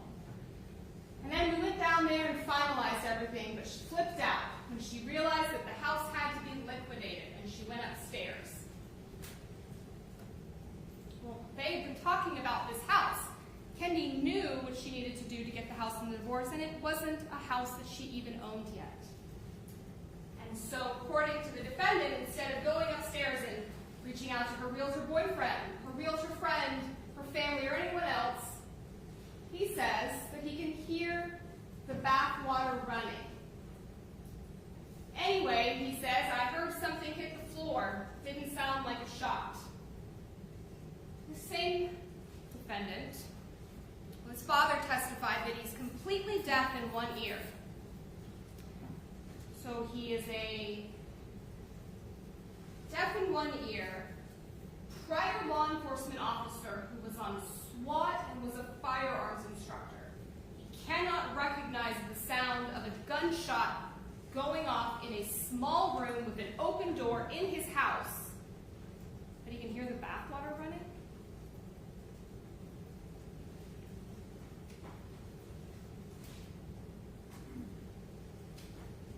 He also goes on in his interview to tell Sergeant Lawton that, was the water still running when you went up there? No, trickling. There's a trickle. Yeah, I shut that off. Must have been going in the overflow. Did he shut off the water, or was it going in the overflow?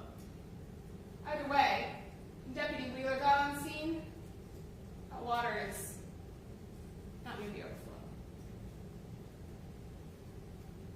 And again, I hear the water running, and it sounded like something hit the floor. Detectives asked him, how long was it after you heard that sound of something hit the floor? She went upstairs. An hour and a half, he says. That long? Sergeant Lawton asks. Yeah, he says.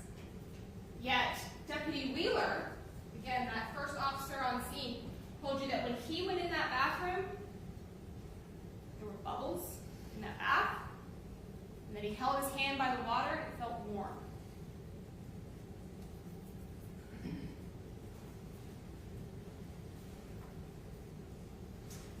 There were other odd things that stood out to Deputy Wheeler in the beginning. One was the scene in the bathroom. There's a purse sitting on the counter. There was a gun purse. Her phone and glasses are very neatly placed by that magazine and by that purse. Not within arm's reach of the tub, however. Downstairs, the dryer was running, and Detective Northrup would later tell you that based on this timestamp from Deputy Wheeler's body camera and the 6 minutes left on the dryer, that would have meant that that dryer was started within minutes of that 911 call being placed.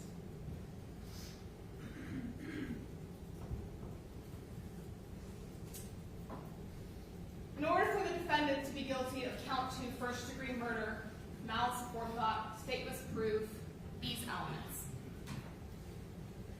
On or about the 2nd day of February, you know that's the date that this all happened, in the state of Idaho, at her house in Apple, the defendant engaged in conduct which caused the death of Kendy Howard. No one else in that house who caused Kendy's death, either the defendant or it's Kendy herself, as alleged by the defense. The defendant acted without justification or excuse. There's no self-defense claim here in this case. With malice aforethought, basically did he act disregard for her life? And whether that murder was willful, deliberate, and premeditated.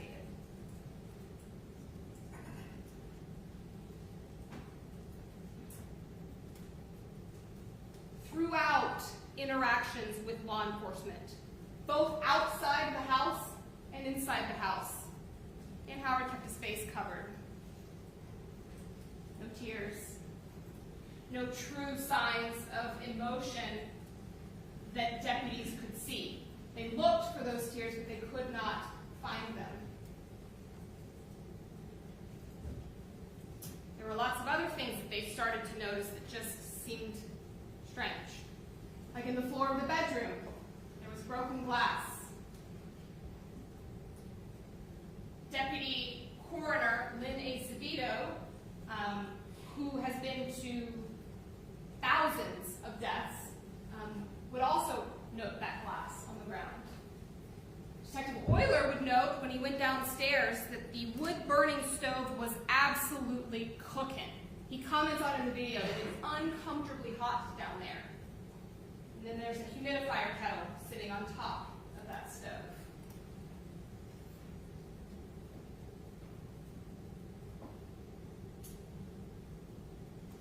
Divorce paperwork still sitting there on the bar counter, but now it's changed. It's changed in that Kendy's house split is now on the paperwork.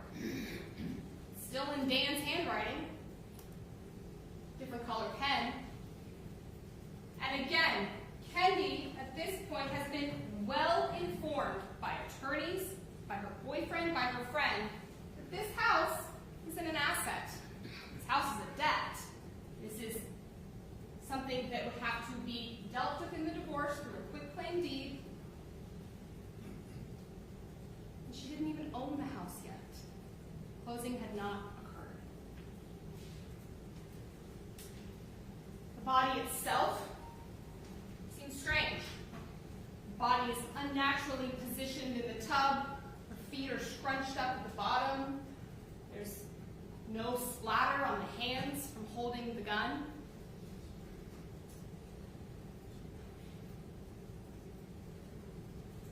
And as Randy Beasley told you, what little blood is there on the body? Well, it's moving against gravity. It's moving in the wrong direction. It's curling up and around her nose, up her cheek, and on her breast. It's moving down with gravity, but then over. And Beasley told you that was indicative of a body that had moved. And as law enforcement goes through this scene, they are finding more and more things that indicate to them that this scene is staged. Small details like the fact that the shampoo and conditioner bottles are facing out of the tub. Details like the fact that the purse, the cell phone are not in reach of the tub. The fact that there's no towels within reach of the tub other than those decorative towels. There's no clothes in the bathroom for Kendy to change into. There's bubbles. The temperature of the bath is warm. The body itself looks strange. Later, they would find out that Dan's DNA was not on those bullets in that magazine in the tub, but it was on the bullets in the magazine in the purse. Overall, there are lots of things about that scene that cause investigators to say to themselves, this doesn't look right.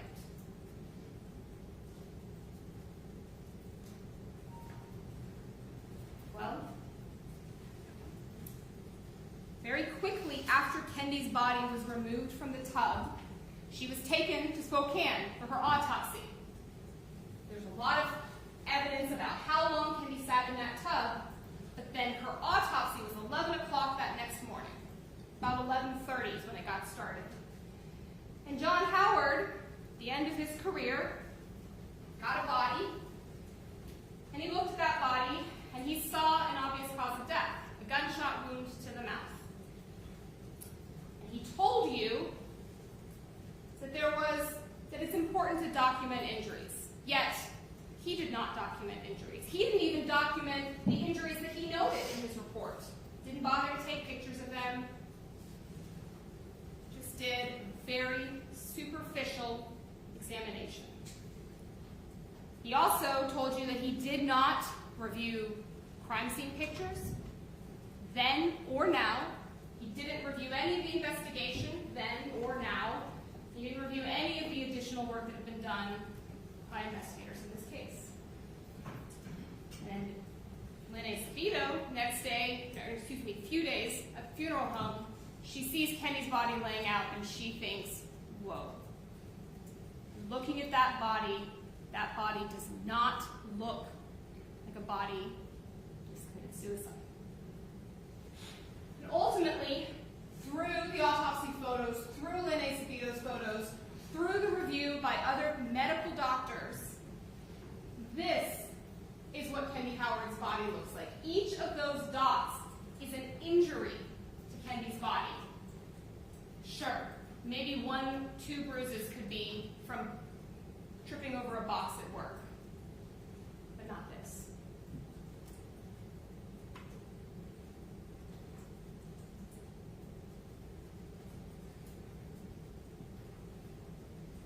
Part of what you have to consider in your deliberations is malice. Malice is expressed when there is a manifested deliberate intention unlawfully to kill a human being. Malice is implied when the killing results from an intentional act. The natural consequences of that act are dangerous to human life, and the act is deliberately performed with knowledge of that danger and conscious disregard of human life. Ladies and gentlemen, the state would argue to you that both are present in this case. The actions of the defendant demonstrate a deliberate intention to kill Kendy Howard, express malice, and the actions taken by the defendant to asphyxiate Kendy Howard, knowing how dangerous that conduct was, is implied malice. Ladies and gentlemen, you have both. Malice aforethought simply means it does not imply there has to be a deliberation or lapse of time. It simply means that the malice must precede.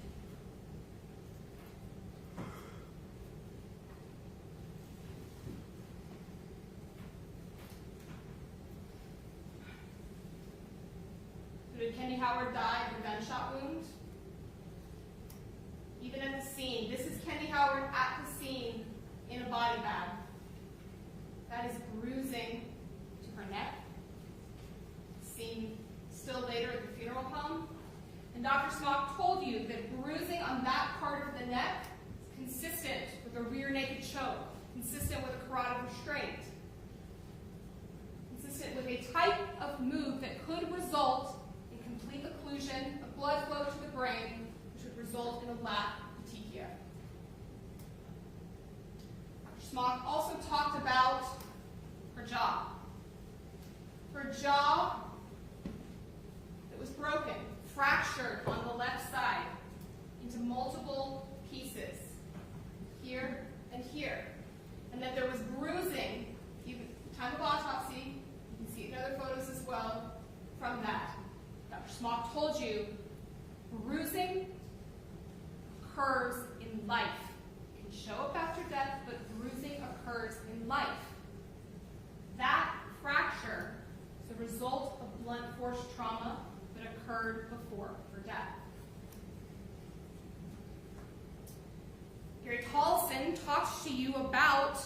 carotid restraint as a police technique.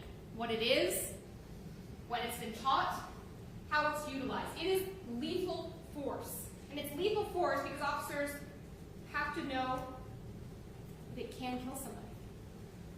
And Leslie Lehman told you that when she was a trooper with Dan Howard showed her how to do that move. Taught her. They did it together and they talked about carotid restraint. Because again, ladies and gentlemen, this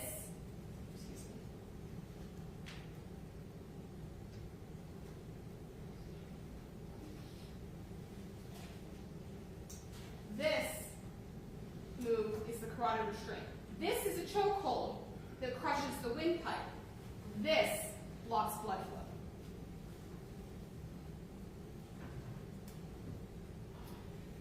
But Dr. Smock pointed out that there are other signs of asphyxiation to Kendy Howard.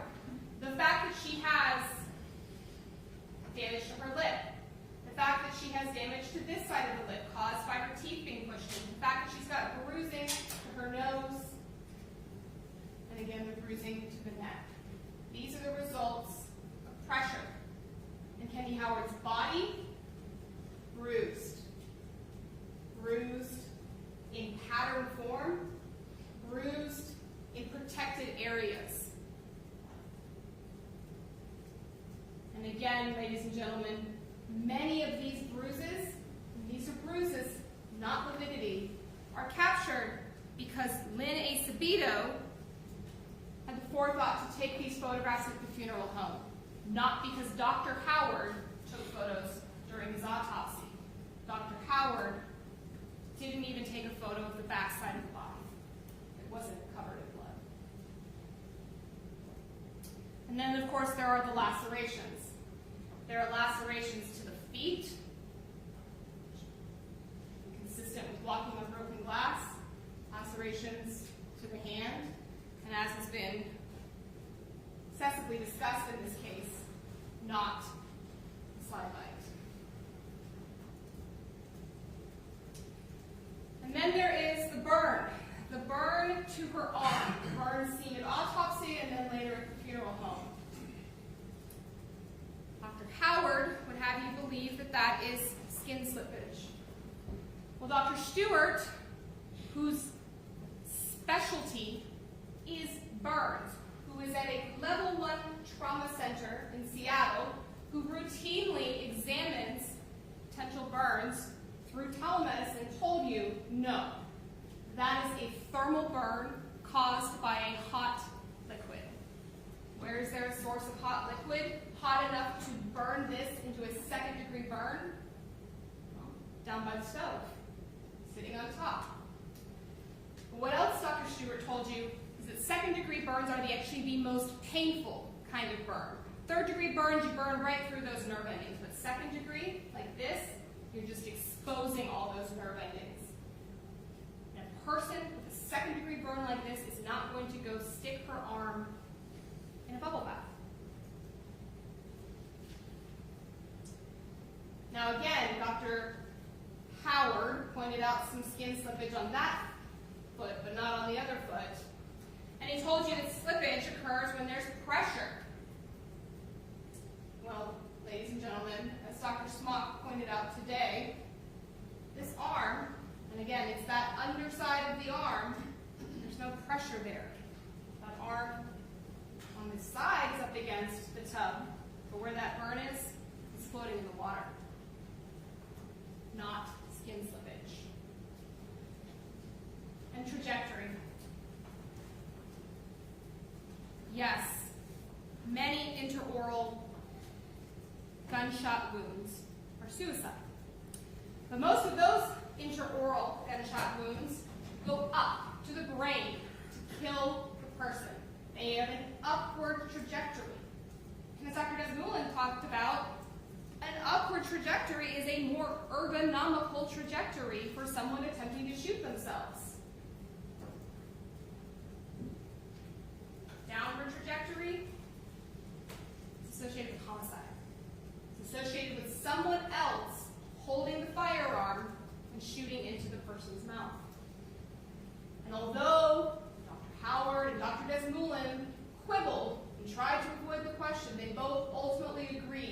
that is a downward trajectory.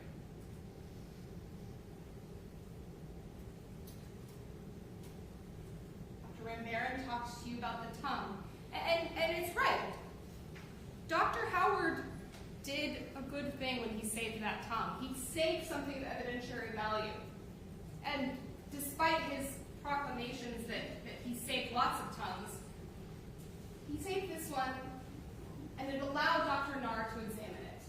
And when she examined it, what did she find? Well, she found soot, because it was a contact wound. She found that there was some hemorrhage in the tongue, but not nearly as much as she would have expected to see. And there were all these vessels that wound path, that bullet path transected. And Dr. Van Baeren told you, had her heart still been beating at the time that all of those blood vessels were transected, it would have been profound and pulsated blood loss. John Howard told you that blood can go in 3 places. It can go into the stomach, but there was no blood in the stomach. It can go into the lungs, but there's no blood in the lungs. Or it can go into the environment. Kendy Howard's heart at a C2 transection would have interrupted the parasympathetic nervous system and the sympathetic nervous system. And as Dr. Van Baeren explains to you, as well as other doctors, even Dr. Desmoulin this morning, the heart can continue to beat. Now, Dr. Desmoulin tried to point you to a case study where there was some sort of shutdown of the heart. Yet, when you pushed on that case study, well, that gun, that shot, went up through the soft palate and landed in a different part of the cervical spine.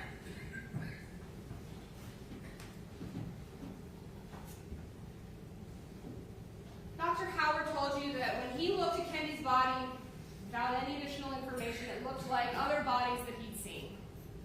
I determined that this gun, in the absence of evidence of any other cause of death, was the cause of death. If Kendy Howard had been alive when that shot went through her mouth, it would have killed her. 100%. Without someone immediately intubating her and getting her to a hospital, she would have died from that shot. Dr. Howard did not consider the other evidence. Dr. Howard did not consider everything else that indicated that at the time that shot went through Kendy Howard's mouth, she was already dead.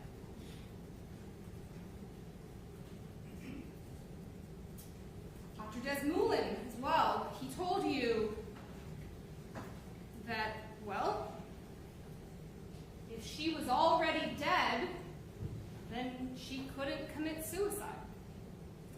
But he had run through all of these different scenarios that looked at whether or not it was possible that she could have shot herself, assuming she was alive. And so many of them he had to eliminate because it was impossible for the trigger to be pulled due to the strangeness of the wrist, because it was not ergonomic to hold the gun in that fashion. Because the trajectory was wrong.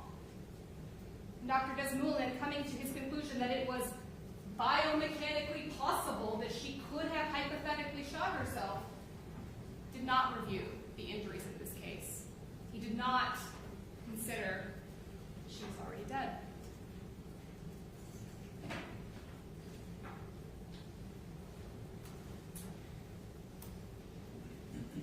Ladies and gentlemen, you have more information than John Howard had. You have more information than Dr. Desmoulin considered. You have the benefit of all of the information from the scene, from the autopsy, from the 2-year investigation that followed. And all of that leads to the conclusion the defendant staged this to look like suicide. And part of how you know that are all of the told law enforcement. That Kendy killed herself over a house she didn't own, that she went upstairs and killed herself without even reaching out to anyone to say, hey, is he right? Can he really force me to split this house? No, according to the defendant, she just went upstairs and did it.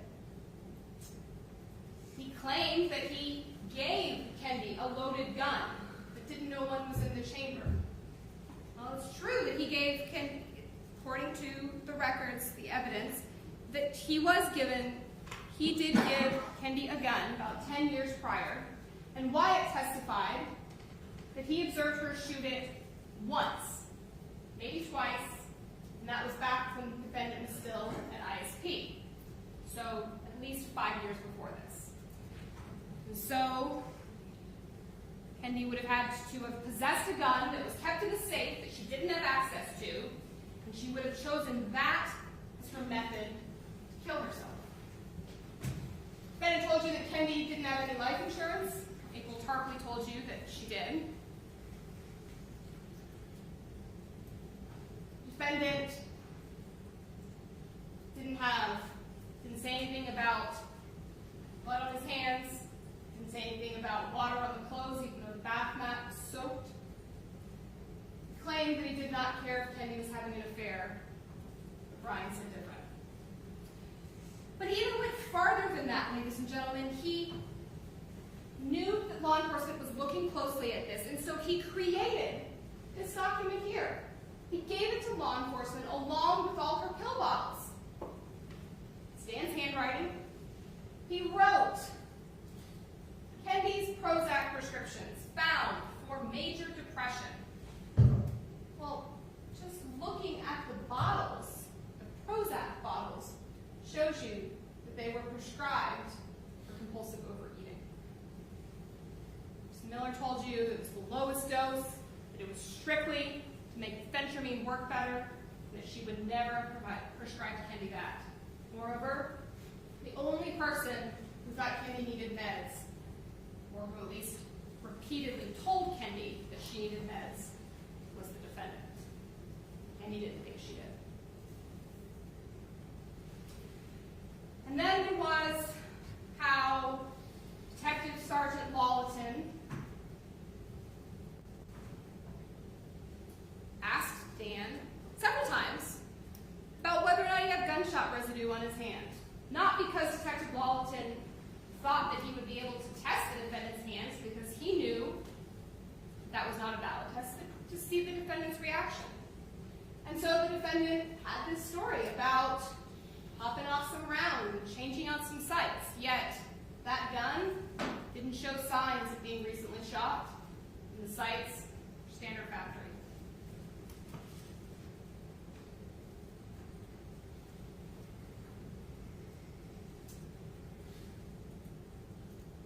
Ladies and gentlemen, you were asked, in order to find the defendant guilty of first-degree murder, whether or not there was premeditation. Premeditation does not require that you find that the defendant was already thinking about this back on January 29th.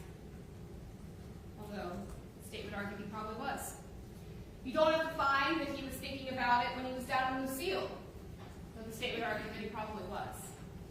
Premeditation only requires that it was reflected upon before the decision was made. Could have made that decision that night during whatever conversation they had. Now, if you find there was not premeditation, then you should and can still consider whether or not it would be murder in the second degree without that premeditation.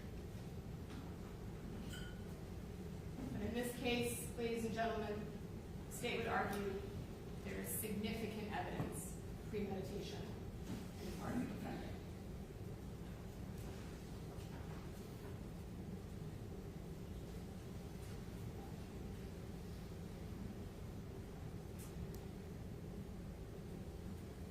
The state has argued to you that a big part of why the defendant murdered Kendy was money. We know from their messages that money was something that the defendant cared about. And after Kendy's death, well, the defendant acted in accordance with that same motivation. That hot tub that she purchased, well, within days of her death, he was contacting the seller, getting the deposit back, getting that refund. He contacted Bank of America and called fraud on her legitimate charges that she made in life. That was also not ultimately found to be true fraud charges. Courtney Lampert offered the defendant $2,000 for Kendy's special glass chicken collection. But no, on her birthday, the defendant sold Kendy's possessions in the yard to strangers. And when Brooke showed up to try and get some of her mother's possessions, she was battered by her brother and trespassed by her father. She walked away with nothing.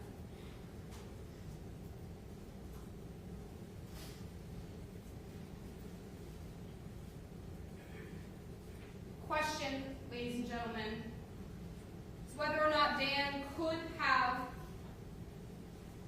staged the scene. Could he have shot Kendy through the mouth to throw off investigators, to throw off Dr. Howard? Could he have made this murder look like a suicide? He told Dean Lampert he could. He bragged about it at a barbecue. Dan Howard was an ex-Marine, was trained in that carotid restraint. He knew the dangers of that hold, the lethality of it. He had worked in law enforcement for a very long time, not just as a trooper, although troopers go to many fatal scenes, but beyond that, in SWAT, firearms instructor, offensive tactics instructor, and with knowledge of DNA, fingerprints, ballistics. Dan Howard was capable of making this murder look like a suicide at first glance. The more you look at this evidence, the more it leads you to the truth. Beginning of this case, my co-counsel, Mr. Mortensen, told you that there are 5 manners of death: natural, accident, suicide, homicide, and undetermined. Kendy Howard did not die of natural causes. Kendy Howard's death was not an accident.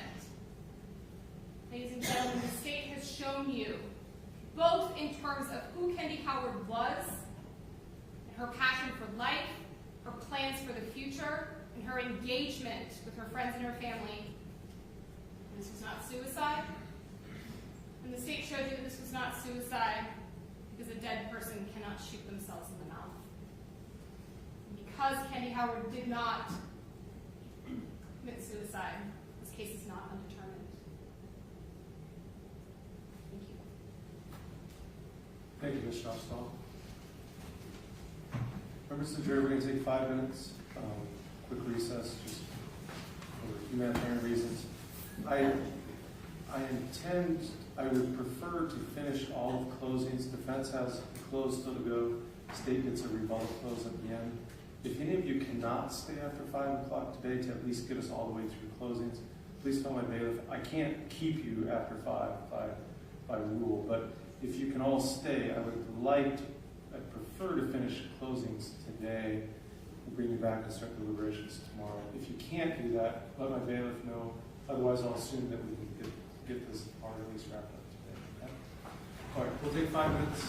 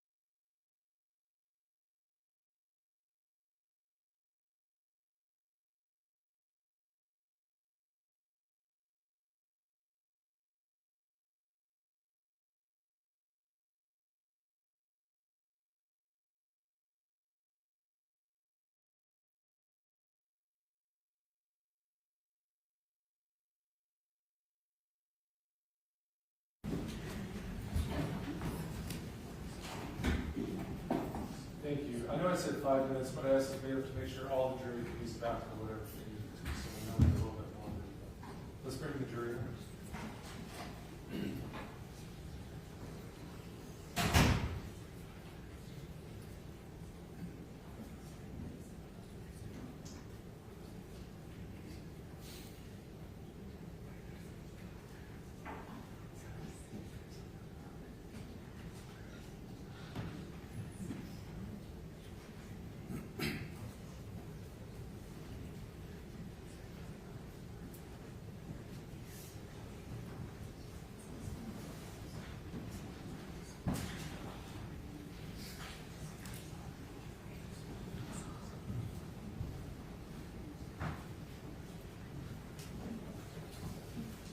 You can be seated, thank you. Mr. Johnson, you may do your closing argument. Thank you, Your Honor. Good afternoon, ladies and gentlemen. We talked in jury selection about how it's taken us twice, and so before I get into my pre-prepared statement, I just want to address a couple of things. First is that possible hasn't been eliminated. I know they use that for both their opening and their closing, but it is not impossible for a person to commit suicide. Our common life experience will probably show us that suicide can be surprising, or to make a rash and bold decision. Additionally, testing and science is the way to eliminate possibilities. And so the impossible hasn't been eliminated, but also the bruising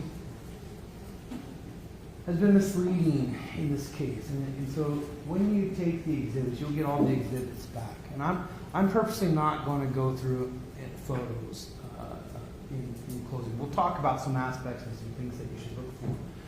But you got to look at one of the timestamps of when those pictures were taken, because there's a drastic difference. For instance, in the Deputy Wheeler's photographs that were taken before midnight, followed in the tub, and pictures where there's drastic water depth and the line is here. You see the water's clear as they're draining. They're taking photos when they're draining. So they're grouped together. You have 16A through whatever. They're all grouped together. But pay attention to the photos and where that blood line is. As the tub drains, in Northrop's photos in particular, you'll see the blood line. But the bruising is misleading for many ways. And the main thing is, for instance, Ms. Acevedo, her photos are post-autopsy. And again, I don't want to even demonstrate it, but you've seen the pictures. You're basically removing the scalp. You're flipping over the body. You're doing a neck dissection. That's a long period of time. Both Dr. Spock, the first time he testified, and Dr. Howard talked about lividity and where's that blood going when there's no circulation. It's going to raise into some discoloration that looks like bruising and is lividity. So it's careful that you need to do it. But the issue comes down to blood. And the reason why is because there's no petechiae, there's no damage to the hyoid bone. And Dr. Smock's explanation is that if you do this restraint a particular way, you can cut off 100% of circulation, and that's why you would see petechiae. Obviously, if we stop petechiae, that changes the whole case. So the case does come down to the volume of blood on this. So first, obviously, in all of our experiences, we have tragedy. We respond to tragedy in different ways. There's different people that will respond very emotionally. Other people are more stoic. But we have all experienced tragedy. And I want to be clear that just because we're defense here, this is a tragedy. No matter how this pans out. Whether she committed suicide or not, that's for you to decide. But it's tragic either way when we're dealing with a case like this. But the point of talking about that is when you were selected as jurors, you're making a commitment to set aside the emotions. These are very emotional. We hear stories from family. We hear stories of situations. Very, very understandable to feel the loss of Kendy. But you as jurors have the toughest job to be able to separate those emotions. Talking about emotions is people respond differently. We've heard Dan described as stoic and reserved. We've heard him, we saw his son, Wyatt, on the stand, who comes across maybe stoic and reserved, not painting testimony, but basically being open when asked by counsel, would you change your opinion if you saw X, Y, and Z? And he says yes. Compare that to his sister, who very clearly early on, first phone call or when she calls back, very emotional. People respond differently. And so it's important that you take the emotions into consideration, but focus on this case objectively based upon the facts that you have in front of you. There very clearly was a family dispute, and that's evident, and in some ways that may have shaped this case. But we talked about the different personalities. So I want to walk through some of this. So the 7/10 incident in 2020.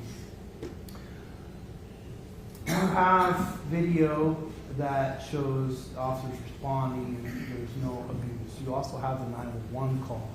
It's up to you to determine the credibility of the witnesses and what your observations are. But her state of mind when she makes that call. But she very clearly tells the officer there was no physical abuse. The only comments are to Michelle and to Mr. Prado. Now, what's significant about there is throughout this, we have to examine her credibility in the sense of contextually what was going on. She told Mr. Prado that Dan made her delete all the photos. Well, clearly that didn't happen because the photos were there almost a year later when his phone was seized at the scene, or when her phone was seized at the scene. Photos were there, you have all the photos and evidence.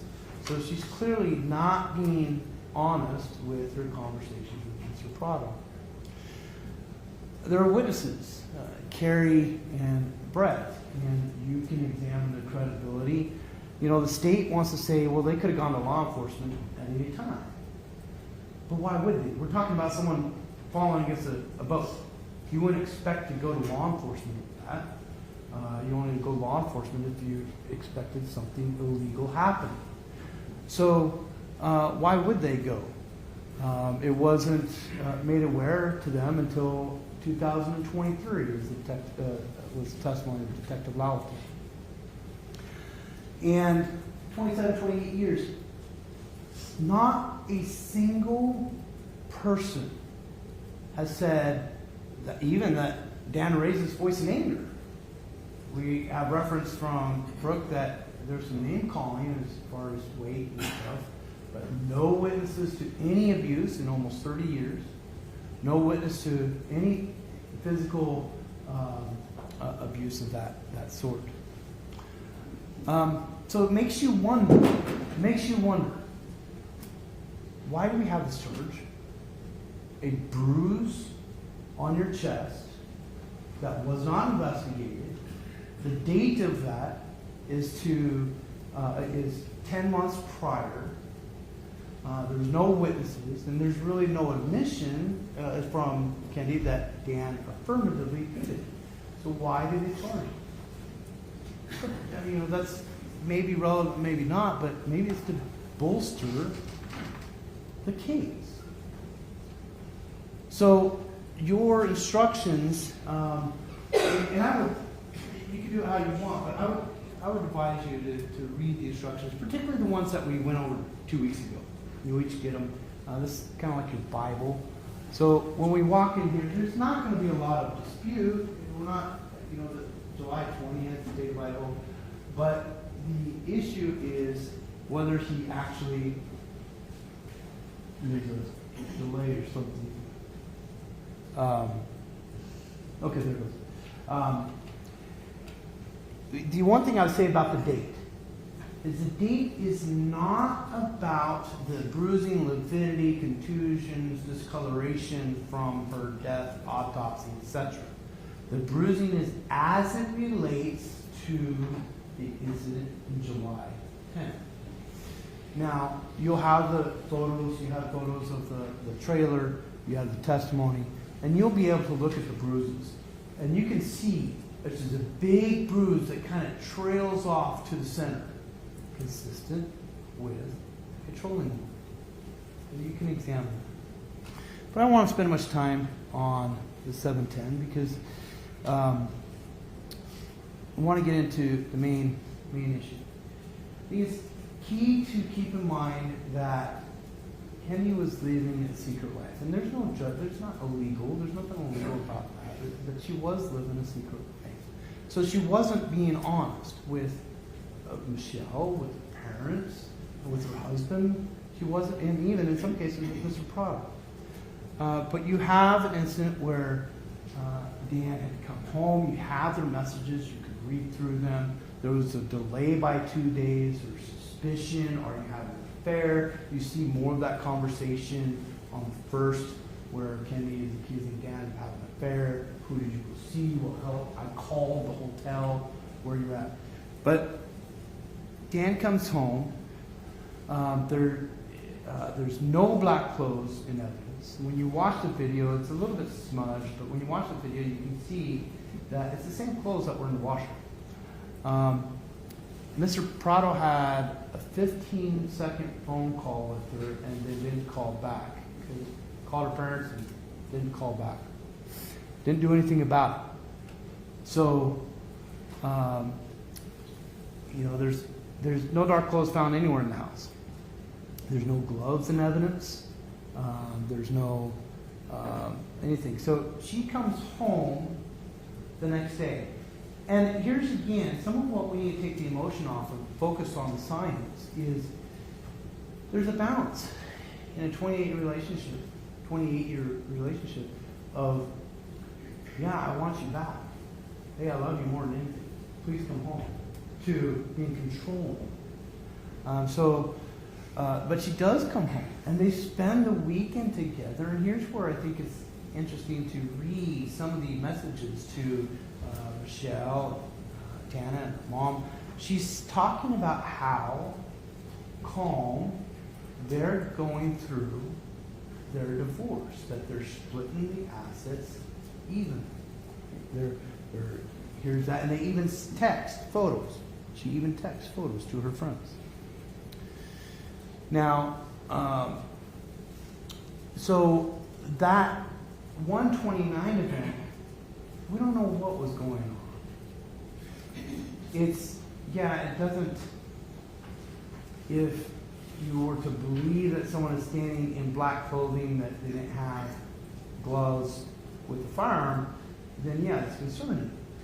But that's not what the officers found, and that's not what you have before you. That's a statement that she made to her family after she left. She packed a bag, she left, she came back 30th and 31st. So, can she be suicidal? Well, I would posit that the family is probably not the people you should talk to. Either side, either the son or the daughter, because it is too close to home.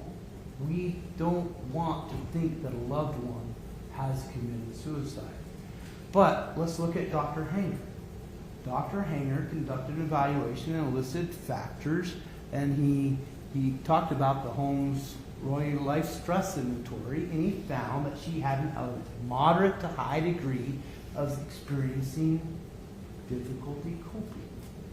Now, he made adjustments to that, but the adjustments were made based upon early statements from the family given to law enforcement close in time to her passing. There was no direct examination of Kendy, obviously, which can increase the confidence level. And he specifically, it took me a little bit to corner him on his report. finally admitted in court that it is not possible to provide an absolute predictive determination of suicidality from a records review. The point of this is, let's look at the science, let's look at the scene, let's look at the evidence. It's not let the emotions and the could she have done it or would she have, we probably all know people that we never would have expected that make rash decisions. We got to think about the science. So, here's some of the factors that I think are in favor of that. She describes herself as being in a midlife crisis more than once in the evidence that you have with text messages. To Roy Fitting, part of that is it normal to feel sick to your stomach? This is just on the 31st. Sick to your stomach about the choices you're making. She's, on the first, she's accusing Dan of having an affair, and that's why she's late. She also, that's the same day her affair comes out, and when you read the messages between Dan and Kendy, and also Mr. Prado and Kendy, you'll see, and Kendy and her brother, you'll see this was just not a small argument. She was irate. She rapid text to her brother. She rapid text Dan. This was very, very stressful for her. That her secret life, who she thought she had kept secret, maybe her plan was to get a divorce and then slowly integrate Mr. Prado into the equation. Her plan was not to have the affair come out to her family and friends and have that be the reason why she's getting a divorce. In fact, there's messages that you have where she's told by her friends that you should not be having an affair. If you are, you shouldn't be doing that. She was blocked by her brother on that day. No one can stand here and tell you what she was thinking or what was going on in her head. What we do know is the last message she sent was to Tanner. Objection to facts not in evidence. It is exhibit defense. Overruled. Her last message sent was to Tanner. And that message talked about her brother blocking her. So let's look at it. Let's separate the emotions. Let's separate hypothetically what was going. We can't know what was going on in her mind. We can feel sorry for the tragedy and miss her. But let's look at the facts and the evidence in this case of a murder or a staged suicide. So first, regarding asphyxiation. The only evidence is a lack of blood. Again, remember that Dr. Schmock compared the carotid restraint, which is taught by law enforcement, to a rear naked choke that was what you see in MMA. In fact, one of the exhibits you have from Tolleson is 3 pictures that show different holds. One of those is a rear naked choke, and Dr. Schmock talked about the rear naked choke. The reason that's necessary is because you have to have 100% circulation cut off. If blood escapes to the head, you're going to get the petechiae. All the doctors agree that there's no petechiae. So they're going by, there's not enough blood for it to be suicide. No petechiae, no damage to the high bone. So Dr. Howard was the only one to examine the body fresh. It was within 12 hours of the passing that he examined the body. And he ruled death by gunshot. He testified that there's been hundreds of intraoral gunshot wounds that he's examined, and the blood that he saw was consistent with the amount of blood that he would find. Dr. Rambrin talked about how, who's a trauma surgeon, not a medical examiner or forensic pathologist, talked about in the volume of blood that you would expect. And he used around 800 milliliters to a liter of blood. And he tried to do a demonstration. I don't think it really worked because it kind of just stuck him on the spot. But he tried to show a demonstration of what the blood would look like.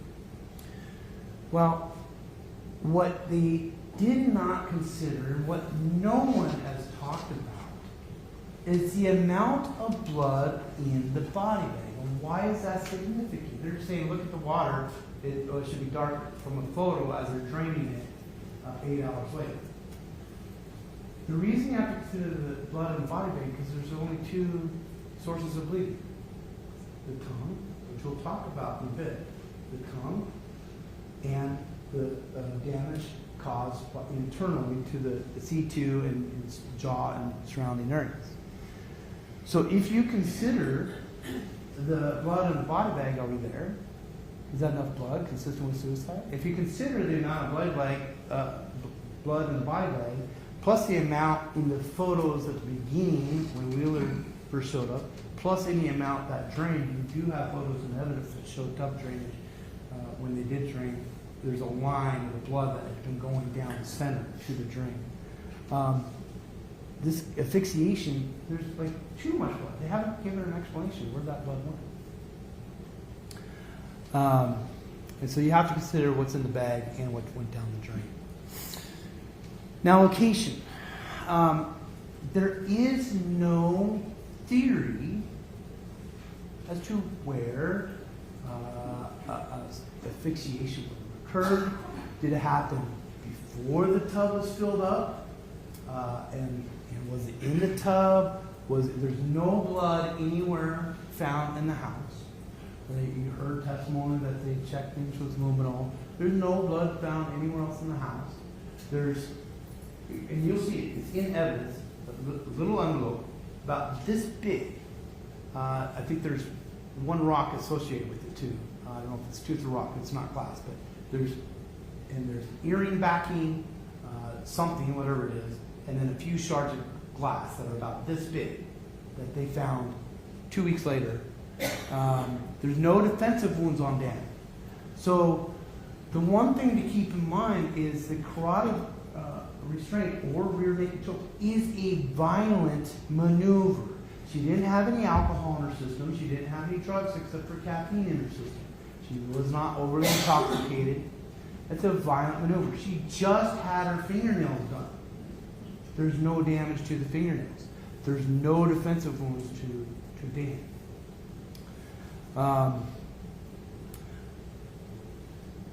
So if you look back at the interview, Detective Euler's body camera, he's the one that we had large chunks where we were watching at home after the detectives arrived, and they're talking to Dan.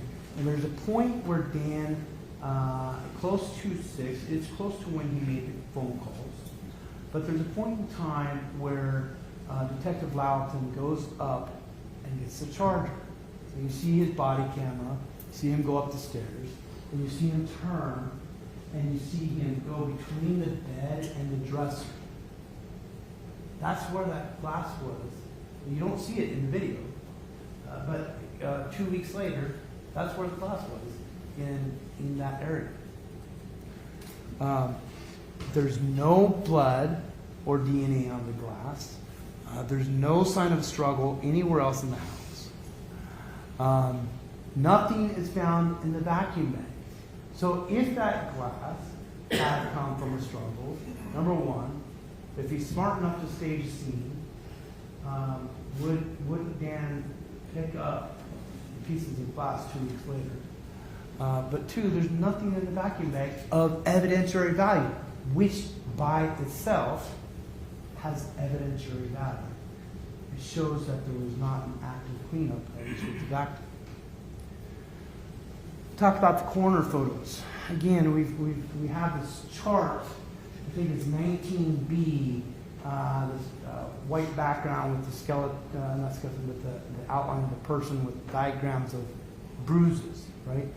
A lot of those were taken on the 5th in the morgue after autopsy, after embalming. A couple days later, what that does not mean, or they have not proven, what's lividity versus what's bruising and what's trauma from the process of the autopsy. So, the coroner photos were taken on the 5th, after the traumatic experience. You see the swollen face. That's not from injury, from abuse. That's from the autopsy, basically almost removing the face. And you have, I showed you one earlier today, you have those photos. But the face obviously is swollen by putting everything back together. They talked about they remove the internal organs. They do a Y incision, remove the internal organs, look at them, test them, put them back. Right? It's traumatic. So looking at the photos from the 5th is a little bit, it could be disingenuous. Both Dr. Howard, and we talked about this, both Dr. Howard and Dr. Smock talked about what lividity is. And Dr. Howard examined the body, no sign of injury to the neck. What I keep in mind also is in the photos, particularly Wheeler's photos, but you see her resting place in the tub. Her head is slumped down, on her chest. And again, where does blood flow? It doesn't flow. Where does it go? It settles. So what is lividity versus what is bruising? I think the photos there, you can draw your conclusions based upon the evidence. Let's look at the scene. The scene is consistent with suicide. The gun position is consistent with suicide. Now, there's testimony that Dan was a patrol officer. There's no evidence that he worked as a detective. No evidence that he had any sort of homicide training.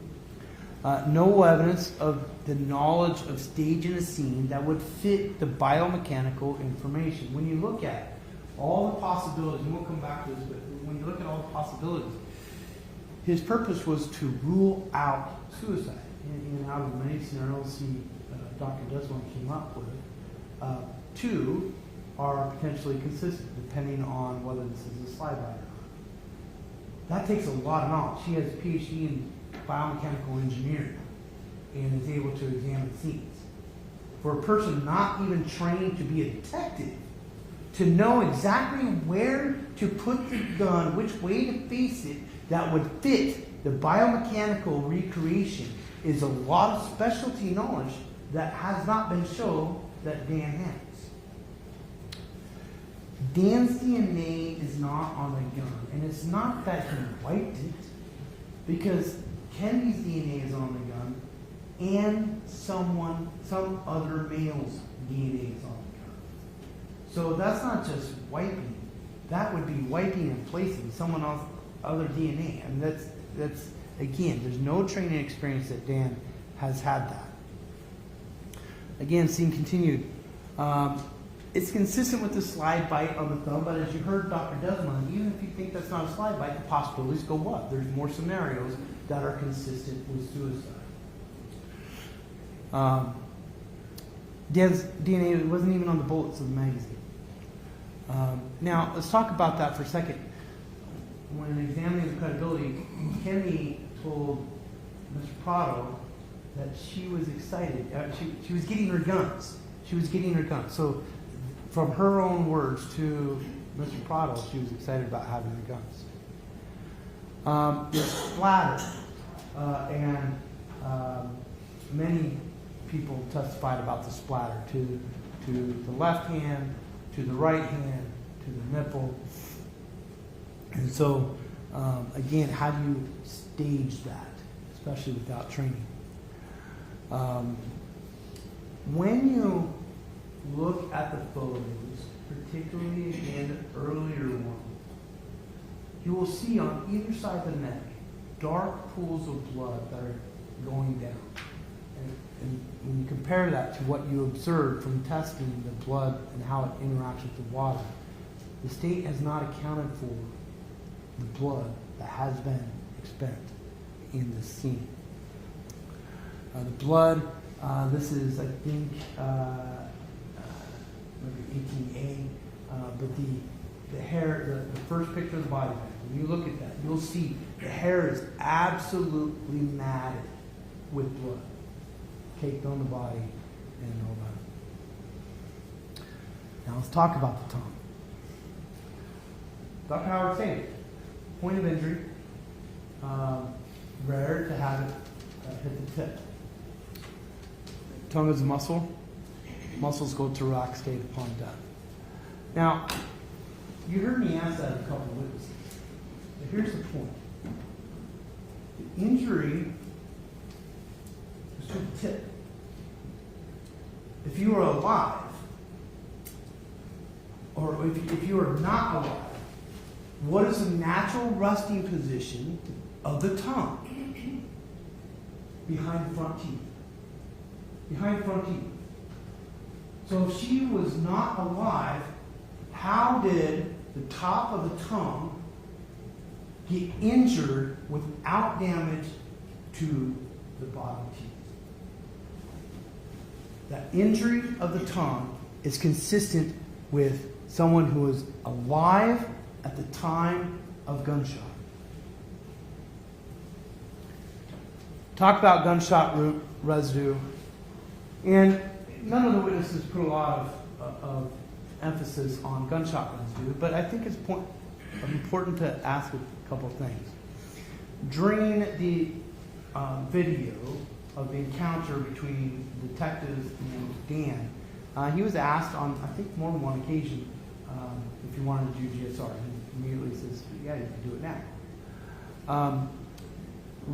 Detective Northrup, I went through all the details. He's talking about how, what the weather is, what kind of house it is, the amount of detail that he put in his report. So much detail. Yet, in his report, and he admitted on stand, he did not put that Dan did this. That's never in any of the reports. They didn't take his clothing. If they thought that he did that, why wouldn't they take his clothing? But is it something that was added later to over 2 years later, now when it goes to grand jury? They didn't send Dan's kit to the lab. You have a picture of the kit that Chet talked about today. The kit that went to the lab was from the autopsy, and you have that in front of you. Let's talk about the arm. Burn, not a burn. So let's look at it. If it's a burn, again, it's not a cause of death. It's not related to the gunshot, and it's not a defensive wound. Defensive wound, you put your hands up, right, onto the back of your arms. Where's the injury? It's on the inside portion of your arm. That's not a defensive.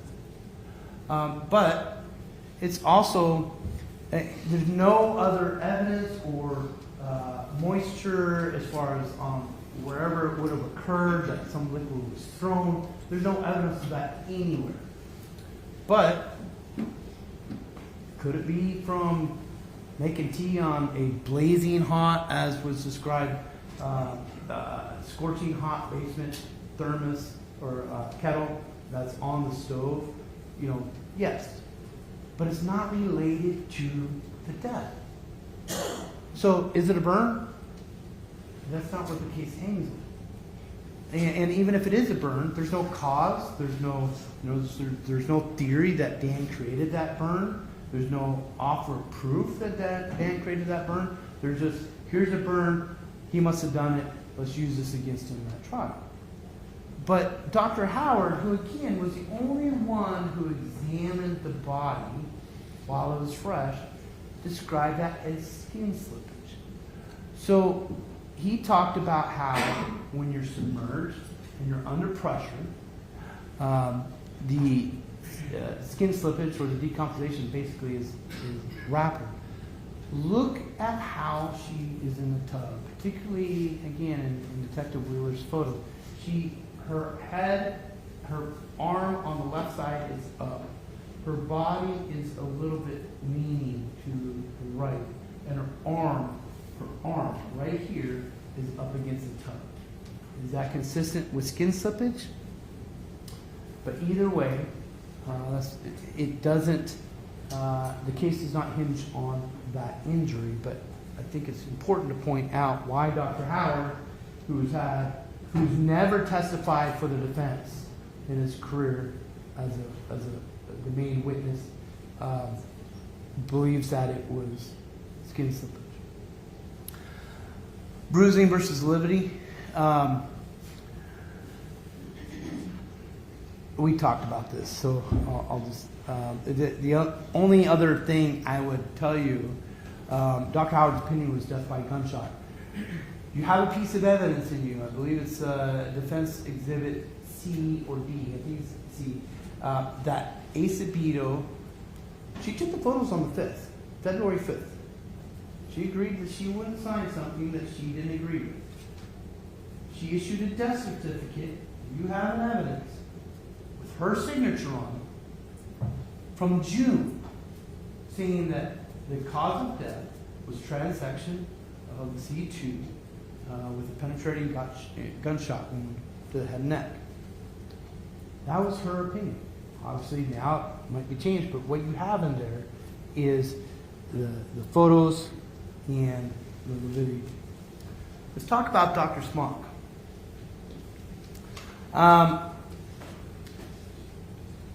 First, he was asked in 2001, and he said he needed more information. Right? He saw the bruises or the marks, the lividity, whatever we want, contusion, whatever, blunt force trauma, whatever word we want to use, whether it's blunt force trauma like this or whatever. He saw the photos from the coroner. He saw everything back in 2021. When he issued his opinion, you heard the first time he testified, it was after Dr. Dozen issued his opinion in October of last year. Everyone else is wrong. Dr. Nara is wrong that the blood can be contained in the mouth. Dr. Nara is wrong that the lips and the broken jaw are consistent with a gunshot trauma, interoral gunshot wound.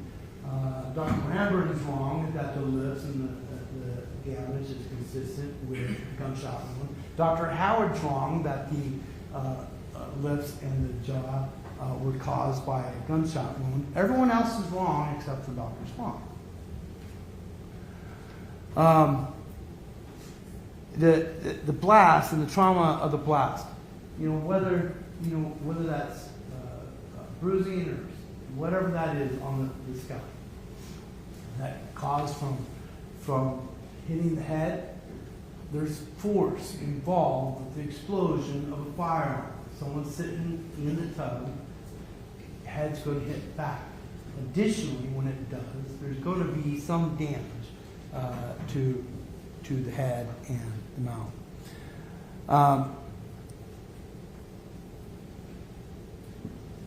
Dr. Smock said that he was 100% convinced. I'm not much into science. I love science. I'm just not very good at it. But 100% doesn't seem very scientific. That seems opinionated. Compare that to Dr. Desmond. He set out to rule out suicide. Rule out suicide. This position, not suicide. This position, not suicide. He said, and what is his opinion? His opinion isn't sitting here before you, bolstering himself, saying, yeah, I have an opinion that she committed suicide. His opinion was, the evidence is consistent with suicide. It's up for you guys to decide. Dr. Smock, 100%. 100%, this is my opinion. Everyone else is wrong. You got to go with that. We already talked about how that one exhibit includes the post-autopsy photos. And Dr. Smock did not do any testing or modeling or putting together a theory of what actually could have or would have happened. We heard Dr. Desmond say testing is worth 1,000 experts, and we kind of see that in this case. And we'll come back to that.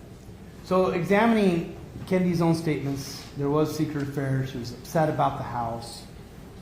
She was actually excited about her gun, back and forth on what she wanted to do. Didn't have a job lined up. Here's the thing, grass is always greener.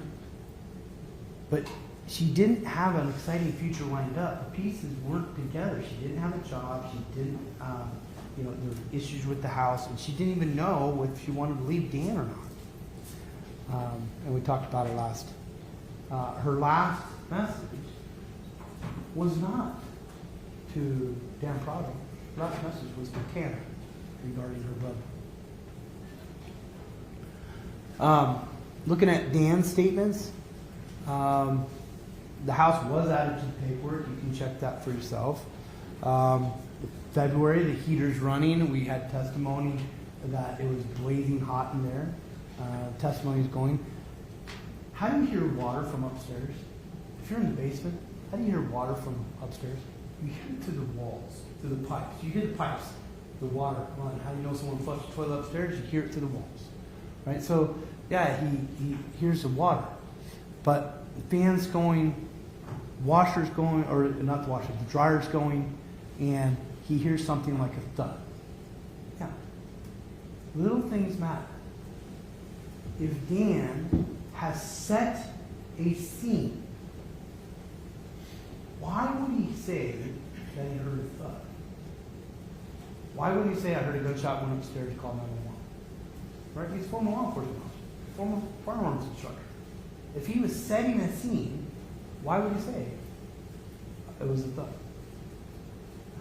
He was cooperative with law enforcement for hours. And we heard, I think during opening, we heard that you would hear testimony that was asking people for coffee or whatever. You watched,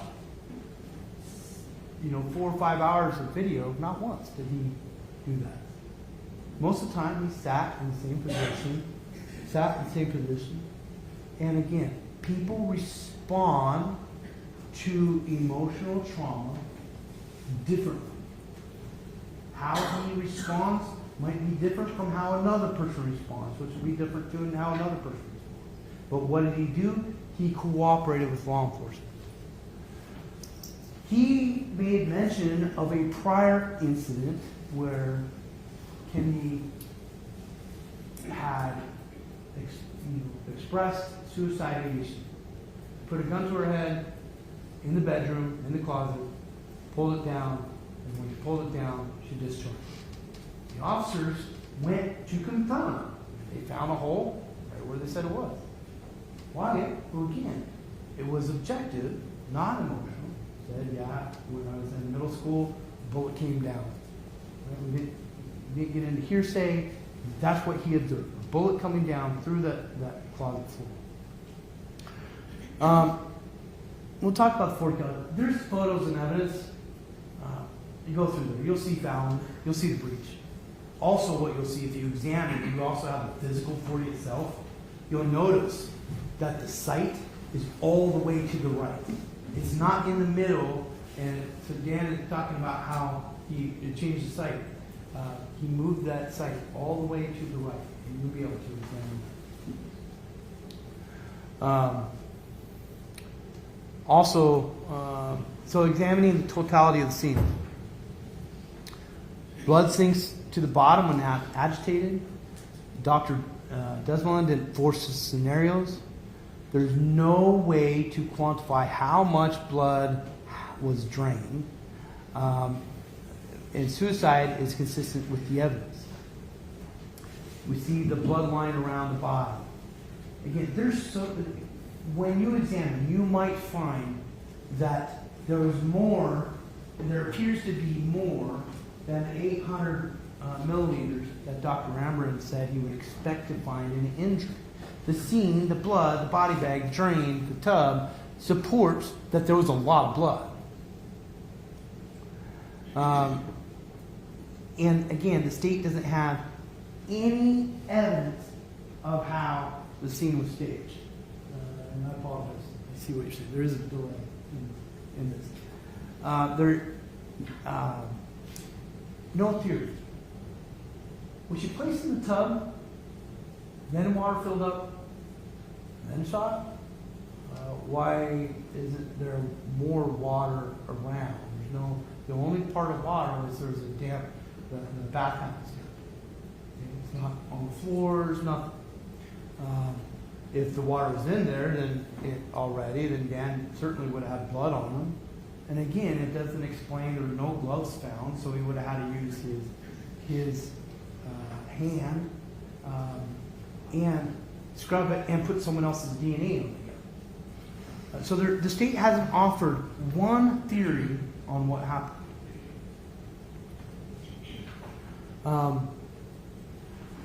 Where the asphyxiation took place, when she was shot, why there was no blood anywhere else in the house, and no evidence on Dan, no scratch marks, no. A person who's not intoxicated, not drugged, is not going to let someone just sit. Is not going to sit there and not attack, especially with fresh evidence. So we looked at. I just have a couple more slides left. We looked at the Dr. Desmond's chart, and the point of this chart is they considered more than 10, but they ruled something out quickly.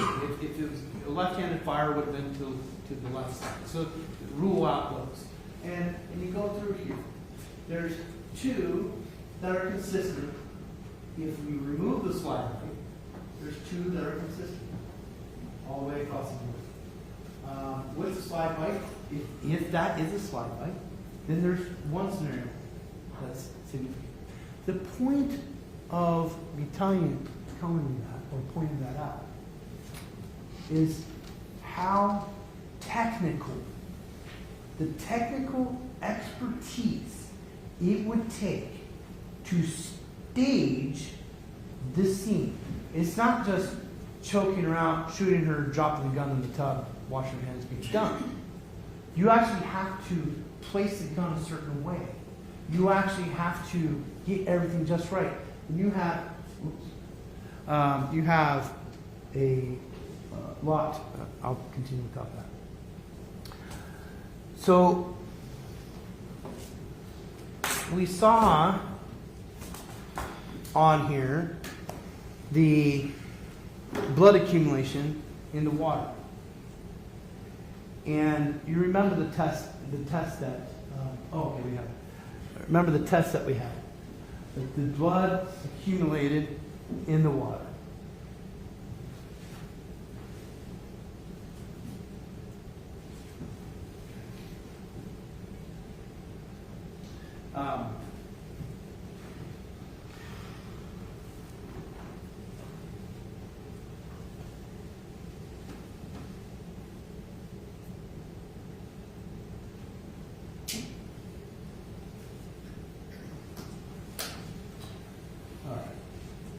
The blood testing in the water. When we saw that, how the water or the blood sank to the bottom. Sank to the bottom. It didn't just make it. It's not a toilet where you have a bunch of movement and agitated water as you're turning it. The water shows that it was draining. The blood pulled to the bottom and went from there. So when we get to this, I'm just going to fast forward this portion.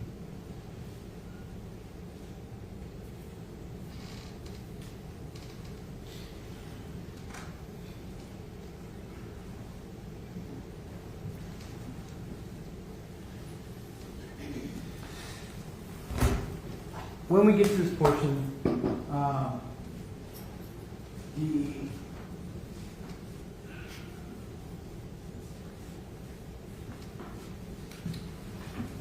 You all remember the testing.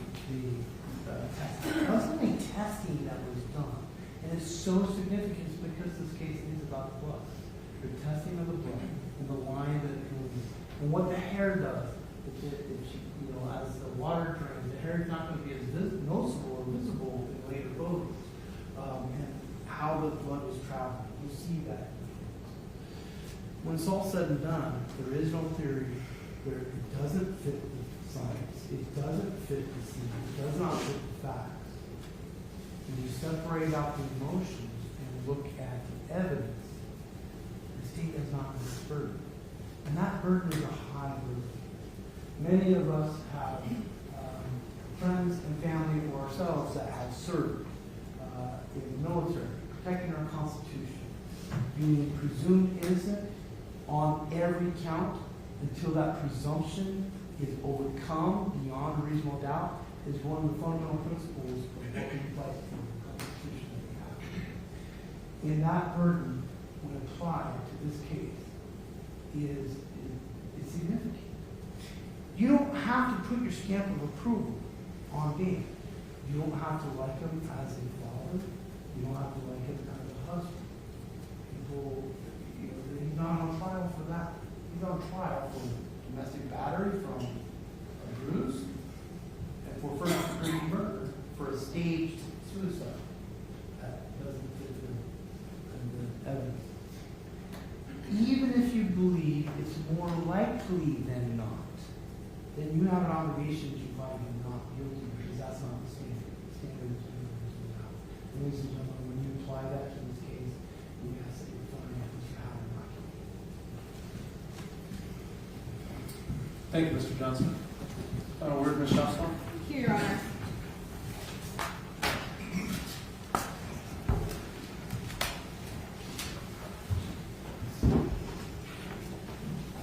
Well, ladies and gentlemen, at the start of the instructions, the judge told you that the arguments of attorneys are not evidence. Just as Mr. Johnson can argue that this is a defensive posture, the state can argue that this is a defensive posture. Someone's throwing hot water in your direction. Ladies and gentlemen, Mr. Johnson told you a lot of facts, and you get to go back and get to review the facts. You have your own notes and your own memories, and you get to decide what the facts are. What you remember, what you heard, and you get to apply those to the law. Mr. Johnson, he was right about one thing. He was right that the state cannot give you a blow-by-blow of what happened that night. There are two people that know what happened that night. Kendy Howard and Dan Howard. Did she get that burn first? Or did she step on the glass first?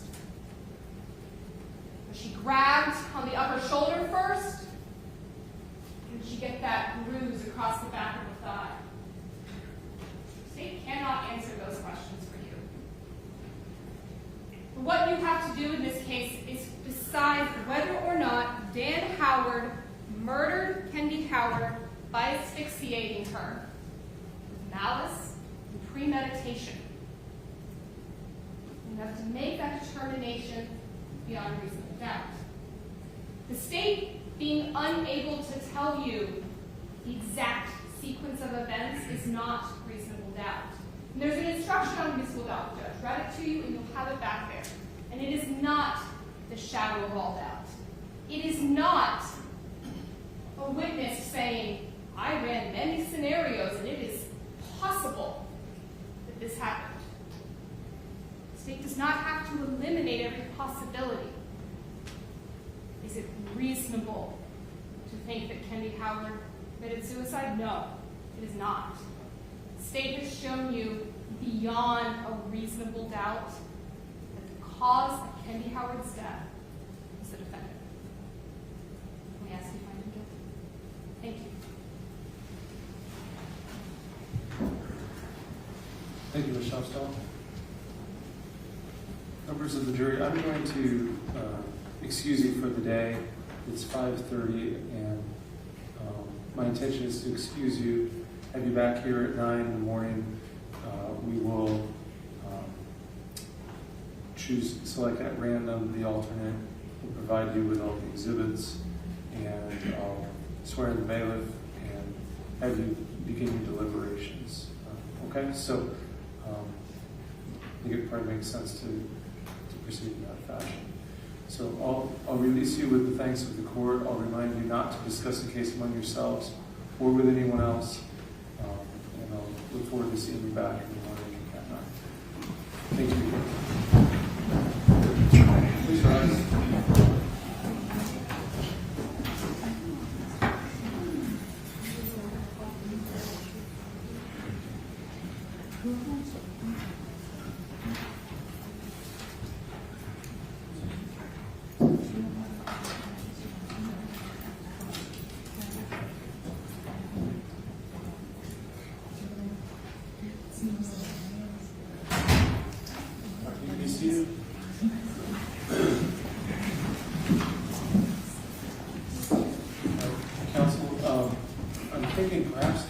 Back at 8:30 tomorrow. We'll just do a quick confirmation with the clerk regarding the exhibits.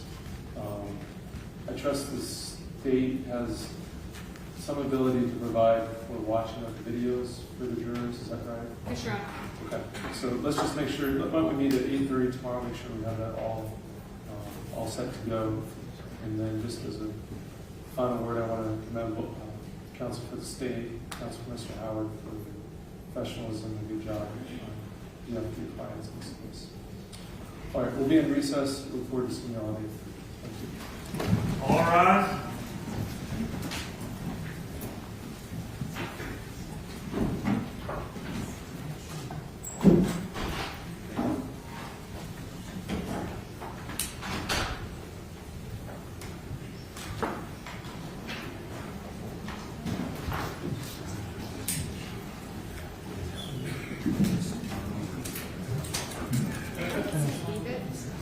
Easier for me to come